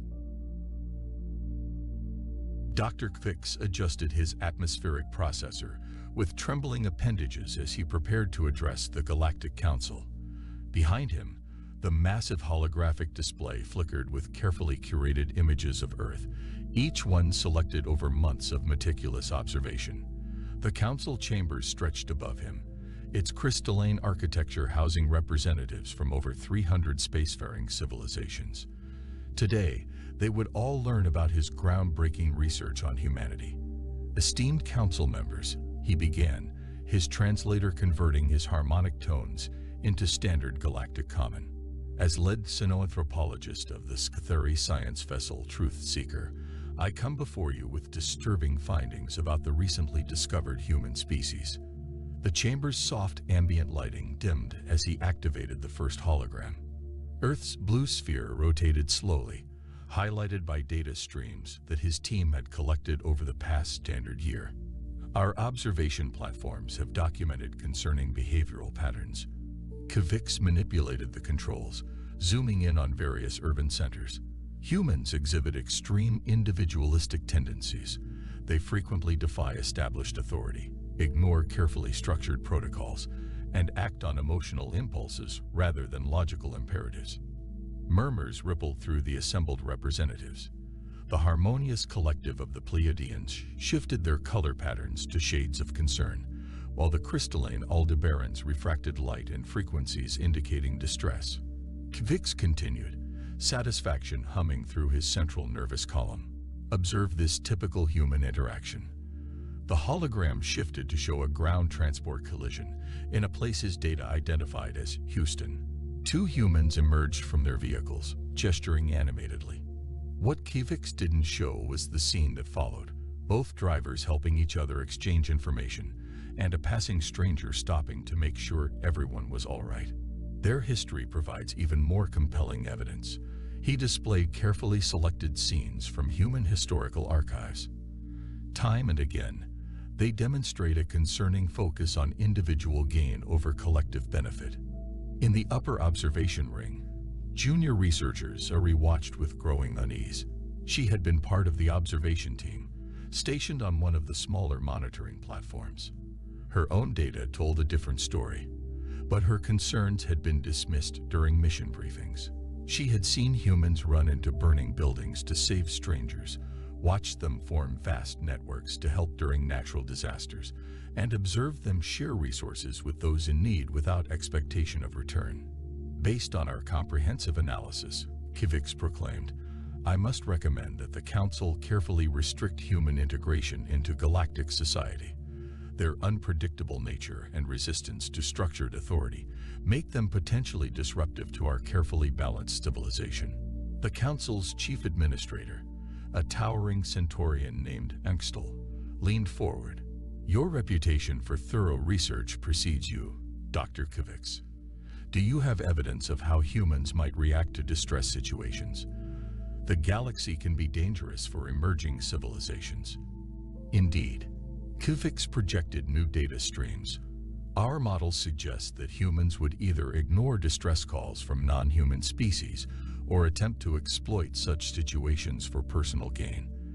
Their entertainment media frequently depicts scenarios of conflict with alien species, suggesting deep-seated xenophobic tendencies. Zeri's sensory tentacles coiled in distress.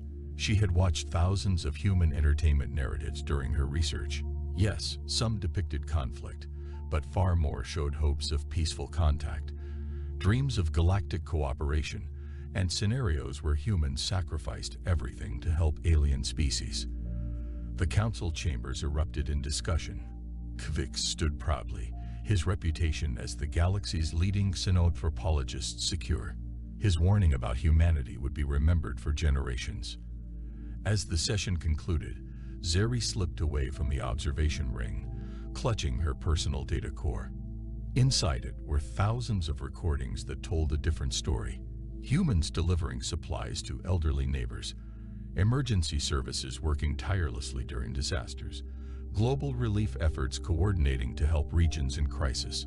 But who would believe a junior researcher over the renowned Dr. Kivix? Little did any of them know, events were already in motion that would prove just how wrong they were about humanity's true nature. Senior Medical Officer Lyra pressed her upper appendages against the cold surface of the medical transport's control panel, all four of her eyes fixed on the rapidly declining quantum core readings. The Meraxian vessel Healing Light shuddered around her, its usually pristine white corridors now bathed in the crimson glow of emergency lighting. Core stability at 28% and falling, announced First Engineer Tex, his scale-lined throat pulsing with stress. The containment field is barely holding. Lyra's secondary heart began beating faster, joining the rhythm of her primary one. In the cargo hold behind them, 40,000 doses of Centaurian fever antidote were slowly warming above their crucial storage temperature. The colony on New Proxima had reported over 3,000 cases already, and without this medicine. What about the Sktheri research station? She asked, her translator struggling to maintain clarity through her rising anxiety. They're only 2 light hours away. Communications Officer Pell swiveled in her suspension chair, her bioluminescent spots glowing a worried amber. They're responding, but she hesitated, her tendrils curling inward. They're advising us to avoid the nearby human space at all costs. They say humans are likely to either ignore our distress call or attempt to salvage our ship for parts. Another violent shudder ran through the ship, the lights flickered, and for a moment, the artificial gravity wavered. Core stability at 22%, Tex reported grimly. We have maybe 30 minutes before total failure. Lyra's tertiary brain ran the calculations while her primary and secondary brains weighed the options. The Scatheri were the galaxy's foremost experts on emerging civilizations. Their warning about humans had been broadcast across all major channels, but the nearest non-human assistance was 5 hours away at best. Officer Pell. Lyra straightened her posture, a decision crystallizing across all 3 of her brain centers. Broadcast an emergency signal on all frequencies, including human channels. Medical Officer Lyra. Pell's spots shifted to a deep purple of concern. The Scatheri reports clearly state, the reports won't matter if we're dead, and thousands of colonists die from Centurion fever. Lyra cut in, surprising herself with her firmness. Send the signal. The next 3 minutes felt like an eternity. The core continued its descent toward critical failure, and Lyra found herself wondering if the Scatheri had been right. Perhaps humans would simply. Multiple contacts. Pell's spots flashed bright yellow in surprise. 3 vessels just dropped out of FTL travel. They're human ships. The main screen activated, showing 3 vessels of varying sizes. Their designs were unlike anything in the Galactic Registry. Less elegant than Meraxian ships, more functional than aesthetic, with sharp angles and exposed hardware that would make any Centaurian architect faint. This is Captain Chen of the Earth Medical Transport, Hope's Horizon. A voice came through in perfect galactic common. We've detected your quantum core destabilization. We have experience with similar systems and are ready to assist. Please share your shield frequencies. Before Lyra could respond, 2 more messages arrived. Mining vessel Deep Rock Pioneer here. We've got spare quantum stabilizers if you need them. Research ship Curiosity's Child standing by. We have power cells charged and ready for emergency transfer. Lyra's 3 brains struggled to process this response. Not only had humans answered their call, but 3 separate vessels had diverted their courses to help, and none of them had mentioned payment or salvage rights. Medical Officer, Tex called out, his scales now a pale shade of worry. Core at 17%. We need to decide now. Lyra took one last look at the Scatheri warning flashing on her secondary screen. Then she reached out and opened a channel to the human vessels. This is Senior Medical Officer Lyra of the Meraxian Transport Healing Light. We gratefully accept your assistance. We're also carrying urgent medical supplies that need to reach New Proxima within 40 standard hours. Understood, Healing Light. Captain Chen responded without hesitation. Let's get you fixed up and back on your way. Those people need their medicine. As the human ships moved into position around them, Lyra couldn't help but wonder what else the Scatheri might have gotten wrong about humanity. Captain Sarah Chen kept her voice steady as she coordinated with the other human vessels, but her mind was racing through contingency plans. The Meraxian ship's quantum core readings were worse than she'd initially thought. On her command deck's main screen, the healing light hung against the star-studded backdrop, its elegant white hull designed for beauty, rather than the practical redundancies human ships favored. Engineering team ready for transfer. Her chief engineer, Raj Patel, reported through the ship's comm. He'd already suited up with his team, their modified EVA suits adapted for working with alien technology. But Captain, these readings, we've never dealt with a Meraxian quantum core before. No time like the present to learn, Sarah replied, managing a small smile despite the tension. The mining vessel stabilizers will buy us time to figure it out.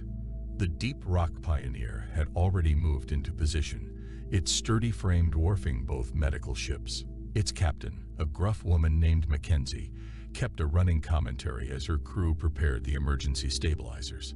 These babies have saved our hides in the Kuiper Belt more times than I can count, Mackenzie transmitted. They're not pretty, but they work. On the research vessel, Curiosity's Child, Dr. Amanda Torres had been rapidly comparing the Meraxian core specifications with known quantum technologies. Captain Chen, we've analyzed their containment field. It's similar to the Centaurian design we studied last year. We're sending you the modification protocols now. Sarah watched as her crew coordinated with the other ships without missing a beat. No one had even questioned diverting from their original courses. The Hope's Horizon was supposed to be heading home after a 3-month relief mission to the Pleiades colonies.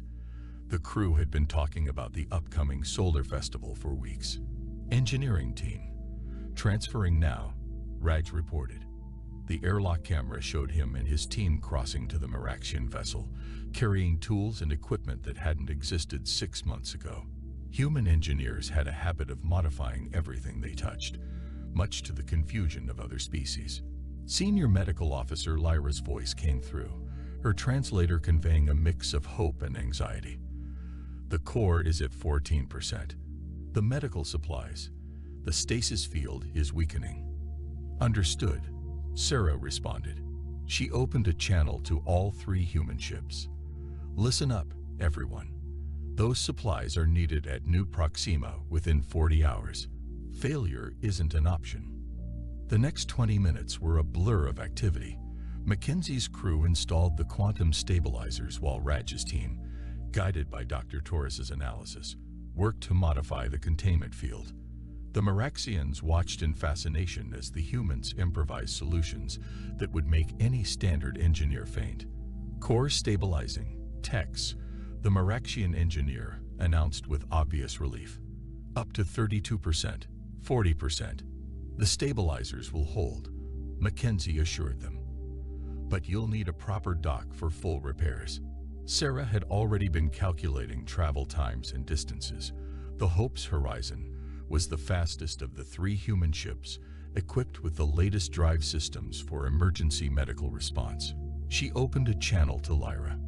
Medical officer, our ship can reach New Proxima in 36 hours. We should transfer the supplies and... Captain, her first officer, David Kim, interrupted quietly. The crew's families. The solar festival. Sarah glanced at the crew on her bridge. They'd already missed 3 holidays this year. The solar festival was the biggest celebration back home, and they'd been promised time off. But as she met their eyes one by one, she saw the same determination she felt. The crew of the Healing Light did everything right. She transmitted to all channels. They maintained their course as long as possible, trying to complete their mission. We're not letting them down now. She paused, then added, any crew who wished to transfer to the other vessels for faster return to Earth.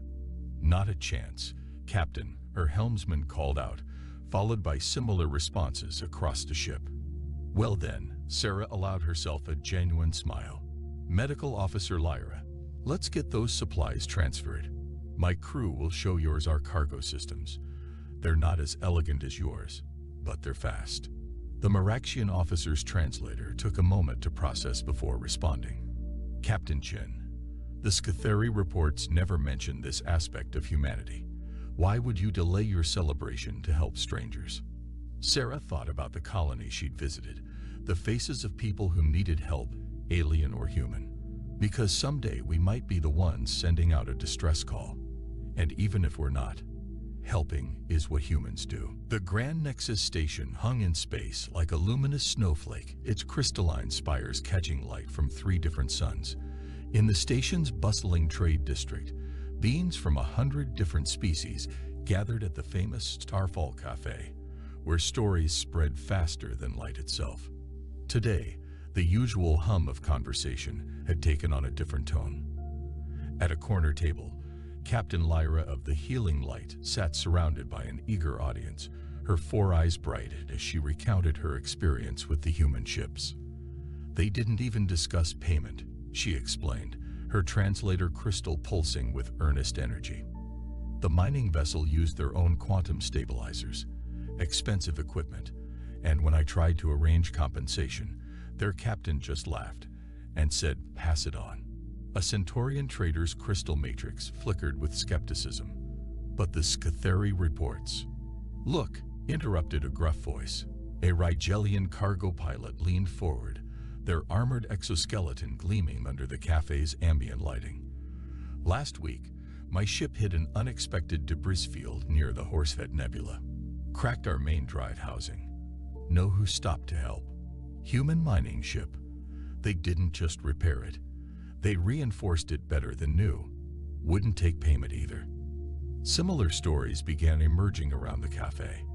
A Pleiadian scientist described how Earth universities had freely shared breakthrough research on gravity wave manipulation. An Aldebaranian medical coordinator spoke of human doctors volunteering during a crisis on their colony worlds. Near the cafe's observation window, Station Director Venix watched the growing crowd with all three of their sensory clusters fully extended. As the station's administrator, they had accessed the official Sktheri reports on humanity dozens of times. Yet the evidence mounting in their database told a different story. Their assistant, Min Sho, a human liaison officer recently assigned to the station, approached with the daily reports. Director, you might want to see this. The data crystal displayed a curious trend. Human vessels were consistently deviating from their registered flight paths, burning extra fuel and time to pass near common trade routes and colony worlds. The pattern made no sense until Min Sho explained. They're conducting wellness checks, she said, smiling at the director's confusion. After that incident with the Meraxian medical transport, a lot of our captains started taking alternate routes just to make sure everyone in their sector was okay. That seems inefficient, Venix observed, their middle sensory cluster pulsing with confusion. Maybe. Min Sho shrugged. But last week, the Star Wanderer found a Danebian scout ship with a failing life support system because of these inefficient routes. No distress signal. Their communications were down. The crew would have died if the humans hadn't checked on them. In another corner of the cafe, a young Andromedian researcher was showing footage from Earth's historical archives on their portable projector. The images contradicted everything in the Sktheri reports.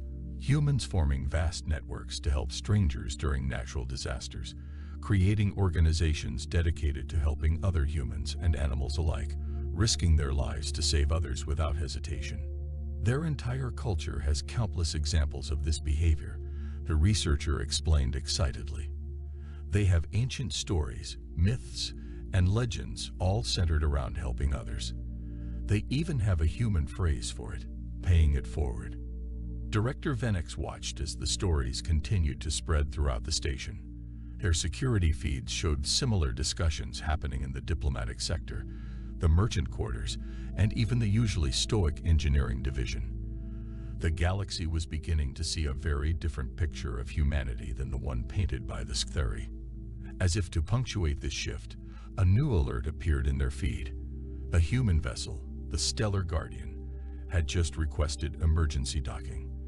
Their cargo hold was full of medical supplies, and they'd picked up fragments of a transmission about a possible epidemic in the Outer Rim colonies. They hadn't received an official distress call. They simply heard there might be trouble and came to help. Venix approved the docking request immediately. Perhaps, they reflected, the true danger of humanity wasn't their independence or unpredictability. Perhaps the real shock was how their simple acts of kindness could reshape the very foundations of galactic society. The warning came from a small human research station on the edge of the Carina Nebula. Dr. Elena Rodriguez had been monitoring stellar activity when her instruments detected something that made her blood run cold. The nearby star, HD 93129A, was about to release a massive coronal mass ejection. This is Dr. Rodriguez of Earth Science Station, Stellar Watch Broadcasting on all emergency frequencies. She transmitted, her voice steady despite her racing heart. We're detecting an imminent Class X solar event. 3 habitation rings are in the projected path. Estimated time to impact, 4 hours. In the Galactic Council's Emergency Response Center, the alert triggered immediate chaos. The habitation rings house over 2 million beings from dozens of species. Chief Administrator Nextel's crystalline form pulsed with rapid color changes as they processed the incoming data. Evacuation protocols suggest we need at least 6 hours to safely transfer the populations, a Pleiadian coordinator announced, their bioluminescent patterns showing clear distress. The Sktheri research vessel Truth Seeker is nearest to the area, another coordinator reported. They're requesting that we follow standard procedures and wait for proper authorization before. This is Captain Sarah Chen of the Hope's Horizon. A new voice cut through the chamber. The same human captain who had helped the Meraxian transport weeks ago. We're already en route with our experimental shield technology. 7 other human vessels are converging on the location. Nextel's color patterns shifted to show confusion. Captain Chen, the Council hasn't authorized. With respect, Administrator. Sarah interrupted. We can discuss authorization after we save those people. In the first habitation ring, Curator Lurin watched in mounting terror as the emergency alerts flashed across their screens. The ring's shield systems were never designed to handle a stellar event of this magnitude.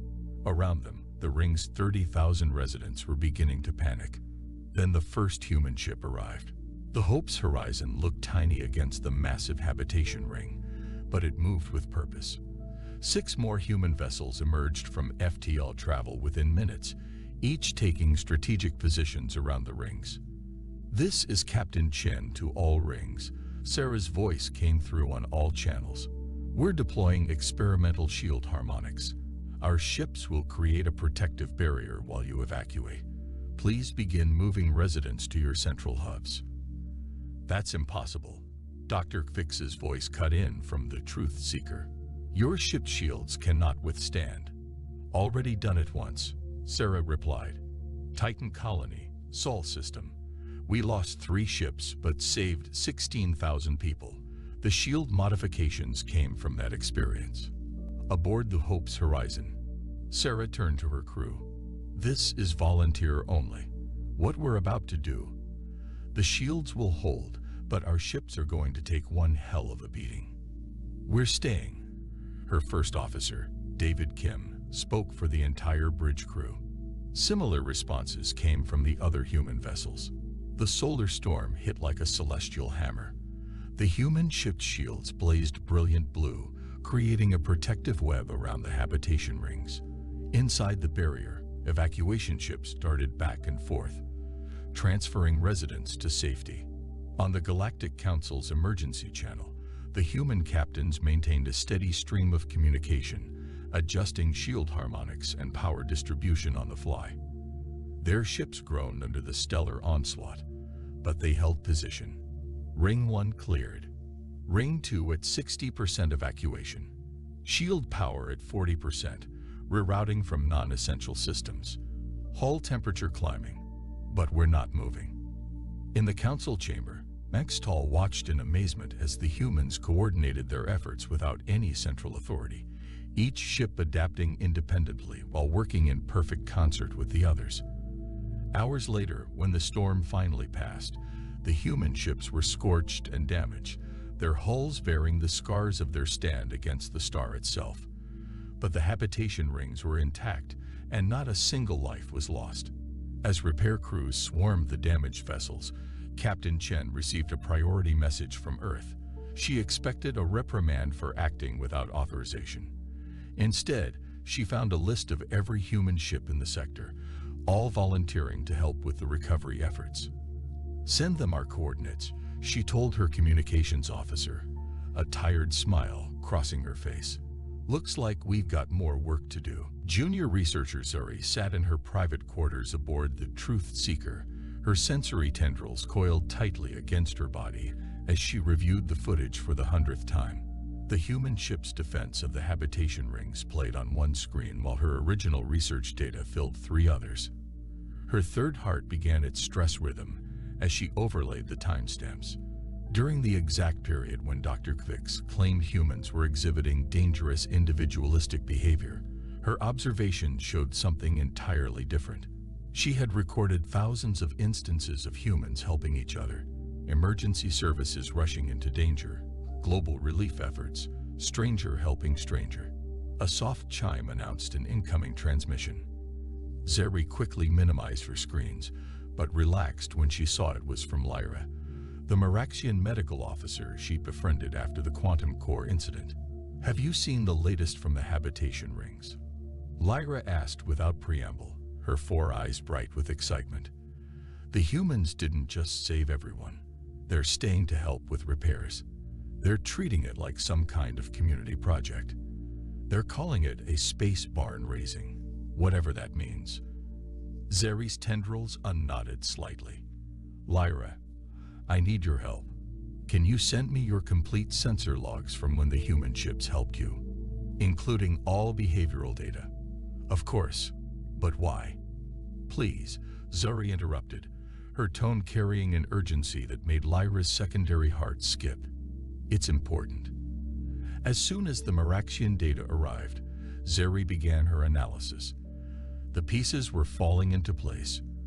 Dr. Kvix's report had used selective editing so subtle that even the Galactic Council's fact-checkers had missed it. He had taken footage of human emergency responses and reframed them as chaotic behavior. Scenes of humans rushing into danger to help others were labeled as reckless individualism. Her door chime sounded. Enter, she called, quickly saving her work to a secure data crystal. Dr. Kvix himself glided in, his senior researcher robes immaculate as always. Ah, Zeri, still analyzing the human response to the solar storm. Fascinating display of their chaotic nature, wasn't it? Actually, sir, Zeri straightened her posture, all four of her hearts pounding. I've been reviewing our original research. All of it. Kvix's primary tendrils twitched. There's no need. My report was quite thorough. Like how thorough you were in editing out the human emergency services. Zeri projected an original footage stream onto her main screen, or how you removed every instance of their relief efforts. You don't understand. Kvix's color patterns shifted to warning hues. The Scatheri have spent centuries building our reputation as the galaxy's humanitarian leaders. When we discovered humans, their natural tendency to help others threatened everything we worked for. Their chaotic, unstructured assistance makes our carefully organized aid programs look less impressive. Zeri completed, her tendrils fully extended now in a stance of challenge. So you deliberately misrepresented them to the Council. I presented the facts in a way that protected our cultural heritage. Kvix countered. The Scatheri way is about order, structure, proper procedures. The Scatheri way is about truth. Zeri cut in. She initiated a data transfer to the Galactic Council's secure channel. That's why I'm sending them everything. The original footage, the edited versions, the timestamps showing deliberate manipulation. Even this conversation. Kvix's colors paled. You cannot. My reputation is worth less than the truth, Zeri finished, and worth far less than the lives that could have been lost if humans had followed our warnings and stayed away when they were needed. As Kvix fled her quarters, Zeri received another transmission from Lyra. More human ships had arrived at the habitation rings. They were organizing repair teams, sharing resources, teaching local engineers their shield modification techniques. Zeri added this new footage to her report. Let the Council see humans as they truly were, not as threats to anyone's reputation or status, but as beings who helped simply because they could. Because that's what humans did. And maybe, she reflected as she authorized the final data transfer, it's what the Scatheri could learn to do too. The Grand Council chamber had never been so silent. The holographic displays showed Zeri's unedited footage in its entirety. Hours of human emergency responses, disaster relief efforts, and spontaneous acts of assistance. Chief Administrator Mextel's crystalline form remained still, absorbing every detail. Researcher Zeri. Mextel's voice resonated through the chamber. Your evidence is overwhelming. We owe humanity a profound apology. Zeri stood before the Council, her tendrils relaxed for the first time in days. Beside her, Captain Sarah Chen of the Hope's Horizon watched the proceedings with quiet attention. The human captain had been invited to represent Earth's interests during this historic session. However, Mextel continued, these revelations raised disturbing questions, not just about the Scatheri deception, but about our own protocols. The administrator's crystal matrix pulsed with new colors.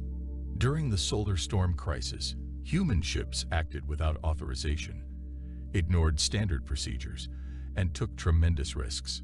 And in doing so, they saved millions of lives. The chamber erupted in discussion. A Pleiadian representative rose, their bioluminescence bright with emotion. The humans' methods during the evacuation defied all established protocols. Each ship acted independently, yet somehow maintained perfect coordination. It shouldn't have worked, but it did. Because we didn't have time for protocols. Sarah spoke for the first time, her voice carrying clearly through the chamber. In a crisis, every second spent waiting for authorization costs lives. My crew knows this. Every human ship knows this. We act first and file the paperwork later. Precisely. Maxtell's colors shifted to decision patterns. And that is what we must learn from humanity. Their greatest strength isn't their technology or their resources. It's their ability to act decisively while working together. Each human ship during the crisis made independent decisions while supporting the others. No central authority, no approval chain, just immediate action. The Council's historians began recording as Maxtell outlined a series of radical changes. Emergency protocols would be streamlined. Ships of all species would be empowered to render immediate assistance. The emphasis would shift from proper procedures to practical results. In the observation gallery, Lyra watched with all four eyes wide. The Maraxian medical officer had been invited as a witness, along with representatives from dozens of species who had experienced human assistance firsthand. Each had their own story of how humans had helped them without hesitation or expectation of reward. There's more. Zeri stepped forward, her research tendrils extended. The human concept of paying it forward. It's spreading. The Centaurian fleet has already modified their patrol routes to include wellness checks, just like human ships do. The Aldebarans are establishing their own emergency response teams based on human models. Even some young Scatheri are volunteering for immediate disaster response training. Sarah smiled at this. Her crew had been teaching emergency response techniques to anyone who wanted to learn. The Hope's Horizon had become a floating classroom between missions, with engineers and medics from a dozen species learning human methods of rapid response and adaptation. Which brings us to our next decision, Maxtell announced. We propose the establishment of a new emergency response network, not controlled by the Council, but coordinated between all willing species, a system that combines human adaptability with the unique strengths of each civilization. The chamber's holographic displays shifted, showing a map of known space. Points of light indicated every registered ship that had volunteered for the new network. The number was staggering. Thousands of vessels from hundreds of species, ready to help anyone in need. We were wrong about humanity, Maxtell concluded. We saw their independence as a weakness, their emotional responses as a flaw. Instead, they have shown us a better way. Not through rigid structures or careful protocols, but through immediate action and genuine care for others. Sarah stood a little straighter, feeling the weight of the moment. We're not special, she said simply. We just believe that helping others is the right thing to do. And it seems we're not the only ones who think that way. As if to prove her point, an emergency signal flashed on the chamber screens. A transport was in trouble near the outer rim. Before the Council could respond, ships of 6 different species were already changing course to help. Not because they had to, not because it was protocol, but because that's what people did when others needed help, no matter what species they happened to be. The Earth-designed Emergency Response Center floated serenely in orbit around Proxima Centauri, its crystalline observation dome reflecting starlight in patterns that please both human and alien aesthetics. Inside, Zeri stood before the main control center, her research tendrils moving gracefully across the holographic displays as she monitored rescue operations across 3 sectors. 1 year had passed since the Council's historic decision, and the galaxy had changed in ways no one could have predicted. The young Scatheri scientist now led the Joint Species Emergency Response Initiative, or JSERI, a position that would have been unthinkable in the old days of rigid hierarchies. Incoming priority signal, announced Lyra from her medical coordination station. The Maraxian's 4 eyes focused on the data stream. Passenger liner reporting engine troubles in the outer rim. 200 civilians aboard. Zeri's tendrils flowed through the sector data. Nearest vessels. 3 ships already responding. Lyra reported with a smile. The human vessel Star Shepherd, a Sktheri research ship New Horizon. And this is interesting, the Healing Light. Zeri recognized the name. It was Lyra's old ship, now part of the Rapid Response Fleet. On the main screen, she watched the 3 vessels converge on the liner's position. No hesitation, no bureaucratic delays, just immediate action. Captain Sarah Chen's voice came through the comm system. She had been appointed as humanities representative to JSERI's advisory board, though she still preferred active duty on the Hope's Horizon. Zari, just finished reviewing your proposal for the new training program. The combination of Sktheri analytical methods with human practical exercises is brilliant. When can we start? The first class begins next week, Zeri replied, watching as the rescue ships reached the liner. We have students from 12 species enrolled. Even Dr. Kavix has volunteered to teach the theoretical components. That had been an unexpected development. After the scandal of his deception, Kavix had resigned his position in shame. But months of watching humans work alongside his people had transformed him. He now dedicated himself to understanding and teaching what he once feared: the art of immediate practical assistance. The main screen showed the rescue in progress. The human ship provided power support, while the Sktheri vessel used its advanced sensors to diagnose the engine problem. The Healing Light stood ready to receive passengers if evacuation became necessary. 3 species working in perfect concert, each contributing their unique strengths. Director Zeri, a young Sktheri aide, approached, offering a data crystal, the latest statistics from the network. The numbers were remarkable. Emergency response times had decreased by 60%. Survival rates in crisis situations had nearly doubled. But more impressive were the cultural changes. Species that had once been rigidly isolated now worked together regularly. Knowledge and resources were shared freely. New emergency signal, Lyra announced. But it's different. A Denibian colony is requesting assistance with a planetary engineering project. Not an emergency, they just need help. Zeri felt her heart's warm. This too had become common. Species reaching out for help before situations became critical, knowing they would be met with willing assistance rather than bureaucratic procedures. I remember, Sarah's voice carried a smile, when we were told humans wouldn't assist.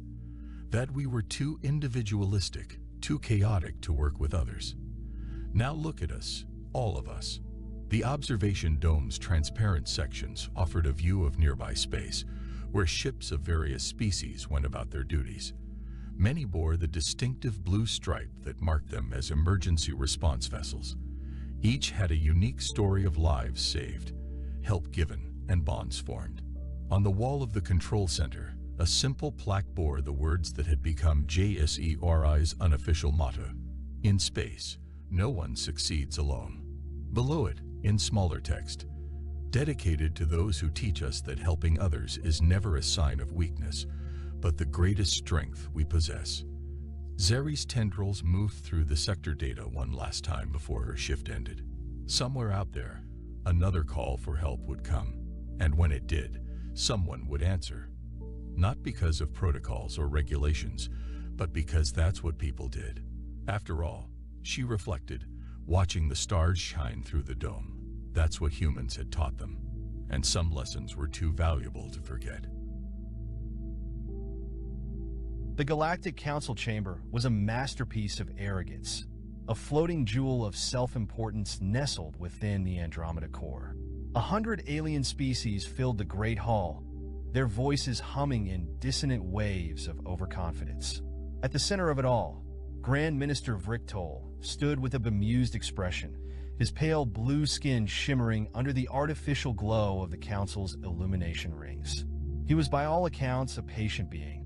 He had listened to the rise and fall of countless civilizations, overseen the induction of newly discovered species, and rarely found himself troubled by lesser creatures. But humans? Humans were an anomaly he found almost insulting. The primitives call themselves Homo sapiens, he declared, flicking through a holographic dossier with deliberate distaste. A species so reckless, they nearly wiped themselves out multiple times before achieving interstellar infancy. Ripples of laughter echoed across the chamber. A gelatinous being from the Ketsith Dominion wobbled with amusement, its translucent core pulsating as it spoke. They still burn fossil fuels for energy? Absurd. Another counselor, a reptilian delegate from the Zelver Imperium, hissed in amusement. Their combat history is even worse. They war with themselves over imaginary borders and ritualistic grievances. Primitive, self-destructive, Vrictol, let the mockery settle before continuing. Our intelligence suggests their war instincts are reactionary, not strategic. They lack discipline. They fight with brute force rather than calculated efficiency. He dismissed the hologram with a wave of his three-fingered hand. They are not a threat, and yet, some caution remained. There had been reports, scattered, fragmented accounts, of human soldiers exhibiting terrifying levels of endurance and adaptability. But data, as always, could be manipulated. Anecdotal evidence meant nothing. A decision was made. The humans would be observed, cataloged, and disregarded. It should have been simple. The first mistake came within hours of deployment. The Council had authorized a discreet surveillance operation, a standard protocol for assessing pre-fold civilizations. A probe was dispatched, small enough to avoid detection, but advanced enough to gather necessary data. It drifted into Earth's upper atmosphere, adjusting its cloaking frequency, scanning the planet's surface. It didn't last 20 minutes. Somewhere in the middle of the North American continent, a farmer named Earl Simmons saw something glint in the sky, muttered something about damn government spies, and shot the probe clean out of the air with a hunting rifle. The bullet shouldn't have been capable of penetrating its outer shell. It did anyway. The Council dismissed it as an anomaly. Then they sent a stealth recon ship. That ship lasted exactly 1 hour before the internet got hold of the footage. It had landed quietly, just outside of a place called Nevada. Its crew convinced their cloaking technology would keep them undetected. What they hadn't accounted for was a group of amateur conspiracy theorists armed with night vision cameras, Wi-Fi, and a pathological distrust of anything unidentified in their airspace. Within minutes, social media was flooded with live feeds. Aliens confirmed trended globally. U.S. military radar locked onto the disturbance, scrambling a rapid response unit before the reconnaissance crew even had time to send their initial scans. By the time the ship's pilot, an overworked Zelver technician, managed to activate the emergency recall beacon, the entire planet was in an uproar. It was around this time that the Council realized that maybe, just maybe, they had miscalculated. Jack Callahan had spent the last 10 years of his life getting very good at things most people never wanted to be good at. He was a Navy SEAL, and a damn good one. His official military record was classified, but if someone were to read between the lines, they would find stories of impossible survival, absurd victories, and a trail of bodies that stretched across 3 continents. But ask Jack about his achievements, and he'd simply say he was good at problem solving. That's why he wasn't surprised when his team was called into a high-security briefing room deep in an undisclosed military base. A general stood before them, arms crossed, looking less than thrilled. A massive screen flickered behind him, replaying footage from the so-called Nevada incident. A grainy, black and white feed displayed a clearly visible alien ship hovering over desert terrain, its outline shimmering as it struggled to maintain cloaking integrity. Jack frowned. Tell me that's just some new deepfake tech. Please. Wish I could, the general replied. We intercepted this transmission before the ship self-destructed. The room fell silent as an alien voice played through the speakers, rough and guttural, but unmistakably intelligible. The humans should not have seen us. Their technology is primitive. This does not make sense. Requesting immediate extraction before. The transmission cut off in a sharp burst of static. Jack sighed, leaning back in his chair. So let me get this straight. A bunch of aliens showed up, got caught by a guy with a YouTube channel, panicked, and then what? Blew themselves up? That's the problem, the general said. We don't know why they were here, or what they wanted. But this wasn't a peaceful visit. They were gathering data, studying our world, and that means they're coming back. Jack rubbed his temples. He had spent years preparing for every imaginable enemy. Aliens? Not on the list. And yet, the part of his brain that thrived on chaos was already shifting into gear. All right, he muttered. Let's find out who they are. The Galactic Council was not accustomed to being ignored. For millennia, their authority had been absolute. When they observed a species, they expected that species to remain observed, passive, unknowing, and ultimately inconsequential.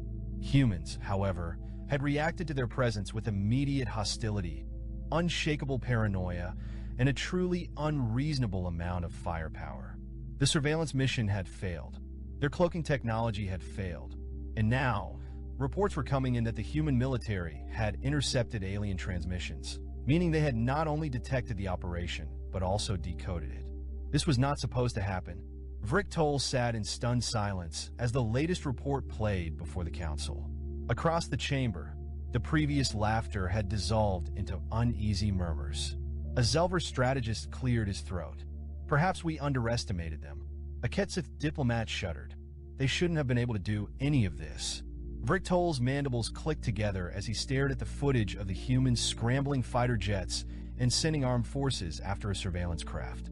He had spent years studying the rise and fall of civilizations. The rules were simple. Lesser species obeyed. Lesser species feared. But these humans? They didn't fear. They fought. And now, the entire council was beginning to understand something horrifying. They had laughed at humanity. But humanity had just declared war. The silence in the briefing room was heavy, the kind that settled in just before something irreversible happened. Jack Callahan leaned against the steel table, arms crossed, eyes flicking between the flickering alien transmission on the screen and the uneasy faces of the brass in the room. He had been in plenty of briefings like this before, covert operations. High-stakes missions where the wrong decision meant a body count. But this was something different. He had spent his career eliminating threats that bled red, just like he did. Now, for the first time, he was staring down an enemy that bled. Well, if they bled at all, it sure as hell wasn't red. The general broke the silence. The president wants answers. Command wants a strategy. I want you to tell me if we should be afraid. Jack exhaled through his nose, a slow, deliberate breath. I don't do fear, sir. I do action. He turned back to the screen, watching the grainy footage of the alien ship again. Something didn't sit right with him. They had technology that should have made them ghosts, and yet they had been caught. Not just caught, panicked. Whatever these things were, they had expected an easy in-and-out mission, and now they were scrambling. Which meant one of two things. Either they were incredibly arrogant, or they had never encountered a species like humans before. Jack pushed off the table, stretching his shoulders. We need to send them a message. The general's brow furrowed. We don't even know where to send one. Jack grinned. Then we make them come to us. The room shifted, the other officers exchanging uncertain glances. It was one thing to react. It was another to provoke. But Jack had spent too many years on the front lines to sit back and wait for someone else to make the first move. This wasn't just reconnaissance anymore. This was a challenge. Tell me we have access to their signal, he said. A tech officer nodded. Barely. Their encryption is leagues ahead of ours, but we've cracked part of their transmission relay. We can send something through, short range, nothing complex. That's all I need. Jack stepped up to the control panel, rolling his shoulders. If the aliens were listening, then he wanted to make sure they got a proper introduction to humanity. He tapped into the relay, fingers gliding over the console as he overrode the outbound encryption. Then he typed one sentence. Hold my beer. A moment passed, then another. The general groaned. Jesus Christ. Jack grinned. They'll understand. And he was right. 3 hours later, deep in the cold abyss of space, aboard the primary Galactic Council command vessel, alarms blared across the bridge. Vrick Toll paced furiously, his elongated fingers twitching as he read the translated human transmission. Around him, the other council members gawked at the screen, confused, horrified. Hold my beer, one of the delegates repeated, voice thick with uncertainty. What does it mean? We don't know. Vriktol snapped. But we intercepted it through our relay, which means he hesitated, his mind racing. The humans had not only cracked a fragment of their encrypted channels, but had sent a direct response through it. That shouldn't have been possible. The complexity of their communication relays alone should have kept human technology decades away from even detecting their presence, much less interacting with them. And yet, here they were. The phrase itself was meaningless, nonsensical human gibberish. But the implications? That was the real nightmare. They were being mocked. One of the analysts, a Zelver with twitching secondary eyelids, spoke in a low, anxious tone. There is a pattern with human linguistics. This phrase, "hold my beer," appears in several transmissions from their digital archives.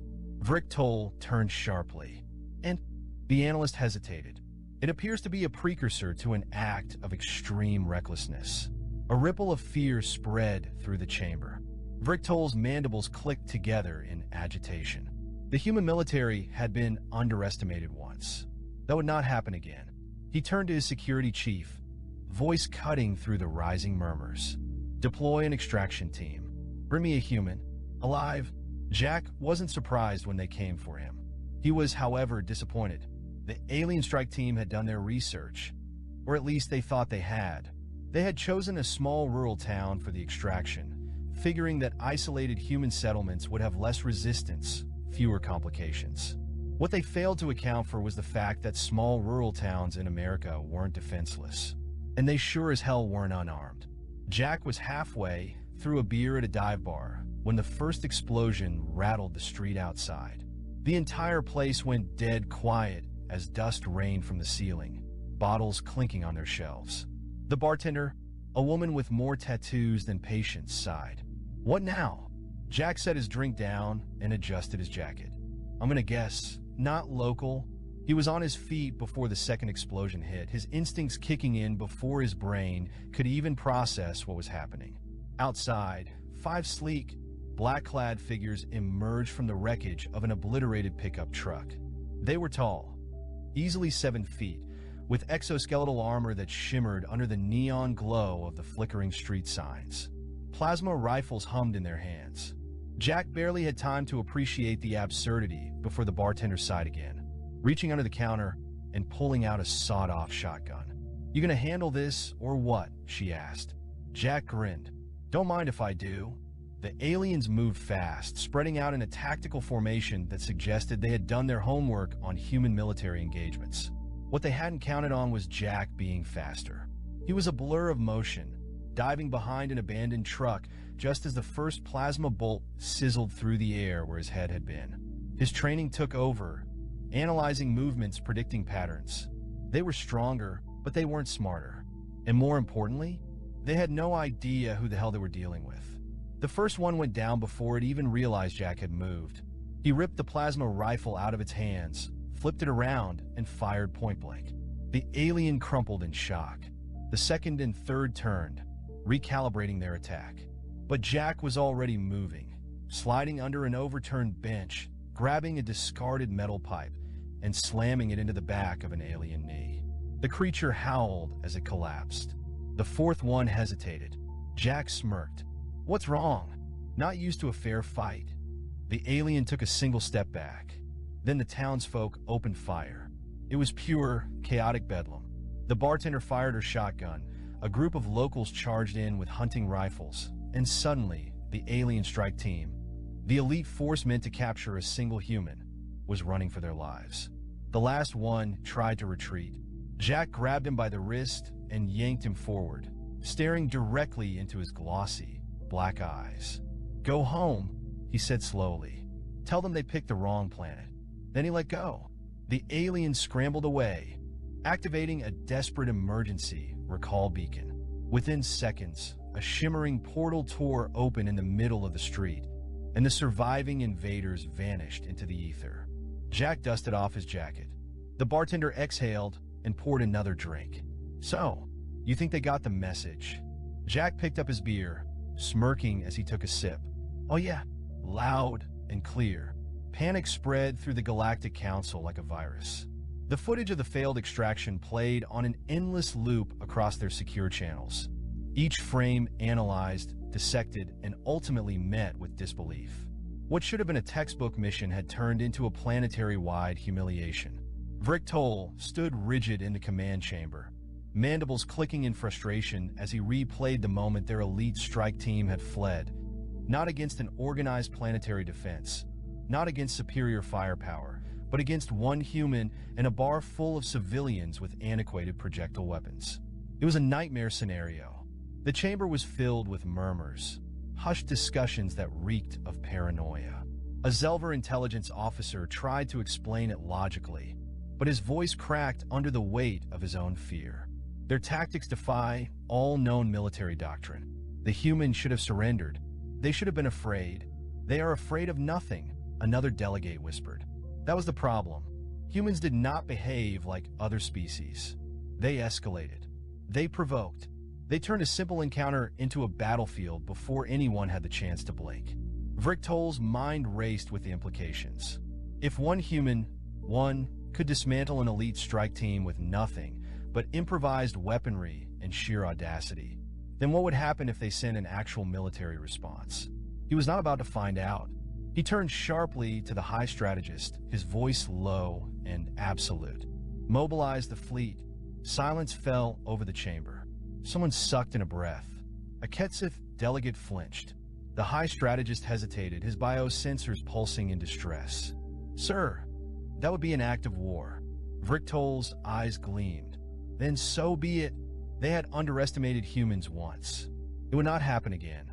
Within hours, the vast armada of the Galactic Council, 10,000 warships strong, the most advanced fleet in the known universe, began its approach to the Sol system. Jack Callahan was halfway through a bag of beef jerky when his comm unit buzzed. He picked it up lazily, still amused at the reports flooding the internet about drunken hillbillies repelling an alien invasion. Yeah, the voice on the other end belonged to his superior, and it sounded significantly more alarmed than usual. You need to get to base. Now. Jack crumpled the bag. Standing up? That bad? Worse. Minutes later, Jack was back in the same high-security briefing room, but this time, no one was smirking. The massive screen on the far wall displayed something that should have been impossible. A fleet. Not a handful of ships. Not another stealth probe. A goddamn armada. Rows upon rows of monstrous warships hovered at the edge of the solar system, positioned like a coiled snake, waiting to strike. They were bigger than anything humanity had ever built. Their sleek, midnight black hulls lined with glowing alien runes. Their weapon systems humming with an energy signature that shouldn't exist. The general folded his arms, looking 10 years older in just a few hours. They're demanding a full planetary surrender. Jack raised an eyebrow. Well, that's ambitious. The tech officer swallowed. They gave us 3 hours to comply before they initiate what they called a demonstration of power. Jack exhaled, staring at the screen. All right, what's the play? The general's jaw tightened. We're working on it. Jack smirked. Translation: we got nothing. No one disagreed. Vrick Toll stood at the helm of his command vessel, staring down at the distant blue and green orb of Earth. His clawed hands flexed at his sides as the timer ticked down. 3 hours. Enough time for the humans to process their insignificance. Enough time for them to break. He turned to his fleet captain. Prepare the demonstration. The captain gave a stiff nod before relaying the order. Moments later, a massive dreadnought at the fleet center powered up its primary weapon. A planet-killer device that had turned lesser worlds into smoldering husks. This was not meant to destroy Earth, only to remind them that it could be done. A single shot, aimed at one of their lesser moon installations, would be enough to sever any illusions of defiance. And yet, something nagged at the back of Vrick Toll's mind. The humans weren't responding. They weren't panicking. They weren't negotiating. They weren't doing anything. A deep, unsettling dread began to creep into his gut. Then, the humans responded. Jack stood next to the transmission console, arms crossed, watching as the general debated with the Joint Chiefs, as scientists scrambled to come up with some way to counter a fleet that could glass their entire civilization in an afternoon. He tapped his fingers against the metal console, thinking. Then he did something no one expected. He reached over, flipped the outgoing transmission switch, and typed one message. "You'll ever hear of the Alamo?" The general turned in horror. "What the hell are you doing?" Jack grinned, making sure they understand what happens when you corner a Texan. The Galactic Council received the message instantly. Vrictol stared at the transmission screen, waiting for more, waiting for anything. That was it. That was the entire human response. Not a surrender, not a plea for mercy, not even a warning, just a reference to some ancient human battle. Vrictol barked a command.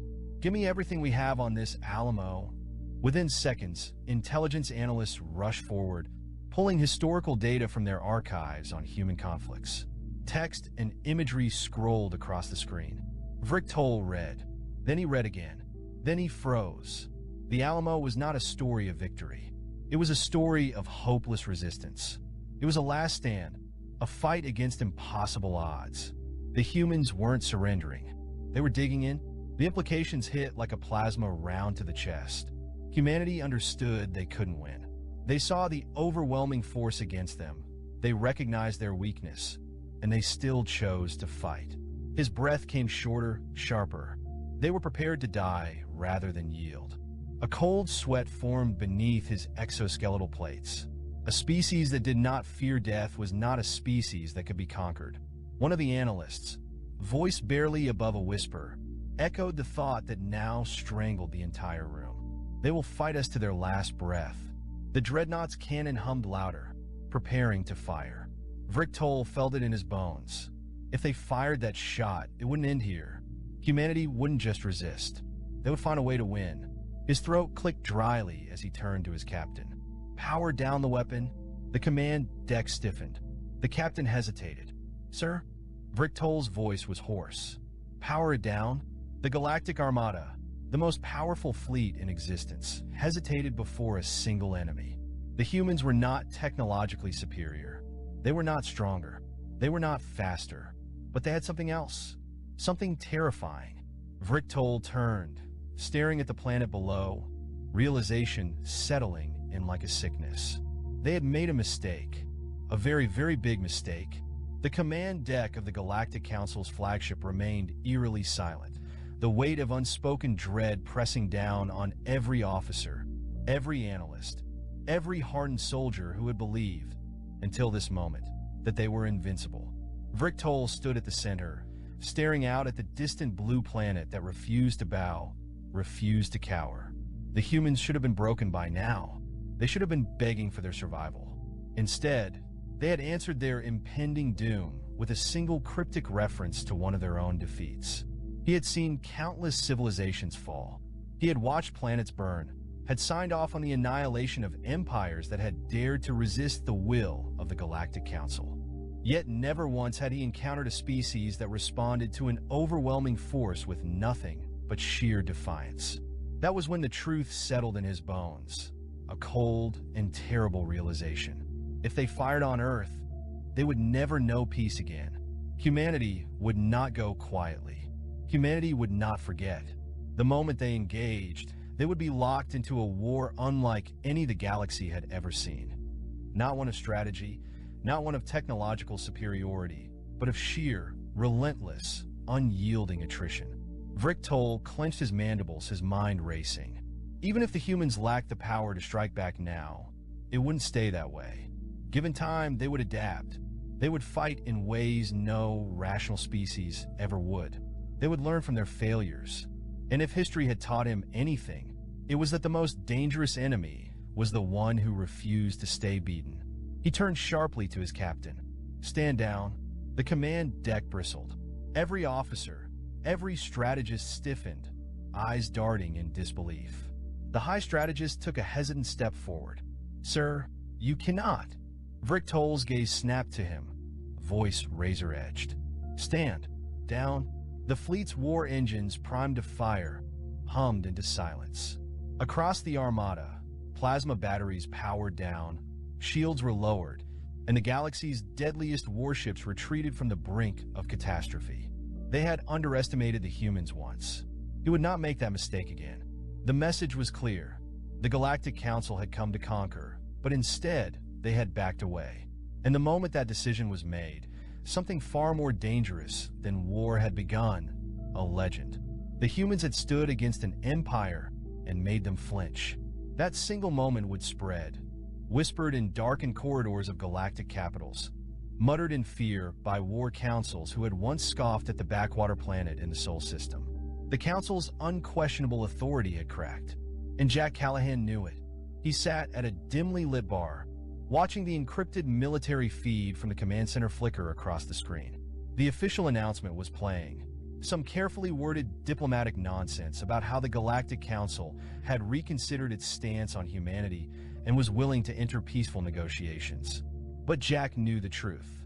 They had blinked. He took a slow sip of beer, letting the moment sink in. The bartender raised an eyebrow. So that's it? Aliens showed up, threw a fit, and left. Jack smirked. Not quite. They're not scared of us yet. But they're getting there. The bartender snorted. So what happens next? Jack set his drink down, leaning back in his chair. Well, he mused, we just proved we're too much trouble to kill. Which means now they're going to start trying to make deals. And he was right. 3 weeks later, the Galactic Council's first diplomatic envoy arrived, escorted by warships that pretended they weren't afraid. They came with carefully rehearsed words, with hollow pleasantries, with offers of peaceful cooperation. But beneath the veneer of diplomacy, the truth was written across every anxious expression, every nervous glance. They had come not as conquerors, but as men afraid of what they had woken up.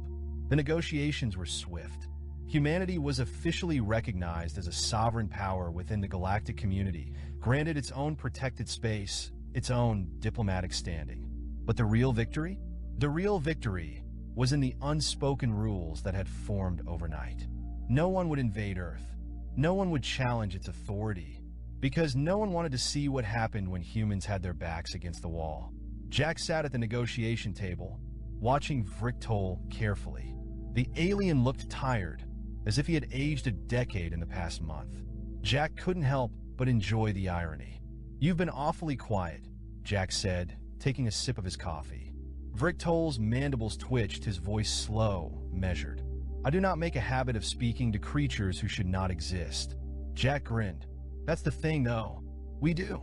Vrictol studied him for a long moment before exhaling through his gills. You were not supposed to be a threat. Jack shrugged. Yeah, well, we weren't supposed to beat the British in 1776 either. But here we are. A flash of irritation passed over the alien's face. Your species thrives on chaos. Jack leaned in, voice low. Buddy, we are chaos. Vrictol's fingers flexed against the table, his unease barely masked beneath a thin veil of diplomacy. He had feared war. Now, he feared something worse. He feared what humans might become. The meeting concluded with empty pleasantries, handshakes, and carefully posed photographs. But as the aliens boarded their sleek, advanced ships and prepared to leave, Vrictol took one last glance at the humans before him, a shadow of uncertainty lingering in his eyes. He knew this wasn't the end. He knew that, someday, the Galactic Council would have to face the truth. They had made a terrible mistake, and humanity was just getting started. Jack watched as the alien ships lifted off, disappearing into the stars, leaving behind a planet that had not surrendered, had not cowered, had not broken. He finished his coffee, exhaling slowly. Then he smiled. Told you we were special.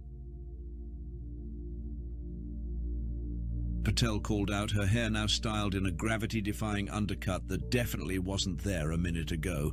The beam is having an unforeseen effect. They're weaponizing the pretentiousness. On screens across the command center, they watched as humans worldwide began doing exactly what they'd been influenced to do, but with such enthusiastic incorrectness that it was actually damaging the alien ships. Those fools, Dr. Patel whispered in awe. They forgot about human entropy. We don't just embrace trends, we transform them into something completely unrecognizable. In orbit, Commander Vexathor watched in horror as his invasion force began to crumble under the weight of humanity's response. What are they doing? This isn't how you're supposed to be pretentious. They're not even using proper coffee brewing temperatures. His flagship rocked with another blast from the Mall of America cannon, this one carrying the concentrated essence of every reality TV show ever made. 3 support ships immediately went dark, their crews overwhelmed by the sudden compulsion to start drama and form alliances. Supreme Commander, his communications officer called out, now sporting a handlebar moustache and suspenders. We're receiving reports from the homeworld. The Council of Superior Taste is... Speak, damn you. They're unfollowing us on Space Instagram. The bridge fell silent. To be unfollowed by the Council was the ultimate shame in Crixothalian society. Vexithor's face tentacles drooped in despair. Back on Earth, Max noticed something on the tactical displays. They're pulling back. Their fleet is regrouping at the dark side of the moon. Not retreating, Kai corrected, studying the data. Look at these energy readings. They're gathering their remaining ships for one massive attack. They're going to try to compress all their remaining hipster energy into a single blast. Dr. Patel's eyes widened behind her now thick-rimmed glasses. If they release that much concentrated alternative culture at once, it could turn the entire planet into one giant artisanal coffee shop. How long do we have? Max demanded. So about 20 minutes, Kai calculated. Just enough time for one last desperate plan that probably shouldn't work, but will because that's how these things go. Dr. Patel suddenly went very still, which was concerning because no one had seen her stop moving since the invasion began. The cats, she whispered. What? The cats, don't you see? They've been helping us all along. She spun to her console, fingers flying over the keyboards. They're natural generators of both mainstream and alternative energy. They're simultaneously basic and hipster. They transcend the very spectrum we're fighting over. Understanding dawned on Max's face. That's why the aliens tried to warn us through them. The cats knew their weakness because they naturally exploit it. Exactly. Dr. Patel was now practically vibrating with excitement. Quick! Someone get me every cat video ever made and the world's largest ball of yarn. We're going to turn this weapon up to 11. I thought it only went up to 10, Kai said. We're going to add one more, obviously. As the alien fleet gathered their strength for one final attack, humanity prepared their ultimate defense. The Mall of America hummed with power as its systems were reconfigured to incorporate feline energy. Around the world, millions of cats suddenly sat up, turned toward the moon, and began plotting the downfall of an alien civilization, which, to be fair, wasn't that different from what they usually did. Ready for final configuration, Kai announced, though I still think the giant cardboard box on top of the mall is overkill. Trust me, Dr. Patel grinned. No cat can resist a cardboard box even in space. The fate of Earth hung in the balance, dependent on humanity's ability to out-basic the aliens while simultaneously weaponizing their own pretentiousness against them, all while using cats as the ultimate cultural amplifiers. It was, as Commander Max Reynolds would later write in his memoir, quite possibly the stupidest plan that ever saved the world. But then again, sometimes the stupidest plans are the ones that work best, especially when cats are involved. The final battle for Earth's cultural integrity began exactly the way you'd expect, with the largest synchronized cat video screening in human history. As the alien fleet prepared to fire their compressed hipster beam, humanity deployed their secret weapon, concentrated authentic inauthenticity.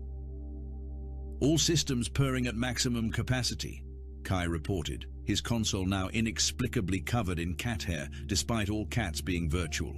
Feline alignment at 98% judgmental. Dr. Patel stood at her station, now wearing what appeared to be a lab coat made entirely of memes. Charging the basic bombardment battery, all Karen energies are focused and ready to demand to speak to the alien manager. Commander Max Reynolds took one last look at the tactical display, which had somehow become a live feed of cats reacting to cucumbers. Lieutenant Parker, status of Operation Get These Kids Off My Lawn. Boomer energy at maximum, sir. Facebook complaint algorithms are primed and ready. The alien fleet loomed above, their ships now glowing with the purple light of pure, distilled hipsterism. Commander Vexithor stood on his bridge, face tentacles twirling his artisanal mustache wax into ever more complex patterns. "Prepare to fire the ultimate alternative," he commanded. "Show these basics the true meaning of being underground." That's when humanity struck. The Mall of America blazed with light as it unleashed its full power. The beam that shot skyward contained every awkward family photo, every dad joke, every minion meme, and every live, laugh, love sign ever created. But at its core, amplified by the quantum-entangled cat videos, was something even more powerful: humanity's complete lack of shame about any of it. The blast hit the alien fleet just as they fired their hipster beam. For a moment, the two energy streams met in space, creating a spectacular light show that would later be described as what would happen if TikTok and Tumblr had a baby and that baby was raised by Pinterest. Then the cats took over. Millions of feline minds connected through the quantum meme network decided collectively that the alien ships looked like really big cardboard boxes. And everyone knows that if there's a box, a cat must sit in it. The virtual cats pounced. Alien ships began falling out of formation as their systems were overwhelmed by unstoppable waves of cat videos, their quantum drives clogged with virtual hairballs. Across the fleet, critical systems were replaced with scratching posts and weapon controls transformed into small red dots that no one could quite catch. "What is happening?" Vexithor screamed as his flagship's bridge slowly filled with holographic catnip mice. "This defies all laws of physics and good taste." "Sir," his science officer called out, now mysteriously wearing cat ears, "our hipster field is collapsing. We're becoming what? Mainstream." The combined force of humanity's shameless basic energy and quantum cat mechanics proved too much for the alien fleet. Ships began surrendering one by one, their crews throwing down their artisanal weapons and admitting that maybe, just maybe, some popular things were popular for a reason. Commander Vexithor was the last to surrender, and only after his entire ship had been turned into what was essentially a giant space cat tree.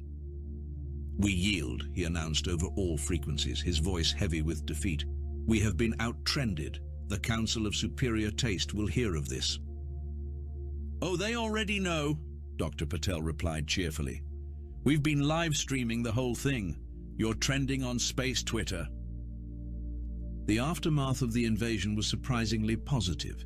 The Crixothalians, once freed from the burden of maintaining their hipster superiority, turned out to be quite pleasant. They helped rebuild Earth's destroyed novelty architecture, though they insisted on adding ironic touches that everyone politely ignored. Commander Max Reynolds was hailed as a hero, though he maintained that his greatest contribution was not trying to understand anything that was happening and just going with it. He retired to open a coffee shop that served both artisanal space coffee and regular drip coffee, creating a neutral ground for humans and aliens alike. Dr. Luna Patel went on to win the Nobel Prize in Physics for her groundbreaking work in quantum meme mechanics. Her acceptance speech, delivered while wearing a lab coat that displayed cat videos in real time, was interrupted 17 times by spontaneous TikTok dance breaks. Engineer Kai Anderson did eventually propose at the rebuilt world's largest ball of rubber bands. The ceremony was attended by both humans and aliens, and yes, there was an interpretive dance number. As for the cats, well, they went back to doing what cats do best, acting like they'd saved the world on purpose, and it was all part of their plan anyway. No one could prove otherwise. The invasion had lasted exactly 1 week, caused nearly 0 casualties, though several million cases of second-hand embarrassment were reported, and gave humanity its first real victory in interstellar warfare. More importantly, it taught the galaxy a valuable lesson: never underestimate a species that can turn both its greatest strengths and most embarrassing weaknesses into weapons.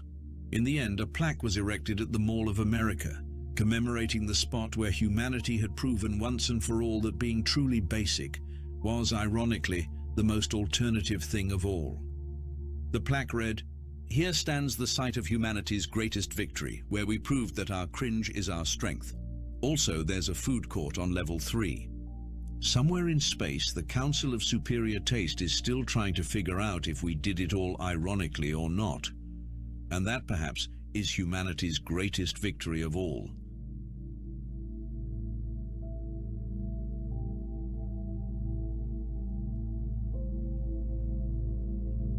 The first thing Larek Sanson noticed when the transport doors hissed open was the smell, humid and faintly metallic, like someone had tried to boil old coins in a greenhouse.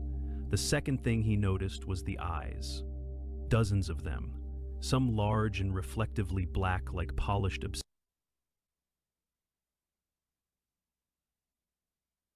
obsidian, others narrow slits that blinked sideways, all staring, adjusting the strap of his...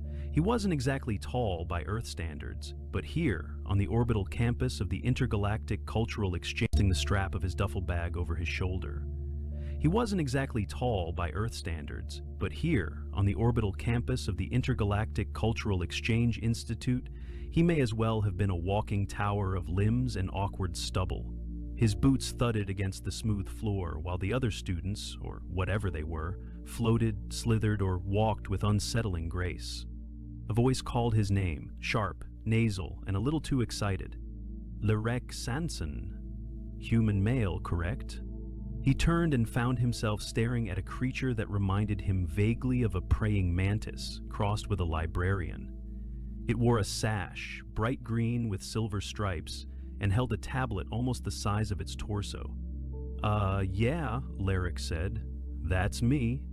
I am T-Cole, it replied, tapping the tablet with 2 digits.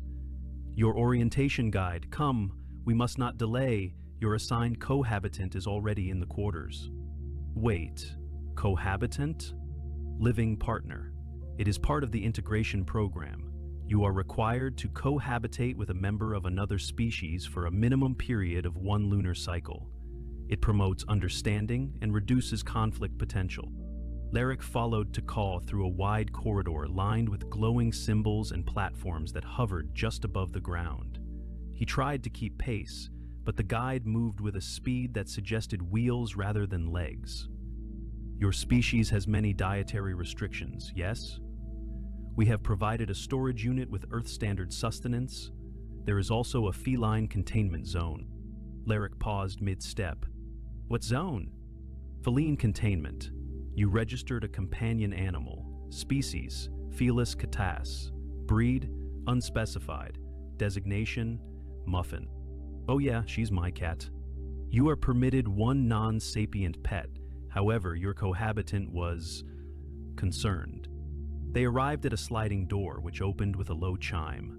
Inside, the room was large, clean, and divided into 2 distinct sections.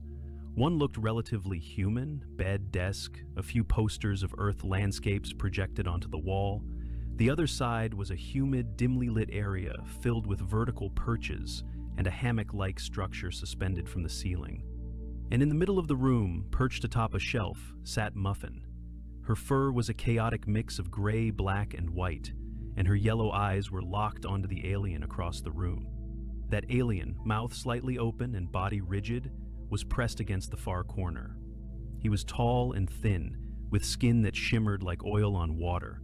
His arms were long, ending in 3 fingers each, and his eyes were wide, pupilless, and glowing orange.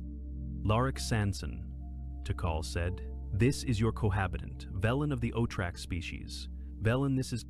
Why is it staring at me? Velin's voice was high-pitched and trembling. Larek dropped his bag and walked over to Muffin, who began to purr. He picked her up, cradling her like a baby. Say hello, Larek said calmly. She's my cat. Velen did not move. That is not a cat. That is a predator. It was watching my thoracic vein. It was calculating something. Yeah, probably whether she could nap on your hammock. Relax, she's harmless. Velen didn't relax. He backed further into the corner. Her teeth are visible. She's yawning, means she's bored, not bloodthirsty. T'Kal watched the exchange with academic interest. This is an excellent start to cross-species bonding. I will make a note of the emotional distress and update the observer drones. Good day. The door closed behind him, leaving Velen and Larek in silence, broken only by Muffin's purring. I will not sleep while it is outside containment, Velen said. She's not going in a cage. That's her room too. Valen's eyes flicked to Mufin, who was now curled on Larek's bed. Then I will build a barrier. It turned out Velen was a talented engineer. By the next evening, he had constructed a translucent dome around his sleeping area, complete with a pressure seal entrance and integrated alarm system. Muffin tried to jump on it once and slid off with a disgruntled chirp. Velen nearly fainted. The following week was filled with orientation lectures and cultural workshops. Larrick sat through seminars on galactic etiquette, interspecies dietary taboos, and the importance of never touching an Elthari's tail crest. He met other humans, but there were only 6 of them on the entire station. The rest were from over 100 different planets. "I don't get it," Larrick muttered one afternoon while waiting in line at the food dispenser. "You'd think with all this technology, y'all could make a decent pizza." Behind him, a squishy creature with 12 eye stalks nodded solemnly. Back in the quarters, Velen was gradually adjusting to Muffin. By adjusting, Larrick meant he now only flinched half the time she walked past. Muffin, for her part, treated Velen as an oddly shaped piece of furniture. It was 3 weeks in when everything went sideways. Larrick returned from xenobiology class with a headache and a half-finished essay on comparative respiratory systems. The door to the quarters slid open and he stepped inside. To chaos. The room was in disarray. Furniture overturned, lights flickering. Velen was on the floor, clutching his leg and making a high-pitched whine. Muffin was nowhere in sight. "What happened?" Larrick dropped his bag and rushed over. "It attacked me," Velen shouted. "It leapt from above. I did nothing. I was merely calibrating the airflow." Larrick knelt beside him. "Where are you hurt?" Velen pointed to his thigh. A set of shallow scratches marked his skin, oozing a purplish fluid. "She thought you were a toy or something. You gotta move slower around her." "It is a predator. She's a house cat. It pounced from the shelf." "Okay, that's fair." He helped Velen sit up and activated the med beacon on the wall. A glowing blue orb detached and floated toward them, scanning Velen's injury before emitting a soft chime. "Minor dermal lacerations," it intoned. "No infection present, no venom detected." "No venom?" Velen asked, horrified. There was a possibility of venom? "No," Larrick said. "She's not venomous, just Velen groaned and laid back on the floor. That night, Muffin was confined to Larrick's bed under protest. Velen reinforced his dome with a new layer of shielding. The next morning, Takal arrived with a clipboard and an expression Larrick would have called smug if he hadn't known better. "There has been a formal complaint. The feline may be required to undergo behavioral assessment. A tribunal will be held. Attendance is mandatory." Larrick blinked. "You're putting my cat on trial?" "Not a trial," Takal said. "An assessment. There are forms." Larrick sighed. He would have to defend Muffin in front of a panel of alien scientists, engineers, and politicians. And she didn't even care. She was licking her paw. The tribunal chamber smelled like disinfectant and ozone. Larrick sat at a narrow table made of something that looked like melted glass under a ceiling that pulsated faintly with pale cyan light. Muffin was in a transparent carrier beside him, curled with her paws tucked under, tail flicking irregularly.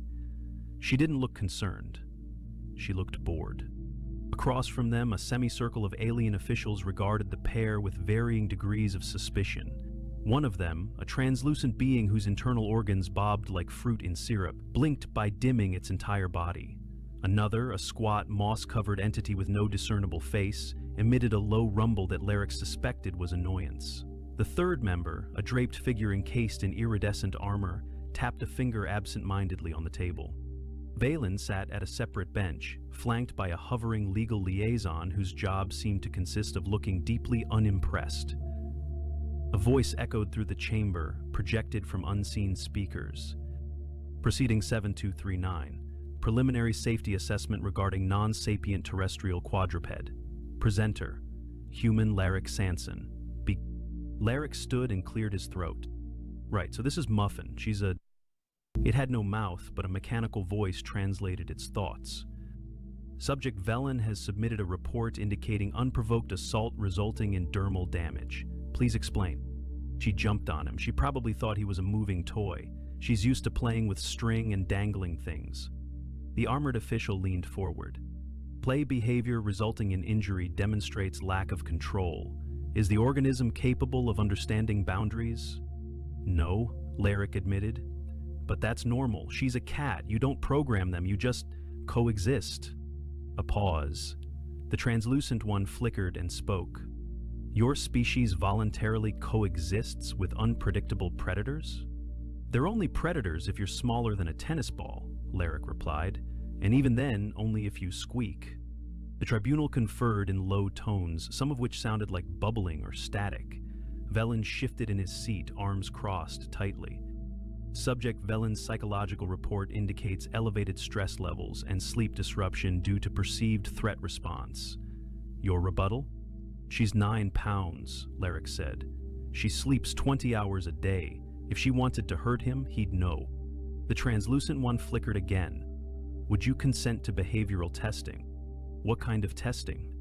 Standard threat response simulations, visual and auditory stimuli, observation of aggression patterns. Larrick turned to Muffin. She was licking her shoulder. Sure, but she's not going to do anything. At most, she'll ignore you. The tribunal nodded, and the armored figure tapped a control panel. A section of the floor slid open, revealing a low platform surrounded by clear walls that rose with a hum. A sliding panel on Larrick's side opened. Placed the organism within the enclosure. Larrick lifted Muffin's carrier, unlatched the door, and nudged her out.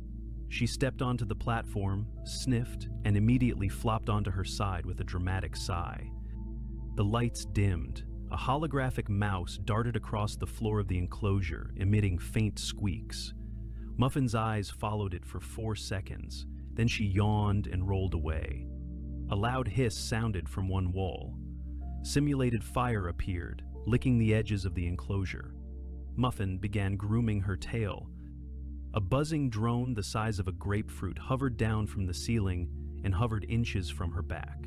She batted it once, missed, then closed her eyes. The translucent official turned back to Larrick. Subject displays no high-threat behaviors under stress stimuli. Assessment, low risk. Recommendation, conditional clearance. Velen half stood. It jumped on me from above. It has claws. It also ignored a fire and a flying ball of noise, Larrick said. She's basically a furry paperweight. The tribunal conferred again. After a moment, a chime signaled the end of the session. Organism is cleared for habitation. Subject Velen may request habitat adjustments. Proceeding concluded. Larrick collected Muffin, who was now purring faintly. As he latched the carrier, Velen approached, arms still crossed. I do not understand how a creature can be simultaneously harmless and terrifying. It's a cat thing, Larrick replied. They're inscrutable. Velen opened his mouth, then closed it again. Finally, he said, I will request a ceiling-mounted alert system. Back in their quarters, Velen had installed a motion sensor that chirped gently whenever Muffin moved above eye level. She had already learned to ignore it. 3 days later, Velen returned from a marine biology seminar, looking visibly agitated. He dropped his pack near the corner of his enclosure and paced in tight circles. What happened? Velen pointed sharply. I was placed in a group project with 2 humans and a Tharnakian. The humans were not alarmed by the Tharnakian's circulatory sacs, which rupture when overheated. One of them suggested using a personal fan to cool it off. The Tharnakian agreed. The fan was powered by a solar core battery. The Tharnakian absorbed the radiation and began to inflate. The humans took photos. Larrick blinked. Did it explode? No, it rotated rapidly and launched itself into the ceiling. Did anyone get hurt? No, it was applauded. Larrick sat down slowly. Yeah, that sounds about right. Velen paced again. I do not understand. Your species is illogical. You do not fear that which is dangerous. You coexist with wild creatures. You laugh during emergencies. Even your stress responses are inconsistent. We adapt. To what end? To everything. Velen stopped pacing. That is not sustainable. We're still here. That evening, Larrick received a message from the Exchange's Cultural Liaison Office. He'd been invited to participate in the Intergalactic Improvisational Problem-Solving Showcase. He assumed they wanted him to watch. Instead, the message said, "You've been nominated by 3 non-human students for your unique approach to adaptive thinking. Please prepare a demonstration of your on-the-fly engineering methods and practical field logic." Lyric frowned at the screen. "I haven't built anything." Velen emerged from his dome. "You put a heatsink in the communal kettle using a spoon and a hair tie. That was just so it wouldn't whistle like a dying elk. I nominated you." Lyric opened the fridge. "I'm bringing muffin." Velen didn't object. The showcase was held in a multi-environmental amphitheater with sections tailored to different species' needs: high humidity, low gravity, methane-rich air. Lyric's demo station was a table covered in assorted junk: hoses, clamps, wires, fans, bolts, empty boxes, and 1 deflated air bladder. An attendant with no neck and 3 elbows handed him a card. "Your challenge: construct a functional cooling system using available materials. Time limit, 20 minutes. Lyric stared at the card. "That's it?" "Yes." He scratched his jaw, glanced at the fan, then at the bladder. "Right." He tore the fan apart, used the frame to mount the bladder, crimped a hose around one end, then used nearby clamps to attach a looped coil around the base. He filled the coil with water from a hydration pod, wrapped the whole thing in foil from a snack wrapper, and angled the fan toward it. The result blew warm air that passed through the damp coil and out the bladder nozzle. It wasn't pretty, but it worked. The amphitheater erupted in a variety of non-human cheers: clicks, pulses, vibrations, and in one case, a burst of spores that spelled "approved" in midair. Afterward, a gelatinous scholar approached. "Your methods are inefficient, unstable, and dangerously intuitive. Fascinating." Back in the quarters, Lyric flopped onto his bed. Muffin climbed onto his chest and curled into a loaf. Velen sat by the terminal, watching a recording of the showcase. "You applied no calculations? No time. You used a food wrapper. It was shiny." Velen folded his limbs. "I will never understand you." Lyric yawned. "Good, that means we're doing it right." 3 days after the showcase, Lyric was elbow-deep in a malfunctioning nutrient recycler, trying to dislodge a clump of congealed algae paste with a bent stirring rod. The recycler unit had begun emitting a low, wet gurgle every 6 minutes, followed by a smell that reminded him of gym socks left in a sealed car. Velen had attempted to report it to maintenance, but the request was flagged non-critical and scheduled for review in 27 days. "I still do not understand why the device processes algae at all," Velen said, crouched nearby with a diagnostic scanner. "The nutritional profile is inferior to synthesized meal gels." "You ever eaten meal gel?" Lyric twisted the rod, dislodging a thick glob that splattered across the floor. "It tastes like someone gave up halfway through inventing food and decided texture wasn't important." "I have no tongue." "Exactly. You're missing the entire point." Muffin watched from the top of the recycler, tail dangling lazily over the edge. She had taken an interest in the unit ever since it started making noises, occasionally pawing at the intake grate in what Lyric assumed was either curiosity or deeply misplaced hunting instinct. Velen adjusted the scanner. "Pressure is stabilizing. I believe your structural interference has disrupted the blockage." Structural interference. That's a fancy way of saying I jammed it with a kitchen tool until it stopped being gross. It is not how I would have approached the problem. "Yeah, but your last solution exploded a humidifier." Velen narrowed his eyes. "That was a calibration oversight." A gentle chirp emitted from the wall panel. Takal's round face appeared in a translucent projection, mandibles twitching with what Lyric had come to interpret as bureaucratic urgency. "Attention, you are summoned to the Habitation Oversight Hall for immediate review." Velen stood up sharply. "Have we violated another regulation?" "No," Takal replied. "You are being recognized." Lyric wiped algae off his hands with a rag that had once been a sock. "Recognized for what?" "Your integration efforts and adaptive contributions have been deemed exemplary by the Cultural Integration Committee. You are to receive the Harmonious Coexistence emblem." Valen tilted his head. That is a rare commendation.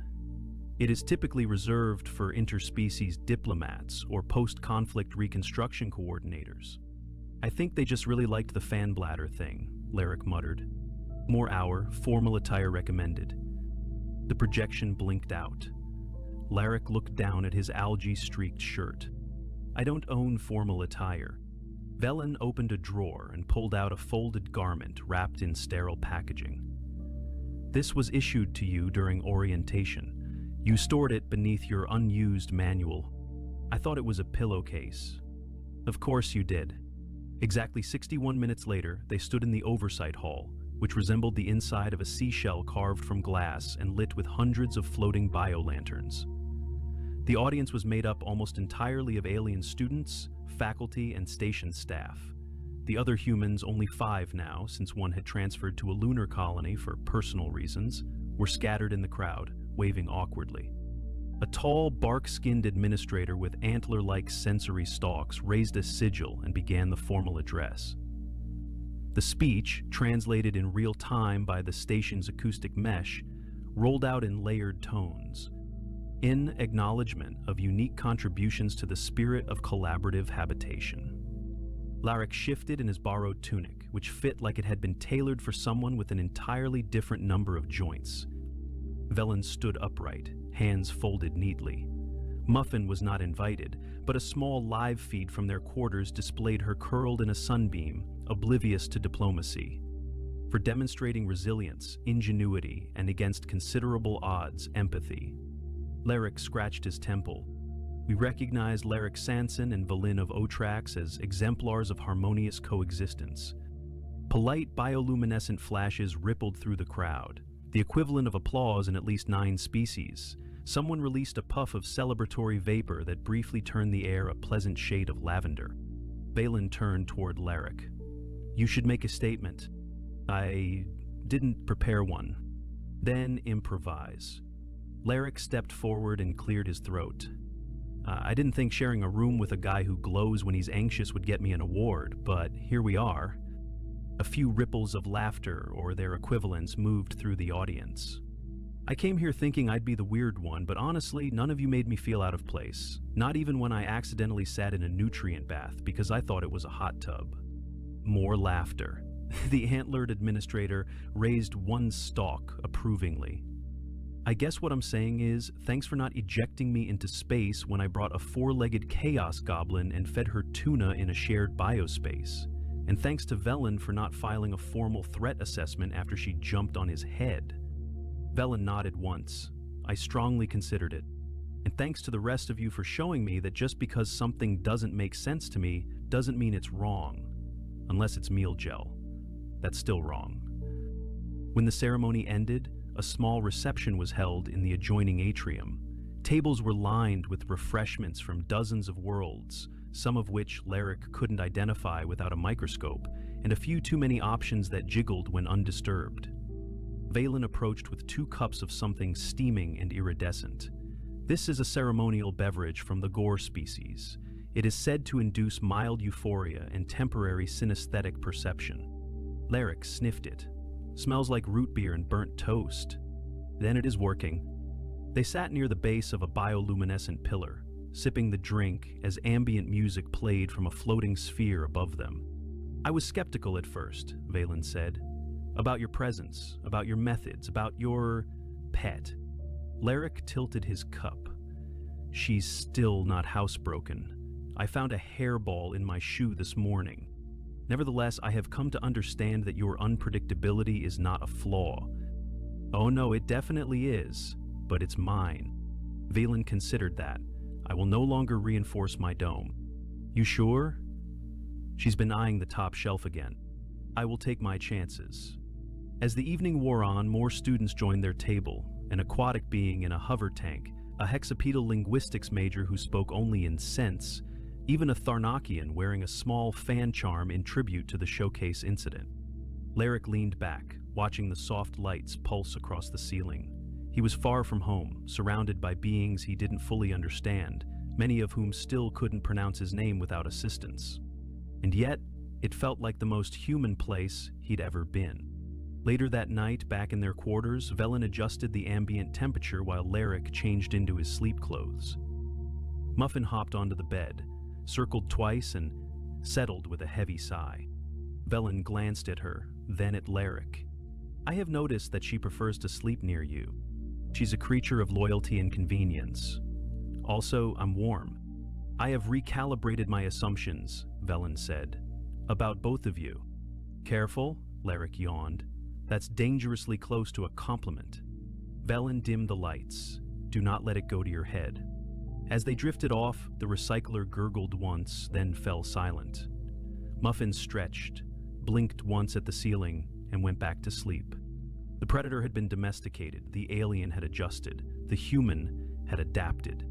And for the first time since arriving, everything felt exactly as it should. The Galactic Patrol ship Vigilant Spear sliced through the inky void of space, its scanners sweeping the neutral trade lanes for anomalies. Lieutenant Carrick, a junior officer eager to prove himself, studied the latest data with narrowed eyes. Amid the usual clutter of merchant beacons and debris, one reading stood out: a small, unregistered craft drifting near a mining station's debris field. "Unidentified vessel detected," Carrick announced, his voice sharp. "No transponder code, minimal power output." Captain Therax strode onto the bridge, his crimson uniform immaculate, exuding the air of authority that came naturally to a rising star in the Galactic Empire. "Bring it in," he ordered, glancing at the display. "Likely another smuggler. Let's remind them why neutrality isn't a shield from Imperial law." Minutes later, the Vigilant Spear's tractor beam locked onto the derelict ship, dragging it into the hangar bay. Armed guards surrounded the vessel as its hatch hissed open. From the shadows emerged a man, tall, broad-shouldered, with dark, piercing eyes and a face etched with quiet defiance. He carried no visible weapon, but his very presence radiated danger. "Step forward, human," barked a guard, leveling his blaster. The man obeyed without a word, his movements deliberate, unhurried. Captain Therax observed him from the observation deck, noting the stranger's unsettling calm. "What's your name?" Therax's voice crackled over the intercom. "Does it matter?" The man replied, his tone measured. "It will when I record your execution," Therax retorted. "Take him to the brig." The guards encircled the man, shackling his wrists and escorting him through the sterile corridors of the Imperial ship. He offered no resistance, his eyes scanning the surroundings with methodical precision. Every door, every guard rotation, every surveillance node was silently cataloged. The brig was a cold, featureless cell, illuminated by a harsh overhead light. As the door sealed behind him, the man sat on the lone bench, his expression unreadable. In the command center, Therax turned to Carrick. "Run a full scan. I want to know who we're dealing with." Carrick hesitated, then spoke. "Sir, the ship's logs were wiped clean, and his biometrics don't match any records in the database." Therax frowned. "A ghost, then?" "No one operates in these sectors without a reason. Double the guard detail." Back in his cell, Nathan Steele, former Navy SEAL and one of Earth's most lethal operatives, leaned back against the cold wall, his mind racing. The mission had been straightforward: infiltrate an Imperial facility, sabotage its reactor, and extract before detection. But an unforeseen skirmish had left his team scattered, their transport compromised. Now he was alone, deep within enemy territory. His training kept him calm. Panic was the enemy, and observation was his weapon. He studied the energy field enclosing his cell and noted its faint hum, a sign of minor instability. The guard stationed outside seemed lax, chatting about rotations and upcoming leave. Hours passed, and Nathan remained motionless, conserving energy. A pair of guards approached his cell, their armored boots clanking against the polished floor. "Captain wants another look at him," one said, deactivating the field. Nathan stood, his size imposing even in stillness. The guards flanked him as they escorted him to an interrogation chamber. Inside, Captain Therax awaited, flanked by two officers. "Sit," Therax ordered, gesturing to a chair bolted to the floor. Nathan complied, his gaze steady. "Who are you?" Therax demanded. "Just a man trying to survive," Nathan replied evenly. "You expect me to believe that?" Therax sneered. "You're no merchant, no drifter. That much is clear. What were you doing near Imperial space?" Nathan remained silent, his expression betraying nothing. Therax's patience frayed. "You misunderstand your situation. This isn't a negotiation. Speak, or I'll ensure your stay here is unforgettable." Nathan leaned forward slightly, his voice low. "You think you hold the leash, Captain, but you have no idea what's inside the cage." The room fell silent, the weight of his words unsettling even the hardened officers. Therax scowled, waving a hand. "Take him back. We'll see how long his bravado lasts." As Nathan was led away, Therax watched him go, unease gnawing at the edges of his confidence. There was something about this human, something dangerous, something more than the Empire had accounted for. Back in his cell, Nathan allowed himself a faint smile. The Empire had made its first mistake. They underestimated him. The transport shuttle descended through the atmosphere of Zion Prime, the Galactic Empire's central detention facility. The sprawling prison complex, built into a jagged mountainside, loomed like a fortress of despair, its walls bristling with defensive turrets and patrolled by squads of droids. Nathan Steele sat shackled among other prisoners, his expression impassive as the shuttle jolted on approach. Zion Prime muttered a grizzled alien to his left, his scales dull with age. "No one leaves this place whole." Nathan didn't respond, his mind already calculating. Each guard's movement, the layout of the shuttle's interior, even the flickering lights of the restraint mechanisms. Everything was potential leverage. The shuttle landed with a metallic groan, and the prisoners were herded out like livestock. Nathan's size and human features drew sneers from some of the more aggressive inmates, while the guards prodded him along with an air of disdain. "Move it, human," one barked, shoving him forward with a baton. Nathan complied without a word, his face a mask of indifference. Inside, the prison was a labyrinth of steel corridors, glowing energy barriers, and the faint, constant hum of machinery.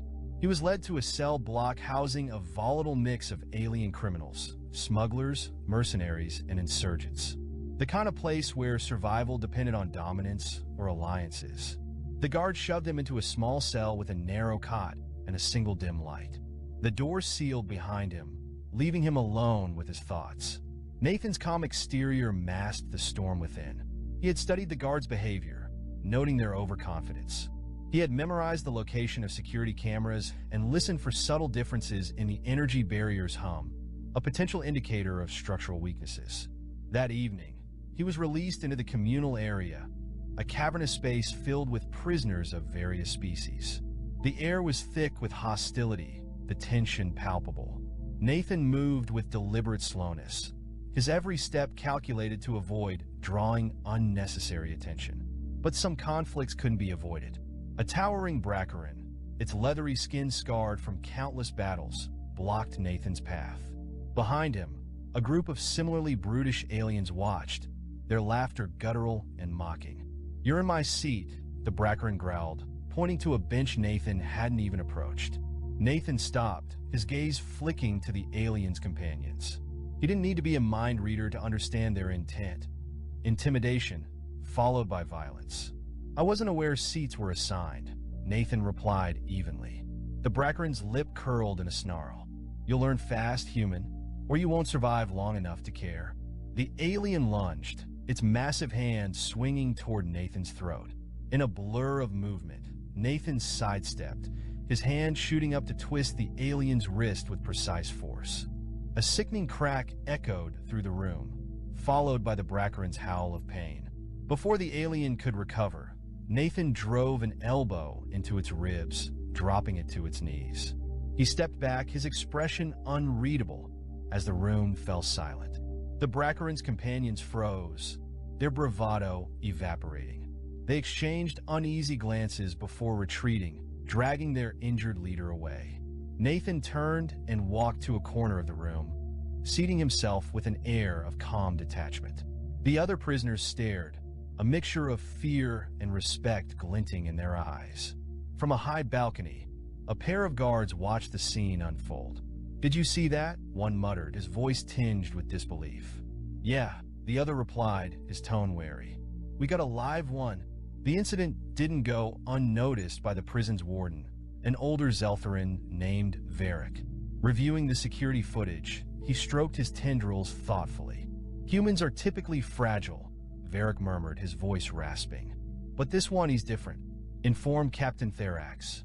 Back in his cell, Nathan sat on the edge of his cot, replaying the encounter in his mind. The altercation had revealed key dynamics among the prisoners, who held power, who avoided conflict, and who might prove useful. It also served another purpose, establishing his place in the pecking order. Still, he knew he had drawn attention. That was unavoidable. The Empire wouldn't ignore the fact that a lone human had bested one of its most brutal inmates with ease. As the lights dimmed for the simulated night cycle, Nathan allowed himself a moment of reflection. Every move he made served a larger purpose, each step another piece of the puzzle. The Empire thought it had captured an ordinary human, but they had no idea of the storm they had brought into their midst.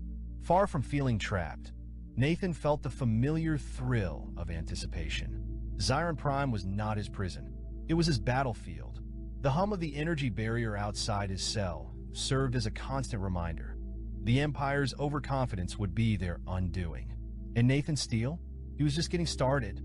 The dimly lit corridors of Xiron Prime buzzed with tension.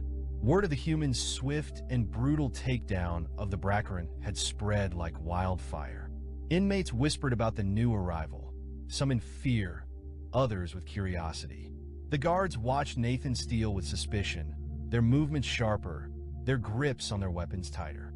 Nathan felt the shift, but gave no indication he noticed. Every look, every hushed word, every change in routine was another data point, another piece of the puzzle. He moved through the prison like a shadow, unassuming yet ever watchful, his every action deliberate. The Empire, however, wasn't content to let him linger untested. Captain Therax had taken a particular interest in the human and ordered his transfer to the maximum security wing, a brutal sector where discipline was maintained through violence and fear. Nathan was escorted into the new wing under heavy guard, the metallic clang of his boots against the floor echoing through the oppressive silence. The air was heavier here, thick with the unspoken rules of survival. Every prisoner's eyes followed him, their expressions ranging from predatory to calculating. In the corner of the communal yard, a hulking Zorkathian inmate named Gorith observed Nathan with cold interest. Known for his savage domination of the sector, Gorith had broken more rivals than anyone could count. The sight of the calm, unassuming human piqued his curiosity and his disdain. "Fresh meat," Gorith growled, his voice carrying across the yard. "I've heard stories about you, human. Let's see if you're as dangerous as they say." Nathan didn't respond, his focus fixed on the yard's layout. He noted the guard positions, the automated turret placements, the blind spots in the surveillance system. Gorith stood, his massive frame casting a shadow over Nathan. "Ignoring me? That's a mistake." The Zorkathian lunged, his fists swinging with the force of a wrecking ball. Nathan moved like water, sidestepping the blow and driving an open palm into Gorith's exposed ribcage. The strike was surgical, designed to incapacitate rather than kill. Gorith staggered, his breath hitching, but Nathan gave him no time to recover. In a blur, Nathan swept Gorith's legs from under him and pinned him to the ground, his forearm pressing against the Zorkathian's thick neck. "You've made your point," Gorith rasped, choking on his words. Nathan released him and stood, his expression calm, almost detached. "I'm not here for you," he said, his voice low but carrying weight. The yard was silent. Nathan's display had been precise and unrelenting, a message to anyone watching. He wasn't prey. He was a storm that left ruin in its wake. From a control room overlooking the yard, Captain Therax observed the scene with a mix of frustration and unease. "He's not just dangerous," Therax muttered to Warden Varric, who stood beside him. "He's disciplined, calculated. That makes him a threat." Varric nodded, his tendrils twitching thoughtfully. "He's more than he appears, Captain. If he's an operative, he could jeopardize more than just this facility." "Shall I authorize enhanced interrogation?" Therax shook his head. "No. Let's see how he handles real pressure. Release the Rylok squad into his sector during the next cycle. If he survives, we'll know exactly what we're dealing with." Nathan returned to his cell that night, his body relaxed but his mind sharp. He could feel the weight of the Empire's attention pressing down on him, but it didn't concern him.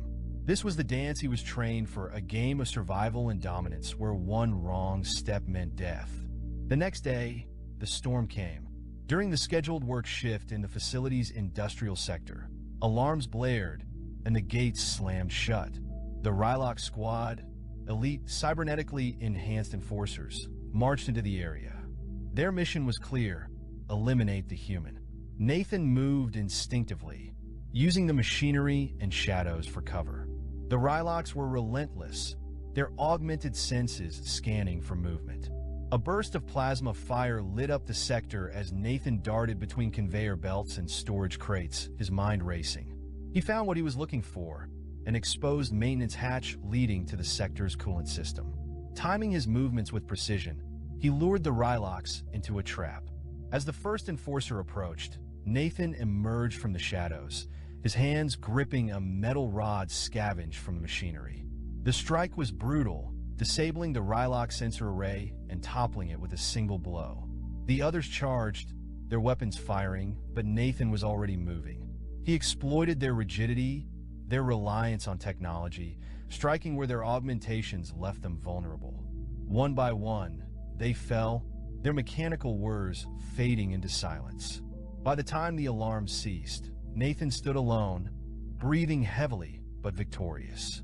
Around him, the wreckage of the Rylok squad was strewn like discarded toys. From the control room, Therax slammed his fist onto the console. "Enough games," he growled. "Prepare the extraction teams. I want him broken." Nathan, wiping sweat from his brow, glanced up at the security cameras. He knew they were watching, but that was the point. Let them see. Let them fear. Zyron Prime wasn't a prison. It was his proving ground. And Nathan Steele wasn't here to survive. He was here to win. The walls of Zyron Prime trembled with distant explosions as Nathan Steele initiated his final plan. The facility's alarm system blared, its shrill cries blending with the shouts of panicked guards and prisoners alike. Smoke filled the corridors, the acrid tang of burning circuitry and molten metal choking the air. Nathan moved like a predator, his every step purposeful, his every action precise. The ambush on the Rylok squad had given him what he needed: weapons, equipment, and, most importantly, leverage. Their augmented systems contained data on the prison's infrastructure, including access codes and blueprints. With that knowledge, Nathan had turned the Empire's tools against them. In the command center, Captain Therax barked orders, his composure cracking under the weight of the chaos unfolding around him. "Seal the maximum security wing. Deploy every available unit." Warden Varric glanced at the monitors, his tendrils twitching in agitation. "He's targeting the power core. If he reaches it, I know what happens." Therax snapped. "Stop him." Nathan's path to the core was a gauntlet of resistance. Guards armed with blasters formed blockades, but their tactics were no match for his training. He moved through them like a ghost, his borrowed plasma rifle cutting down opposition with ruthless efficiency. In one hallway, a squad of droids advanced, their mechanical voices droning commands to surrender. Nathan rolled a stolen thermal charge into their midst, the explosion reducing them to sparking debris. Reaching the power core, Nathan encountered his final obstacle, a heavily fortified door flanked by automated turrets. He crouched behind cover, his mind racing. The codes he had extracted from the Rylok data would deactivate the turrets, but only if he reached the control panel on the opposite wall. He exhaled, steadying himself. Timing was everything. With a burst of speed, Nathan sprinted across the open space, dodging a hail of energy bolts. The heat singed his skin, but he didn't falter. Sliding into position, he keyed in the sequence. The turrets powered down with a low whine, their menacing barrels drooping inertly. The door hissed open, revealing the facility's main reactor. The chamber was a cavernous expanse of machinery, its pulsating core glowing with a faint blue light. Nathan stepped inside, his boots echoing against the grated floor. Behind him, Captain Therax entered, flanked by a squad of elite guards. His face was a mask of fury. "You've made it this far, human," Therax sneered, leveling a blaster at Nathan. "Impressive, but this ends now." Nathan turned slowly, his weapon lowered but his stance poised. "You've already lost," he said, his voice calm. "The only question is how much more you'll sacrifice before you accept it." Therax snarled. "You're outnumbered and outgunned. Drop your weapon and surrender, or I'll..." The room shuddered violently as another explosion rippled through the facility. Nathan's expression didn't change. "That was your external shielding," he said. "In about 5 minutes, this entire complex will collapse. If I were you, I'd focus less on me and more on finding a way out." Therax hesitated, the realization dawning on him. His anger boiled over, and he fired. Nathan moved instinctively, dodging the blast and returning fire. The reactor chamber erupted into chaos as blaster bolts ricocheted off the walls. Nathan's training and resourcefulness gave him the edge. The guards fell one by one, their precision no match for his relentless tactics. Therax, wounded but alive, staggered back toward the control console. He typed furiously, attempting to override the reactor's meltdown. "You think you can stop this?" Nathan asked, advancing slowly. Therax spun to face him, his blaster shaking in his hand. "I'll kill you, human. You're nothing but a primitive savage." Nathan's expression hardened. "I'm the consequence of your arrogance." In one fluid motion, he disarmed Therax and drove him to the ground. The captain struggled, but Nathan's strength and precision were overwhelming. "You won't survive this," Therax gasped. Nathan leaned in close, his voice a cold whisper. Survival was never the goal. He left Therax incapacitated and turned his attention to the reactor. With swift movements, he placed the remaining thermal charges at critical junctions. As he set the final timer, he activated a beacon on his wrist, a distress signal to his extraction team, who had been waiting for the right moment to breach the facility's perimeter. The reactor's hum grew louder, the countdown ticking toward critical mass. Nathan sprinted through the corridors, avoiding collapsing ceilings and bursts of flame. The prisoners, emboldened by the chaos, had overrun much of the remaining resistance, their cries of freedom echoing through the halls. Reaching the surface, Nathan emerged into the cold night air. A sleek, cloaked shuttle descended, its hatch opening to reveal a familiar face. Commander Hayes, his old handler. "Cutting it close, Steele," Hayes said, smirking. Nathan climbed aboard, breathing heavily. Just like old times, as the shuttle lifted off, the facility erupted in a blinding explosion, the shockwave rattling the craft. Nathan watched in silence as Zyron Prime crumbled into the mountainside, a smoldering ruin of Imperial hubris. For a moment, he allowed himself to feel the weight of the mission's success. The Empire had learned a costly lesson. Underestimating humanity, especially a Navy SEAL, was a mistake they wouldn't forget. But there was no time for celebration. This was just one battle in a much larger war. Nathan Steele wasn't just fighting for survival. He was fighting to remind the galaxy that humanity would not be broken. The human child's brain splattered across the Galactic Council floor as the alien executioner coldly fired his disruptor. That innocent blood unleashed humanity's fury and brought forth the full wrath of Earth's most ancient warships, hidden away for centuries awaiting this very moment of betrayal. Captain Logan Carter stood on the bridge of the HSS Indomitable, orbiting Earth, fists and jaw clenched as he watched the live feed. The repulsive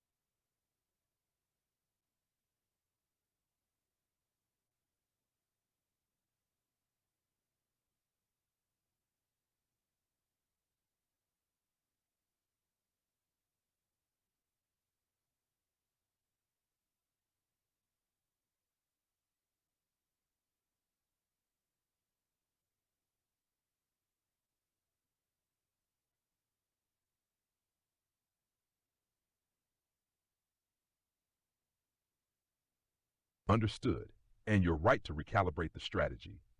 Instead of debating the written structure of your complaint, which is already well framed, the best response to this type of dismissive critique is to 1. Present legal authority that validates your theories, and 2. Cite the actual evidence you possess that rebuts the claim that no crimes, no coordination, or no harm occurred. Let's take the core of his arguments and refute them by law plus fact, not defending narrative style. Rebuttal by law, evident. Claim, no crime identified, no predicate equals no RICO or conspiracy. Counter law, 18 Vul Res Civ 1961-15 requires 2 or more predicate acts within 10 years, such as wire fraud, 1343, extortion, 1951, witness tampering, 1512. Case law, Sedema, SPRL v. MREX Co., 473 U.S. 479, 1985. RICO applies where defendants engage in a pattern of racketeering activity that harms a private party, not just the government. Your evidence. Archbell and Thayer used monetized live streams to make knowingly false statements about you, Chomo, Predator, across state lines. YouTube equals interstate wire equals 1343. Gray issued threats of demolition and fines unless landlords evicted you. Hobbs Act extortion via official power. Citation after TRO service equals retaliation for participation in court, directly linked to Tax 1512 witness tampering. Claim, speech and videos are lawful. Counter law, Gertz v. Robert Welch, Inc., 418 U.S. 323, 1974. Defamation is not protected under the First Amendment when it involves false statements of fact. People v. Hickman, 988 P. 228, Colo, 1999. In Colorado, false police reports can be criminal and actionable. Colorado civil rights laws prohibit public accommodation discrimination based on sex offender registry status when it becomes harassment or targeted exclusion without cause. Your evidence. Videos accuse you of being dangerous, predatory, with no criminal charges to back it. Repeated live stream taunting in stores with weapons, including use of the term chomo, equals targeted public defamation intended to alarm others. Police had recordings admitting no probable cause, showing the complaints were knowingly false. Claim, parallel conduct is legal unless done by agreement.